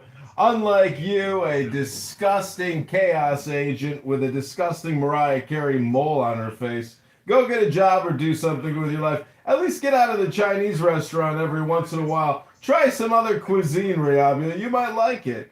Get a new PTR. I don't know. Maybe get some earbuds. Go to the gym. Try to get some exfoliation for that disgusting complexion of yours. Things will turn around. You'll see, Riyabia. You're in support of organization. I have a friend who works for. That goes around terrorizing people. No, there's something wrong with that. Okay, I have a friend who works for JP Morgan. An intelligence agency, right, that supports the international banking cartel. There's Like, nothing wrong who with the that. fuck are you to tell, oh, there's nothing wrong with that? No, there's nothing wrong with that. The same bankers that are sitting up here funding all these fucking wars, you know, sitting up here Well, funding. they're willing to loan money in situations where people are willing to. They're loaning money. No, they're literally giving money to these war campaigns that these fake. And mind you, For the record, they're not giving money. They're loaning. most of these fucking leaders don't, that's who they answer to. They don't control shit. Did you vote for Kamala? I don't vote for Kamala. You goofy ass retarded motherfucker. Hell no. I'm a volunteer. Who the fuck votes in 2026? You know these elections are rigged, right? You know these elections are predetermined, right? You ever watch WWE or allegedly. you're watching two guys in a wrestling match? There's a predetermined. There's all kinds of promos. There's a match, but already predetermined who's gonna win. Same shit with you realize you know who my profile picture is, right? Yeah. I mean, why not? Why don't we put 80-year-old fucking Ric Flair in office? We got an 80-year-old senile psychopath in office right now. Who predetermined Trump was going to be president? The bankers, he went down the escalator and all of a sudden he was the president. the Jesuit order, the same order that he's a part of, that he acknowledges. Maybe that's what I'm talking about. Still salty though. Hey, but you know what's funny? Not in one sense did I sit up there and say the Jews, because the Jews don't run shit. The Jews Wow, hold on. The Jews don't run shit. The Jews, the Jews are nothing but a bunch of mascot cosplaying motherfuckers. With all due respect, take orders from the Catholic Church. And then, of course, I'm sitting up here trying to vouch for you fake ass Jews, and you sitting up here crying. You sitting up here crying when I'm sitting up here saying y'all don't sit up here and run shit. You really don't. As a Roman Catholic, I heard what the Pope was saying, and I get it, but he's not taking any. He's not taking. You've heard of the Jesuits, right? Yeah, they're the ones that control this shit. No, that's not true. That's true. I have some friends who are Jesuits in the Vatican. They're not controlling anything. They're controlling. No, it's not. Well, they have people that you know are not able to understand how much control they got. Ray, they're not more anti-Semitic than saying the Jews running it, everything. The Jews do run everything. They control the money, the Rothschild family. They fucking Jews. You heard me speaking, right? They're fucking Khazars, boy. They're children of Japhet. Hey, drop that rude guy. Run everything is to say the Jews don't run everything. They do run everything, motherfuckers. Stop lying. Now, real quick, Alan, real quick. So, Jesus, I say that to say this. When you look at the bankers, there's not many Jewish bankers out there. That's I'm thankful to be. For the record, they don't run everything. For the record. Yes, they do, motherfucker. The Rothschilds control every central banking system on the fucking planet. Well, the Rothschilds, when you can look up the name, is Red Shield. They have no. Even I know the Rothschilds. I don't know them, but. They're fucking Jews. They're a factor. They're Ashkenazis. But Shut your fucking mouth. Their fucking name, Rothschild, really means red shield, right? Who wear the red shield as their symbol? Hulk Hogan? Oh no. Doesn't the Templar Knights wear the red shield? The same. They do. The same group that was. He's a real American. He's a real American. That's right. He's a real American. I'm a real American. Yeah, and Hulk Hogan was sacrificed ritualistically, by the way. Motherfucker, I am a real American, bitch. Yeah, you white people. He was a great. You white people are not real Americans. You motherfuckers are occupying our territory, which your government called the United States. Real American. Well, that's your government as well. I don't know if. No, it's not, nigga. I am a prisoner of war. Hey, Hulk Hogan looked like he was 15 don't call me the N-word. at the age of 32. You know what I'm saying? Like, I'm that down with motherfucker was on them steroids in there, man. I'm gonna eat it. That's on steroids. It wasn't illegal to have steroids, right? Alright, don't do it. Don't take steroids if you want to live. Just take the rice and mix it with the. My bad, I was talking to my cousin. I accept your apologies. I didn't apologize for you, gay guy. Say Ric Flair, as racist as he was, he had way more fucking style. His daughter, the Charlotte Flair. Oh, well, let's go. It don't matter because all the racist men's daughters get fucked by us. Tall, retarded bitch is on shit too. It doesn't matter. All the white men that are racist, their daughters get fucked by black dick. So who cares? Who cares? They all got mixed race babies because their daughters come wanting to fuck us and we knock them up. Hey, boy, hey. Now he has to deal every day to look at my black face and his daughter's child. Seattle. There's a whole bunch bunch of white women that like black men. White women like black men everywhere. Well, you know, Yeah, but here that interracial dating is way more prevalent than any other place. Interracial dating is prevalent all across America. Yeah, but I'm saying it's been more prevalent up here going back to the 70s. Point of order, little housekeeping is in order. This house does not show up in the hallway. It is private. I would like to make a suggestion to the moderators that you turn the house public. Thank you. How many white girls did you knock up in Seattle? Did you get a baby by one of them? Well, I don't have a baby by one of them. That's what I'm saying. We just be fucking these hoes.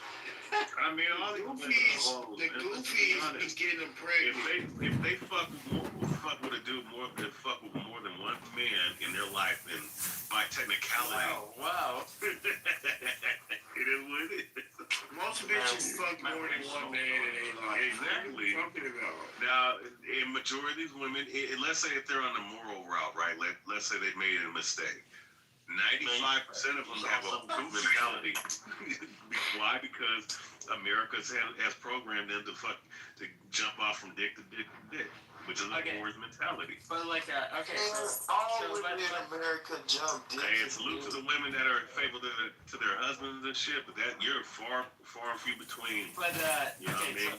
So gun to the head. No, they not. Most bitches in America don't cheat. Gun to the head, what? You're out of your fucking mind. It's the ones. You're fucking out of your mind, dude. Listen to what I'm saying. Oh, hell no.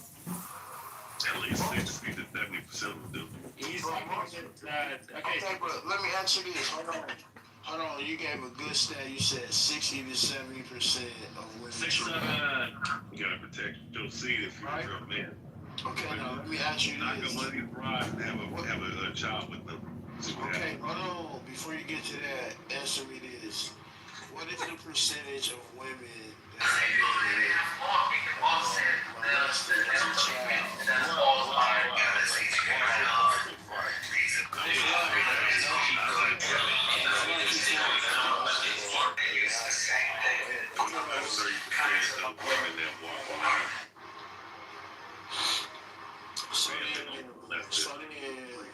So then, It was young. Salam alaikum.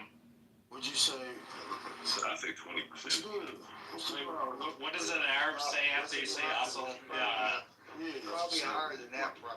Yeah, would you say that? Oh, is that zero? What is hold on. What is he said asal? Is that zero from 40 acres in the middle? I think you just say it backwards. So you say it backwards. You said 70%? About 70. You said 70% of women have been raped. It's really high, bro. It's really high. No, it's not, bro. Listen to me. 30%. Like, gun to the head. If I gave you 30 years in the mule, would you take it right now? I would say 1 out of every 8 women have been molested. Wait, when I take a That's probably a fear. Wow. The only thing we have to do is go off our anecdotal experiences, and the last. No, you know it's a bad ratio. I've met 6 women who've been sexually molested by a stepfather or a cousin. See, that's too Right. No, it's not. Because he said the people that he met in real life. Shut your fucking mouth and let him finish. Oh, hell no. That's it, Oh, bro. hell no. That's it. Oh, hell no. Alright, now look, right? Now look, right? How many... Who's the wrestler that says, Bro, shut up and let me ask him a question. You want to keep saying, oh, hell no. this is why I don't like gay. This is why I don't fuck with gay. Well, you don't know he's gay. I mean, He is gay because he keeps saying that. That's how I know. He act like his mom. Allegedly. Motherfuckers act like their mom. I think they gay. Oh, hell no. So, I'm saying to the ground. Oh, hell no. Man, I'm about to go ahead and get out this room, but No, don't leave, bro. Don't leave, bro. Yo, Daryl, are you from 40 Acres and a Mule? Where I met you at? But when you said that, I was thinking like Oklahoma City. No, from the house. I'm talking about the house, 40 Acres and a Mule on this app, nigga. Not Oklahoma City. I mean, That is. I hate them. That's what we got there. No, you was no, cause the other day you was fucking flaming our niggas, man. Sitting up there, calling motherfuckers bitch ass niggas and shit. Man, it's a Dallas, Texas. It's a Dallas, Texas thing, man. I didn't mean no harm. You know, what they say? What's one of the two things that come from Texas? The hoes and weed. No, the other thing. There's only two things that come from steers and queers. Oh, steers and queers. Oh damn, that guy got that. Look, my point. Listen, my whole point about that was, you know, because it's not no disrespect to any of the women and whatnot, but a lot of women have been programmed to follow the American way, and they don't understand. Like when you go into other countries and you see certain dictates of tourism and whatnot getting out of depth.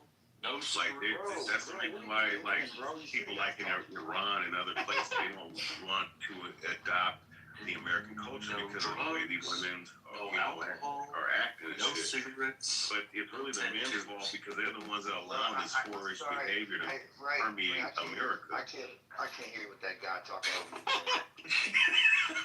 Yo, Rick, man, come on with this weirdo shit. You know, there's already or at least half the motherfuckers that have left, man. But have you really let Rick speak? That's right. I don't hear him talk. Rick and David, shut the fuck up, bro. I can't say another room. Yeah, I was doing that. I'm going. Daryl, I'm confused. He left already because y'all some suckers. Why do people say Obama did nothing for the black community? He built the gays, nigga. I told you that already. He built a basketball court at the White House. He's only half black, anyway. Yeah, but he built a basketball court at the White House. No, he's not half black. He's half African and Korean. We not Africans, motherfucker. Stop calling us that. We the real Americans. Well, who did more for the black community? You're not. Obama or Jeff Horton? This be our stupid ass. You don't know nothing about American history for real. You're a cocksucking fag. Faggots don't know nothing. Go to San Francisco. David, go to San Francisco and die with your car. I go to San Francisco for work. I've been there many times. To get molested? No. Sucked a lot of dick there. In your time, sucking dick. For the record, I never S&D, so I don't know what that's like. For the record. Never S&D'd? No, I never S&D, no. And Tiffany, are y'all awake? Yeah, they're just talking themselves.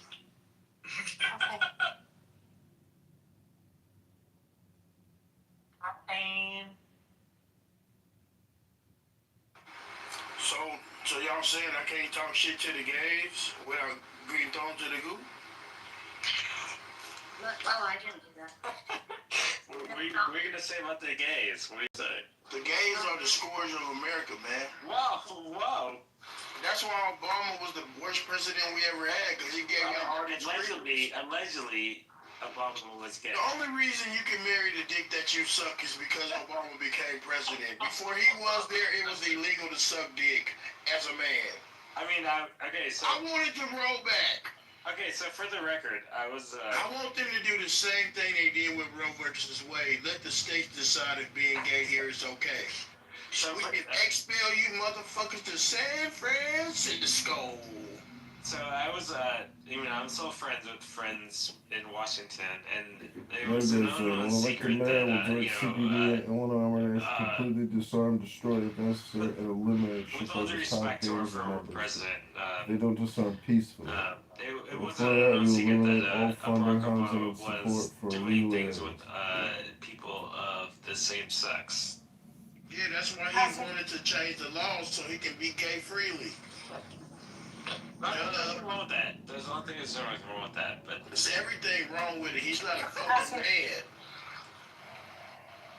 That just allegedly? He likes to get treated like it was allegedly, yes. I mean, but I had multiple friends Excuse me, David, what's going on? Are you not drunk? I can actually coherently hear what you're saying. Did you run out of tequila? he say in his book that he That guy wanted to sounds have like sex Gypsy. with a man or something? He loves Yeah, fucking dick. it's a well-known secret that our former president allegedly did things with other people from the same sex. Yes. That ain't no fucking secret thing. What is? There's no reason for a man to support gays if he don't suck dick. Hello? This way going for that shit. The men that don't suck dick don't give a fuck about gay rights. Only the men that suck dick want to further gay rights. Nigga, they're gay. Duh. He's a fag. He likes sucking dick. Allegedly. He has a woman. We've seen pictures of her dick when the wind blows against her dress. Okay? She had 2 kids, bro. She didn't have no fucking kids. Are you talking about Michael They Obama? had surrogates. Is that Michael Obama you're talking about? Yeah, Michael. AKA Michelle Obama. Obama's best friend became his wife. This bitch ain't had a child in her life. You're talking about in vitro? So you mean to tell me you took 2 men's seed and put it in a bitch and made a baby? Get the fuck out of here. Be careful. Get the fuck out of here, bitch. You out of your Yep, fucking man. mind. You think I'm Let's go. I mean, for the record, I've never seen Michelle Obama pregnant, so I don't know. Exactly. You never seen it, but they got these fucking phantom kids that don't really look like them.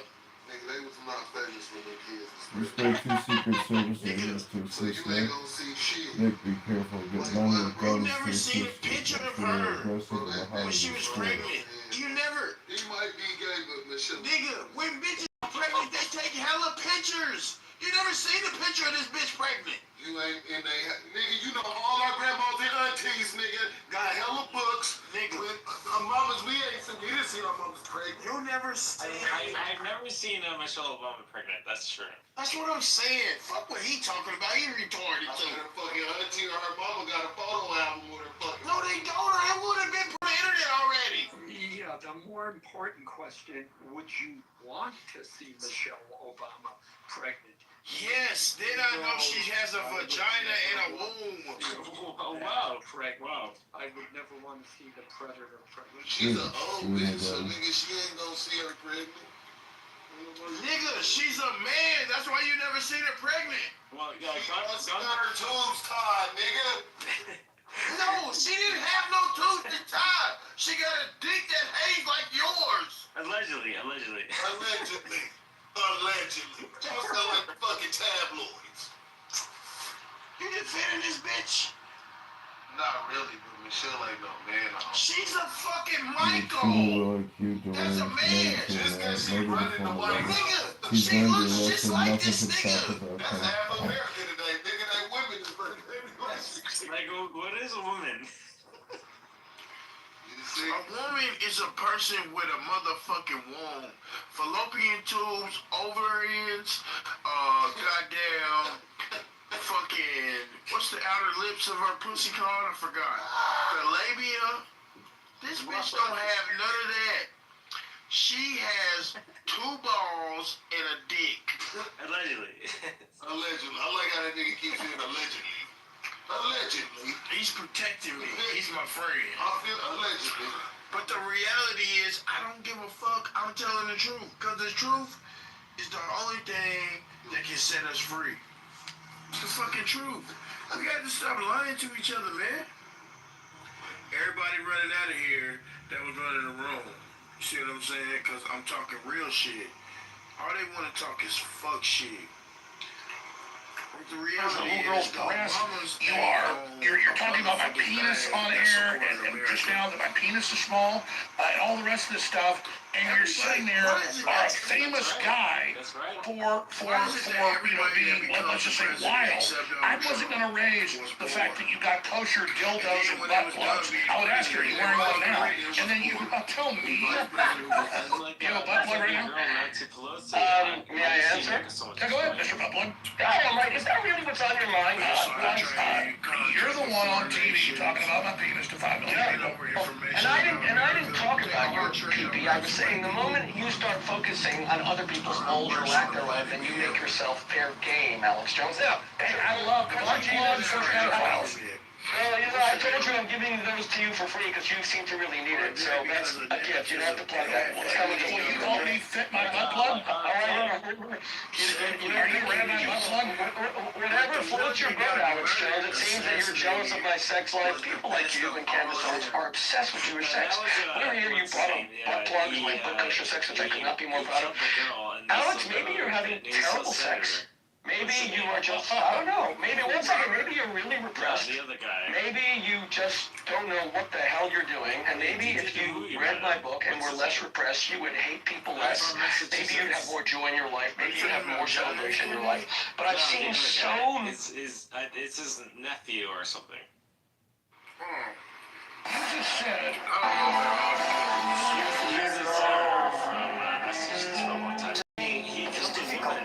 Tomorrow is much more difficult. The day after tomorrow is most people die tomorrow. He allegedly killed a woman, or he killed her? No, he The matter is, no one has asked me to send federal troops into this city to make it safe. It has never come up. It never came up during the campaign. It's never come up in the... On a fat Kennedy, he would have to kill him. Yeah, he's a fat kid, yeah. Fat men always gotta kill they bitches. He drove her off a bridge and he was convicted of manslaughter and he was still jump a bridge, bro? Yeah, dude, that's the thing. They made a movie about it. It's called Quinnipiac, I think it's called the movie. I need to look this shit up. Send me a link to that shit. Yeah, he was a bad guy. He's no bueno. I want to see this video, this documentary of him killing his bitch. Yeah, I was surprised, like, when they actually, I think it was Netflix or Max or whatever, and I was...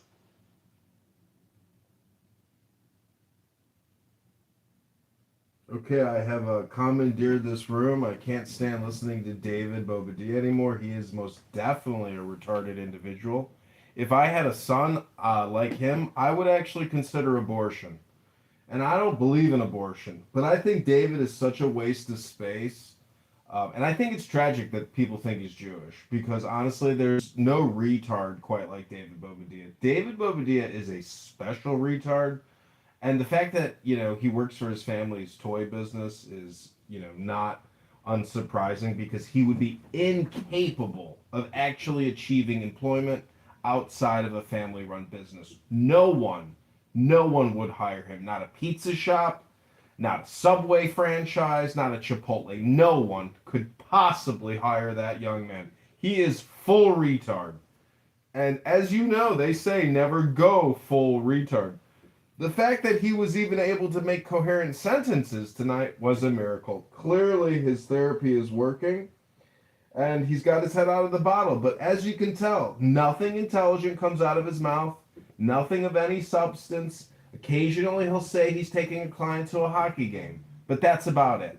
David says nothing informative, nothing persuasive, nothing intelligent. He is what you could call a complete and total waste of space. I would call that a Democrat. David Bobadilla is most definitely a Democrat. His family supports Democrat candidates in New Jersey. And perfectly, basically, a woman can't respect David. No woman, unless she was a complete and total liberal, which obviously there are tons of them. And they'd be happy to have David's money, I'm sure. But he would be a sexually incompatible mate because he is completely retarded. And as you know, he gets a lot of grace here, but everything he says is completely stupid. It's always like these little like moanings and groanings, whatever. Whoa! Hey! If you mention something about gay people, David Bobadilla is what's wrong with this country. I'm sorry. And there's a lot of actually, David is kind of unique. I've never really met a retard like David, not because he has money, but because everyone is just unique at the end of the day. And, it's not that I want David, it's not that I don't want David to have a great life. I don't want to listen to him. So that's why I decided that when I realized I was a mod, I kicked everyone from the stage because no one deserves that much talk time or dopamine. And see, this is the problem. People are here talking just to talk. And it wouldn't matter what the topic is. It wouldn't matter. People just want to talk. And you got to be really careful about that because your time is valuable. And if people are willing to talk about anything just for the sake of talking, well, clearly we have no objectives anymore, no purpose, no goals. And that's dangerous because that means brain rot is setting in and brain rot is real. And so I hope you can understand why I unfortunately had to kick everyone to the goo to help explain the problem with people like David Bobadilla. But again, it's not people like David Bobadilla. David is a unique and special retard, unlike any other retard. But there's a lot of retards out there. David just happens to be a big embarrassment. You know, if he was Jewish, I think he would be excommunicated. And I'm not even Jewish. My mother's gorgeous. I'm just saying that David Bobadilla gets a lot of grace for whatever reason, maybe because he has money and he has season tickets and he can invite you to Madison Square Garden at his parents' expense. Because clearly David never started a business. David's never probably worked a job. And his parents have set him up because they would feel bad if he ended up in a homeless shelter. Because they know that's where he would be without their support. Sad and tragic, right? Because he's a hardcore alcoholic. David drinks a ton of tequila. But tonight, he must have seen his therapist or something this morning, and it saved him from the downward. Or maybe he was just recovering. That's probably what it is, because I think last night he was shit-faced. Anyways, Raz, welcome back to the stage. That's it. I don't really have anything here planned. I'm really ready to go to bed. I don't, well, I guess it's too bad because I'm actually live streaming this room. Oh, no, I'm not live streaming this room. That's good. I have the World Affairs Forum going on, recording the 50-something day of Amir sitting in his apartment in Los Angeles hustling cars on Toro, while the glorious and brave IDF soldiers fight Islamic terrorist radicals in the south of Lebanon, and America fights the Islamic Shia terrorists in Iran at the Strait. I don't understand, like, in a boat in the Strait, I saw them shooting a machine gun at a boat from a distance, and they said that that was like an attack. I was like, that's a pretty weak attack. I mean, I didn't even think those bullets are going to penetrate, you know, the shipping containers. But I also saw a U.S. battleship shooting on an Iranian cargo ship with what appeared to be like, you know, large bullets, but not a rocket, not a not like a cannon from like a battleship type of thing. It was more like a 50 caliber, maybe larger. Anyways, I don't understand. It was so far away. They said they were going to try to hit the engine compartment. I'm like, how the fuck are you going to hit the engine compartment? Like, you're just like shooting at a dot in the distance. So, anyways, God bless Donald Trump. God bless America. God bless the troops. And I'm not opposed to sending 200,000 soldiers into Iran and teaching these completely delusional Muslims a lesson that they'll never forget. And let's find out just how much their jihad and just how much the Ummah will come to the rescue, because I don't buy it. These people are completely irrational, totally delusional, sycophantic liars that believe in anything, or they project everything. So anyways, that's it. I release you all now back to the bosom of yourselves, which is the true self, which is you. You know, guys like Rayabia that like to come in here and talk all their shit while they're living in, you know, a rent-subsidized studio, sharing a bathroom with 15 other men on a floor at the YMCA. I've been there. I've done that with the bed bugs. It's not pleasant. I didn't want to stick around for long. Luckily, I started dating a beautiful Israeli chick. And she didn't care that I was living in a single room occupancy. She just didn't care. That was the most amazing thing to me, was I was getting laid by the hottest chicks of my life while living in the worst apartment of my life. Explain that to me. I think only God can explain that one, because that's a course in miracles right there. That Even in your worst times, you will meet the most beautiful people in your life. But now that I'm very well to do and financially secure, happy, healthy, and got stay in power and totally tax exempt, I'm just trying to say that at the end of the day, if you don't read books, you'll end up listening to morons like David Bobadilla and Rayabia and other morons like Anne talk endlessly about the Jews because they have nothing in their lives of any value. And clearly Jews are of high value, and so that's why they're talking about Jews all the time, because they've got no real values. They've got nothing valuable in their lives that they're interested in, nothing that they want to talk about. It's always, Benjamin Netanyahu. Yahoo! That's Benjamin Netanyahu. Yahoo! All right, well, I'm going to hit the leave button. That will self-destruct this recording. And I suggest everyone don't go to a new room. Don't scan the hallway. Just close the app. Put on some music on YouTube. And just forget about the app. And then actually go to the app on your home screen and just delete it. Click uninstall, drag it up to the garbage, and just say goodbye. You know what? I don't need this stupid app. It's a waste of time. Think about, the movie Network when he opens up his window and he's screaming out the window, "I'm mad as hell! I'm not going to take it anymore!" And just turn your TV off. That's right. Just delete the app. Tomorrow morning you'll be free. You won't have to wake up with Patty and First Lady screaming, "This motherfucker! Donald John Trump, this racist motherfucker." Oh, hey, Mike Allen. Yep. Just quick in and out. He came in for a handoff. He looked like he was a football player.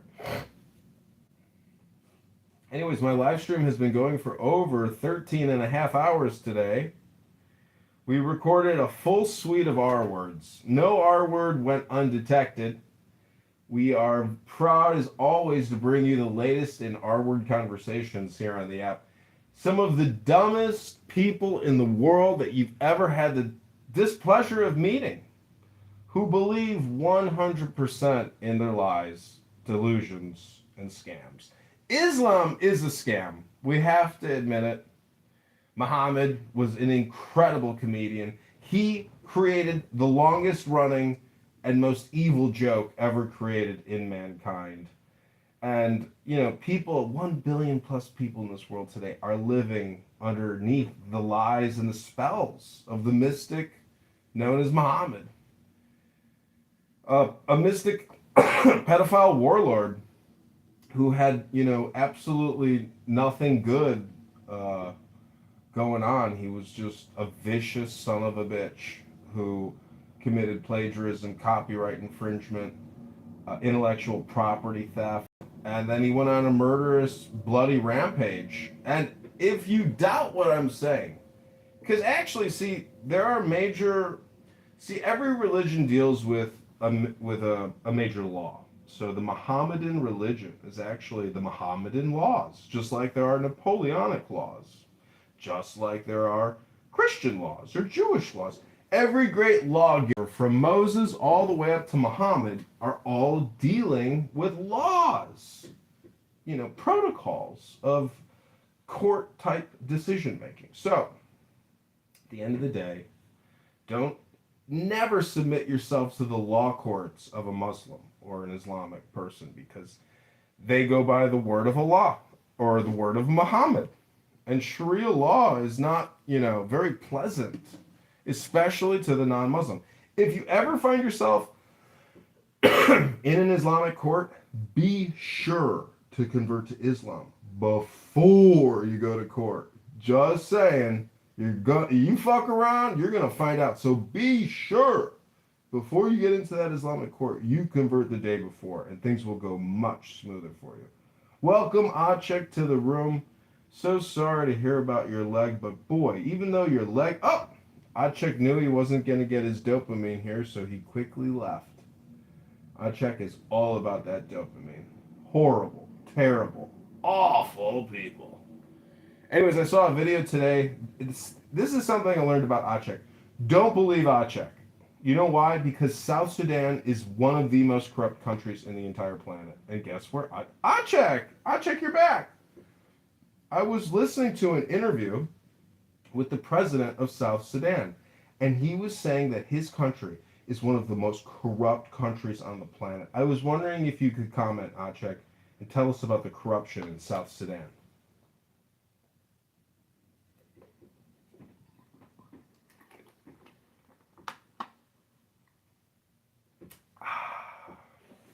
No, Achek, you don't want to come up? You're afraid that you're not going to get the dopamine you're looking for?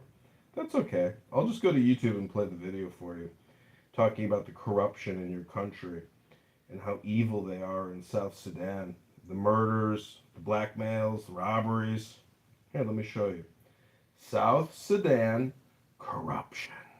I'm not saying it's any better or worse than Chicago, where I live. Oh, this is George Clooney 9 years ago talking about South Sudan. Fucking George Clooney, doctor from whatever that stupid show was that I watched when I was a kid. The world's newest nation, but it faces an age-old problem, massive corruption. The country's leaders and warlords are battling over South Sudan's wealth, while millions of its people are caught in the crossfire. George Clooney Is this when you got shot, Achek? John Prendergast are leading an effort to stop it. And this week, we talk with them. The president and the ousted vice president are engaged in massive corruption. Ooh, you hear that, Achek? Leads to violence and rape and starvation. And that, I think, is a pretty amazing thing to be able to come forward with. 2 years ago, Clooney and Prendergast put together an investigative team trying to unravel how South Sudan's leaders are looting its wealth. To understand what's going on, you need to know Welcome, Bima. the country. Bima, would you like to co-host Divided We Fall? By the way, this house is private, and you can't actually find this house in the hallway, unfortunately, because I was going to record it with my in my recording studio. But it's probably Anne. Anne is so incompetent. Anne hasn't worked in years. She got a job offer, but they already shut down the company before her first day. Welcome, David Bobadilla, back to the room. Feel free to raise your hand if you want to come up. Maybe you're just here for the show. But that's okay, whatever you want to do. Let me change the room title. We're going to call it Chicago Mayor Vote.com. And I don't know if anybody knows this, but I'm running for the mayoralship of Chicago. And I am calling for the arrest of Mayor Brandon Johnson and the Chicago Teacher Union leadership to be all arrested under RICO. RICO is racketeering and corruption. That's exactly what they do. It's all racketing, it's all racketeering, it's all corruption, and I believe that I can actually bring criminal charges against the corrupt leadership in Chicago, which are just a bunch of parasites. And then we'll move in and crush the gangs, just like they did in, Nicaragua or El Salvador? El Salvador, with our good Bukele, great friend to America, Bukele. Because technically, Chicago and all these major cities have huge gangs, and I just saw a video of all these YNs with, AK-47s, M16A4s standing in the street throwing their signs. And so we're going to crush them. If they don't disarm, turn in all their weapons, we will send the police and the Army National Guard to wipe them out completely if they don't disarm. But before we wipe them out, we are going to suspend all funding for illegal aliens living in shelters, receiving monthly food, stipends, cash assistance, rent assistance, completely done. We'll save over $2 billion a year immediately here in Chicago. They're gone. Army National Guard, Border Patrol, they're gone. 20,000 Venezuelans living in Chicago, gone. Within 2 weeks, out of here. Bye-bye. Back to Venezuela. Adios, amigos. Yeah, I'm running for mayor now. Go to ChicagoMayorVote.com right now. People were talking about my AI videos. A lot of people were saying that they're schizophrenic AI slop. But all those people have LGBTQ and communist resistance flags, so they don't count. And I think my AI videos are hilarious. Like, for example, I had an AI video of me as a doctor providing vaccination to post-abortion female minorities. That's the kind of integrative medicine and social advancement that I'm advocating for. I know it sounds radical, but that's actually what's happening. Oy vey. Such a complicated life. I'm glad I'm 43. I would hate to be 23 walking into this life, observing things as they are right now, because prior to 9/11, things in America were actually great. I think 9/11 is what fucked everything up. I think George Bush, Dick Cheney, Donald Rumsfeld fucked us in the ass. Fucked us. We should have sentenced commandos, special forces, tactical nuked them, and just pulled out within 3 weeks. A 3-week war, that's it. And then we could have saved ourselves $40 billion, you know? The country was only like $2 or $5 trillion in debt at the time. We've multiplied our debt tenfold. That can't go down well in the future, right? Somebody's messaging me on YouTube here.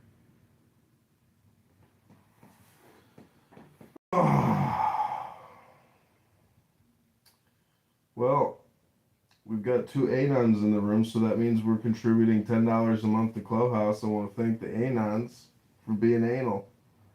Without your anal proclivities, this app wouldn't turn a fucking penny. I mean, I know they sell all the data to the government, but you know, we're talking about actual consumer transactions, which is the basis of the economy, not government spending. Government spending is taxation. That's theft. All taxation is theft. Every good American knows that. Bima, do you want to come up here and do an ASMR with me? We can read the Tao Te Ching. It'll put us to sleep. Everybody will get turned on by your sexy voice and your 300-pound frame, because nobody with an ASMR voice as good as yours can do it on an 80, 90-pound frame. You gotta have a big frame, big body, like an opera singer. Ooh, how dare you call me fat? I'm not fat. My bones are thick. I am a big woman. I'm not fat. I'm a power lifter. Did you like that? Did you like that, Bima? No. That was my opera contribution. If you'd like, I could sing an opera song about begonias. Oh, my holy begonia, I water you once a week and put you in a song, my beautiful begonias. Why want more people like begonias? I love my begonias. My beautiful Oh, Bima, welcome to the show. You ready to do an ASMR hypnosis? Hello? Okay, repeat. Oh my God. Oh my God. Oh my God. Oh my God. I gotta drink some water because all that garlic pizza I had is pretty salty. Garlic pizza.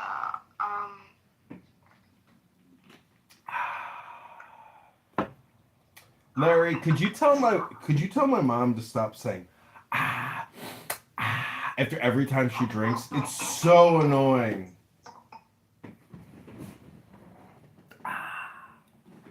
Okay, repeat after me, Bima. This comes from the Book of Love. Sex. This is where you repeat. Sex. I don't like that one. Start over. Well, that's the first word in the sentence. In the beginning. In the beginning. Love is love is sexuality. Love is sexuality. You need to learn to give yourself. No. To this most simple of the games of love. This is what the Oracle invites. Failure. Every passion exhausts itself. Oh, you're supposed to repeat after me, Bima. This is the name of the game. It's called Repeat Show. It's part of the Gong Show. But you don't know how to repeat what I say after I say it. I don't like this game. Oh well, do you want to just post a link and then you can just read something to us? About begonias? Yeah, it's about mystical flowers. I had a rough night. Oh, what happened? I would love to never tell you. So you can then come in every room and remind me of this night. Well, just give us a summary. You don't have to get into specifics. Well, life choices make you feel certain ways, and then you get to feel them. That's the whole story. Yeah, I've heard that. I've heard that life can be boiled down. What did he used to say? And that's the story. That's the whole story. Or that's. Yeah. What's his name? How's it go? Art Bell, is that who you're talking about? No, the other guy. Oh, I know. I don't know what that guy's name is, but yeah, he said, and that's the whole story. Yeah, that one. But anyways, I put the link in the chat to the Rose poem, La Gitana. Maybe that'll help ease your mind over your life decisions. Life is all about cause and effect. Like, for example, I ate half of a garlic cheese pizza tonight. That was the cause of tomorrow morning's 8 a.m. effect of taking the Cosby kids to the beach.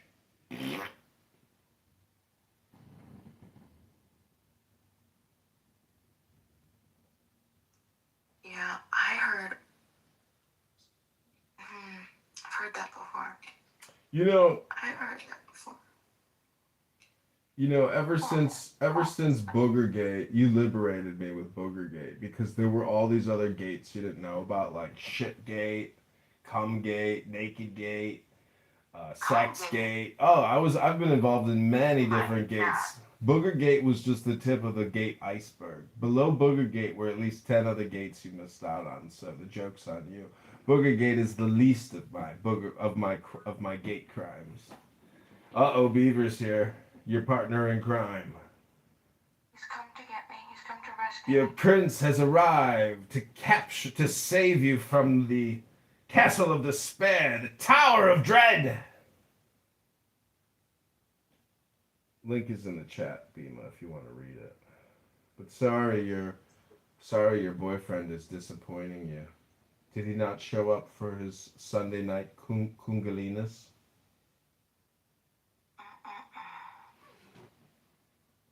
Horrible. Oh. Okay, thank you. I got the link. Here we go. Bluebird.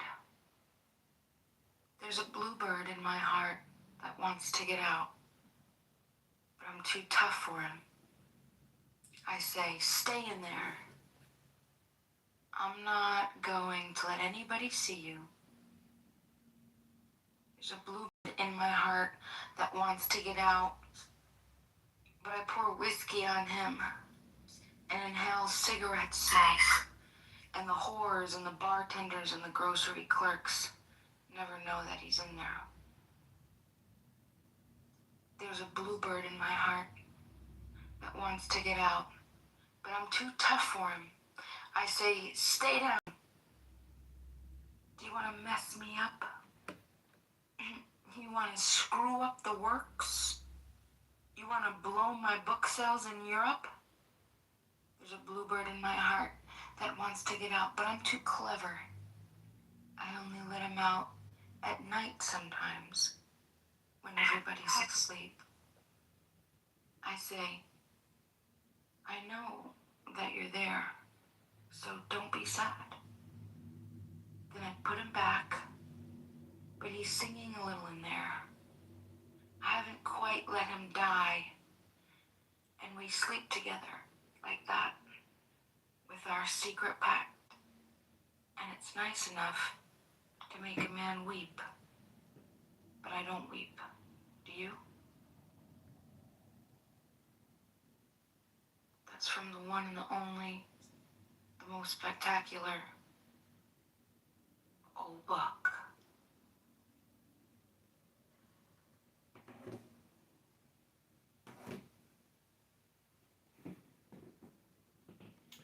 Okay, everybody, welcome. Invite your friends. This is Late Night ASMR with an unhappy Bima, who's generally always so happy. But tonight, something horrible has happened because of life choices. Cause and effect is what they call it. Cause and effect. That damn formula. Can't get around it, can you? Cause and effect. What was the cause of this effect? I don't know. It was my choice. It was my life choices that caused this effect.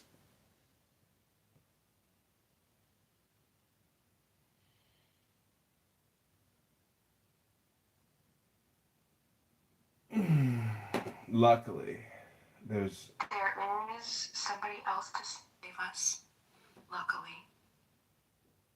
And that would be Naruto, talking about love.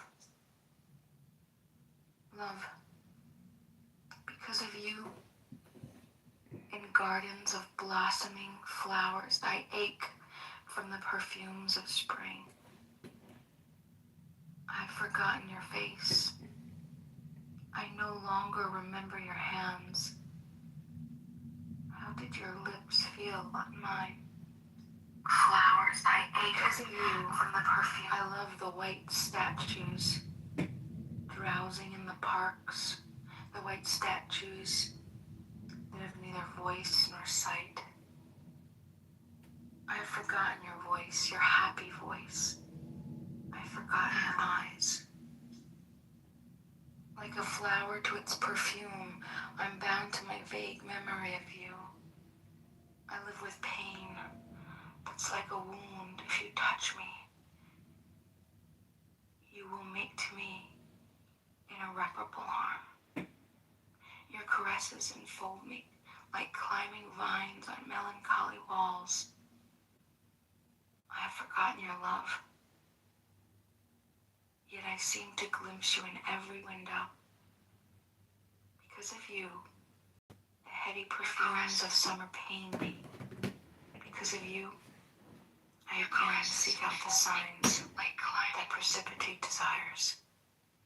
Shooting stars, falling objects.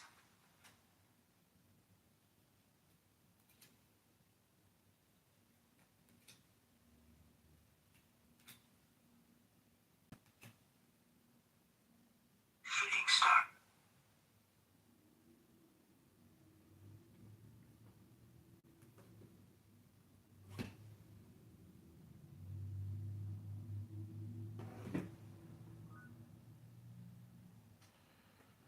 Naruto likes you, Alistair. What? Naruto likes you. Calm. I like you calm. As if you were absent. I like you calm. As if you were absent.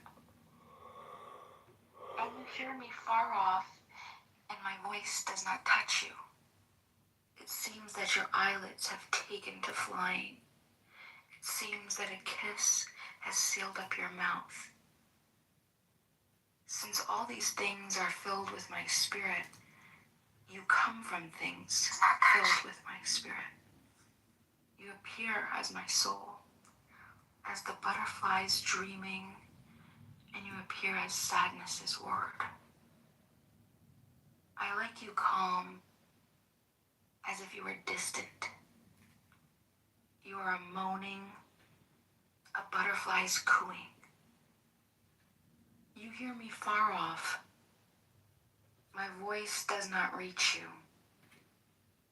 Let me be calmed then, calmed by your silence. Alistair, let me commune then, commune with your silence, clear as a light and pure as a ring. You are like night, calmed, constellated. Your silence is star-like, as distant as true. I like you calm, as if you were absent, distant and saddened, as if you were dead. Calmed. One word at the moment, I smile. Is sufficient, and I thrill then, I thrill that it cannot be so. Vente poemas de amor. I like you calm as if you were absent, and you hear me far off and my voice does not touch you. And I thrill. Then I thrill that it cannot be so. Poema.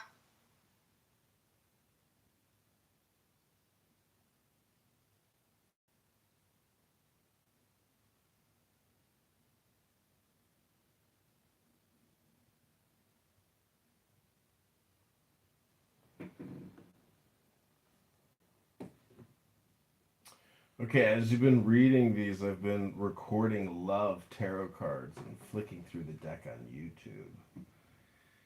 If these don't get views, well, then the algorithm is completely woke, and it's impossible to make a living on the internet unless you're a black female, obviously. Or gay. So, this is our final experiment. If it doesn't work, tomorrow morning, I will become a gay black woman. There is no other choice in this economy. Tough times call for drastic measures. Tomorrow I may transform into my final form, a gay black female. It will be a bold choice to take on that persona, character, but I just hope African Americans are as welcoming as they claim they are.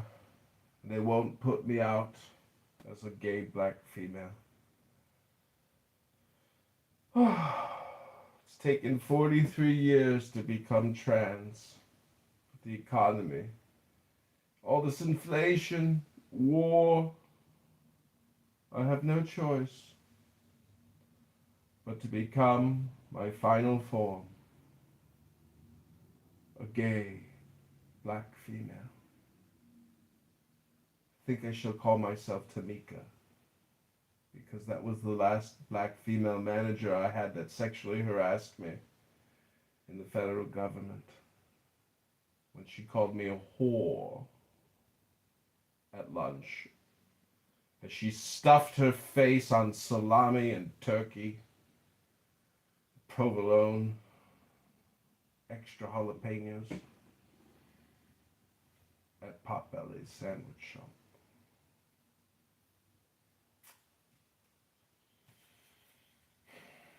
Didn't want to be gay. Didn't want to be black.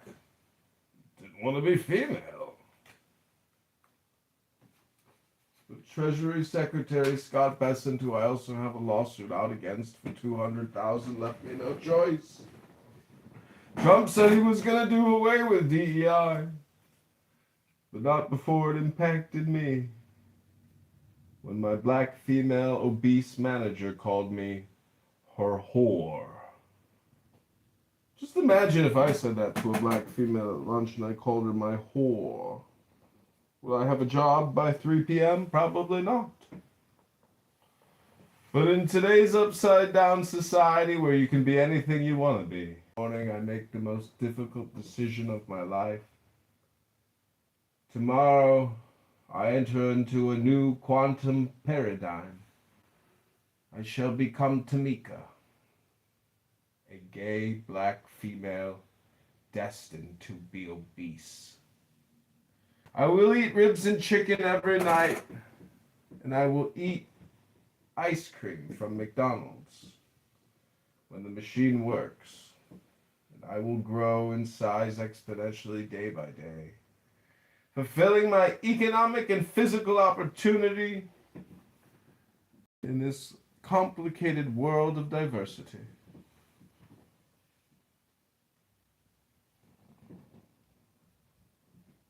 But before I do that, Bhima, let me cleanse your chakras.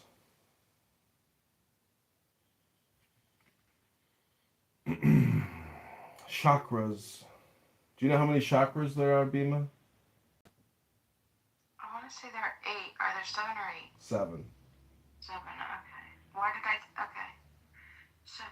They are energy centers, the center of energy. There are 7 chakras. They are wheels of energy. Wheels. Transformers. Ooh, transformers and doorways of subtle vital forces called prana.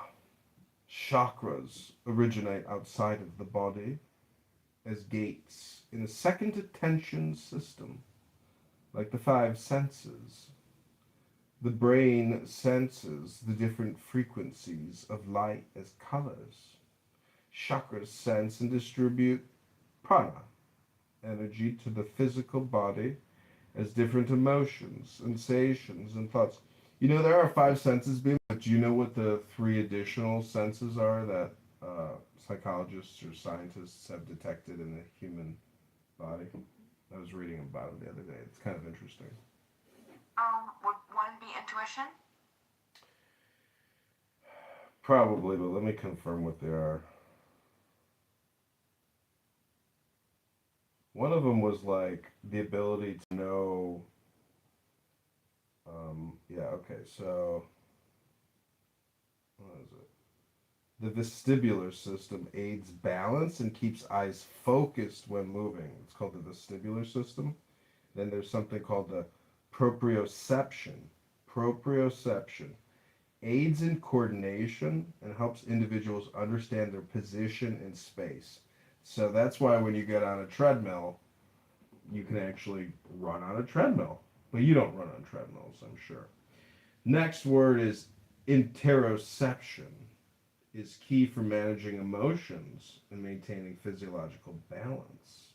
So vestibular, proprioception, and interoception, which is key for managing emotions. So what we've learned here is that many people on this app lack interoception, which is key for managing emotions and maintaining physiological balance. The more you know.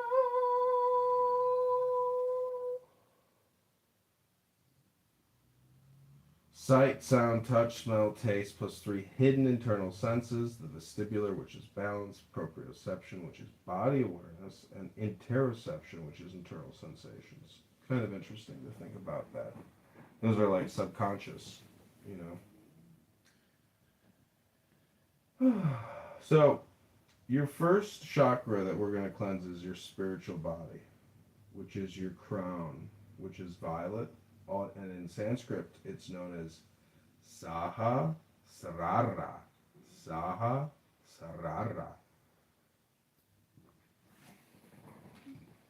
Symbols are chakra lotus petals indicate the vibration, frequency rate, and the color of energy fields. So first we have your spiritual body. Then we get to your mental body, which is your brain, or your brow, which is known as Ajna. Ajna. So the first step in cleansing your chakra is this magic word. So repeat after me. Saha Sahasrara. Sahasrara. Go ahead, say it. Sahasrara. And think about your violet crown chakra. I don't No. I think that you should cleanse my chakras. What are you, a Christian now? I just don't think that you should cleanse my chakras. Oh, you want to do it yourself? Okay, well we can move on. But this was some of the interesting parts. The planet for your crown, which is above your head, is Uranus, and then below that is your brow, which is Jupiter, and then your throat, which is Mercury. And why do you think the throat chakra is Mercury? You got me. Because Mercury is the god of communication, and your throat deals with communication. Next, we have your heart, which is I was gonna say because that's usually, Mercury, throat. Mm-hmm. That's where the dentist put the mercury in the fillings, and it leaks into your throat. Ew. Causes metabolic dysfunction, cancer, and a whole bunch of other things. Yeah, if you have mercury fillings, I suggest you get them removed. No, my doctor's Jewish. Believe me, this guy's the best. He took out that old filling, put in one of those, cat crown or the filling with the what do they call those things? Out your mercury fillings. Mm-hmm. That's wonderful. He remembered it. Well, He knew when he saw it, he knew his handiwork. So which planet do you think deals with the heart? I would say that would be the Adams planet, who's come to take second shift. No, it's Venus. No, Venus. No. I'm going to bed. I shall It's all you, Bima. We love you, Bima. Here we go, Adams. It's all you. They've all left. Well, since Donald Trump is our orange president, the sacral, or the Svadhisthana, is Donald Trump, which is the moon. And the main issue is sexuality. The goal or the function is desire and emotions. Foods, like liquid. The gland is the gonads. The body part is the abdomen. The symbol is the orange triangle, or water. The sense sound is taste, ooh, and the gemstone is coral. Donald Trump's angel is Gabriel. The quieting stone is a quartz. The fragrance is a rose. Ooh, and the incense is saffron. No wonder why Donald Trump is so, inspired by Iran. It's his chakra. The stimulating force is the carnelian. The stone is dragon blood. I think we figured out why Donald Trump is so orange.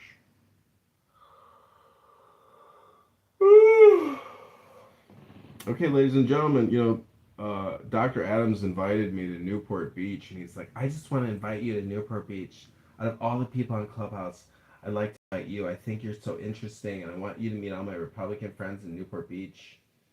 That's what he told me yesterday, and I was like, Jesus Christ, after all the times he called the FBI and the police on me, and, now you want to be my best friend so I can meet all your Republican friends? Isn't it funny how life works out like that? That your biggest haters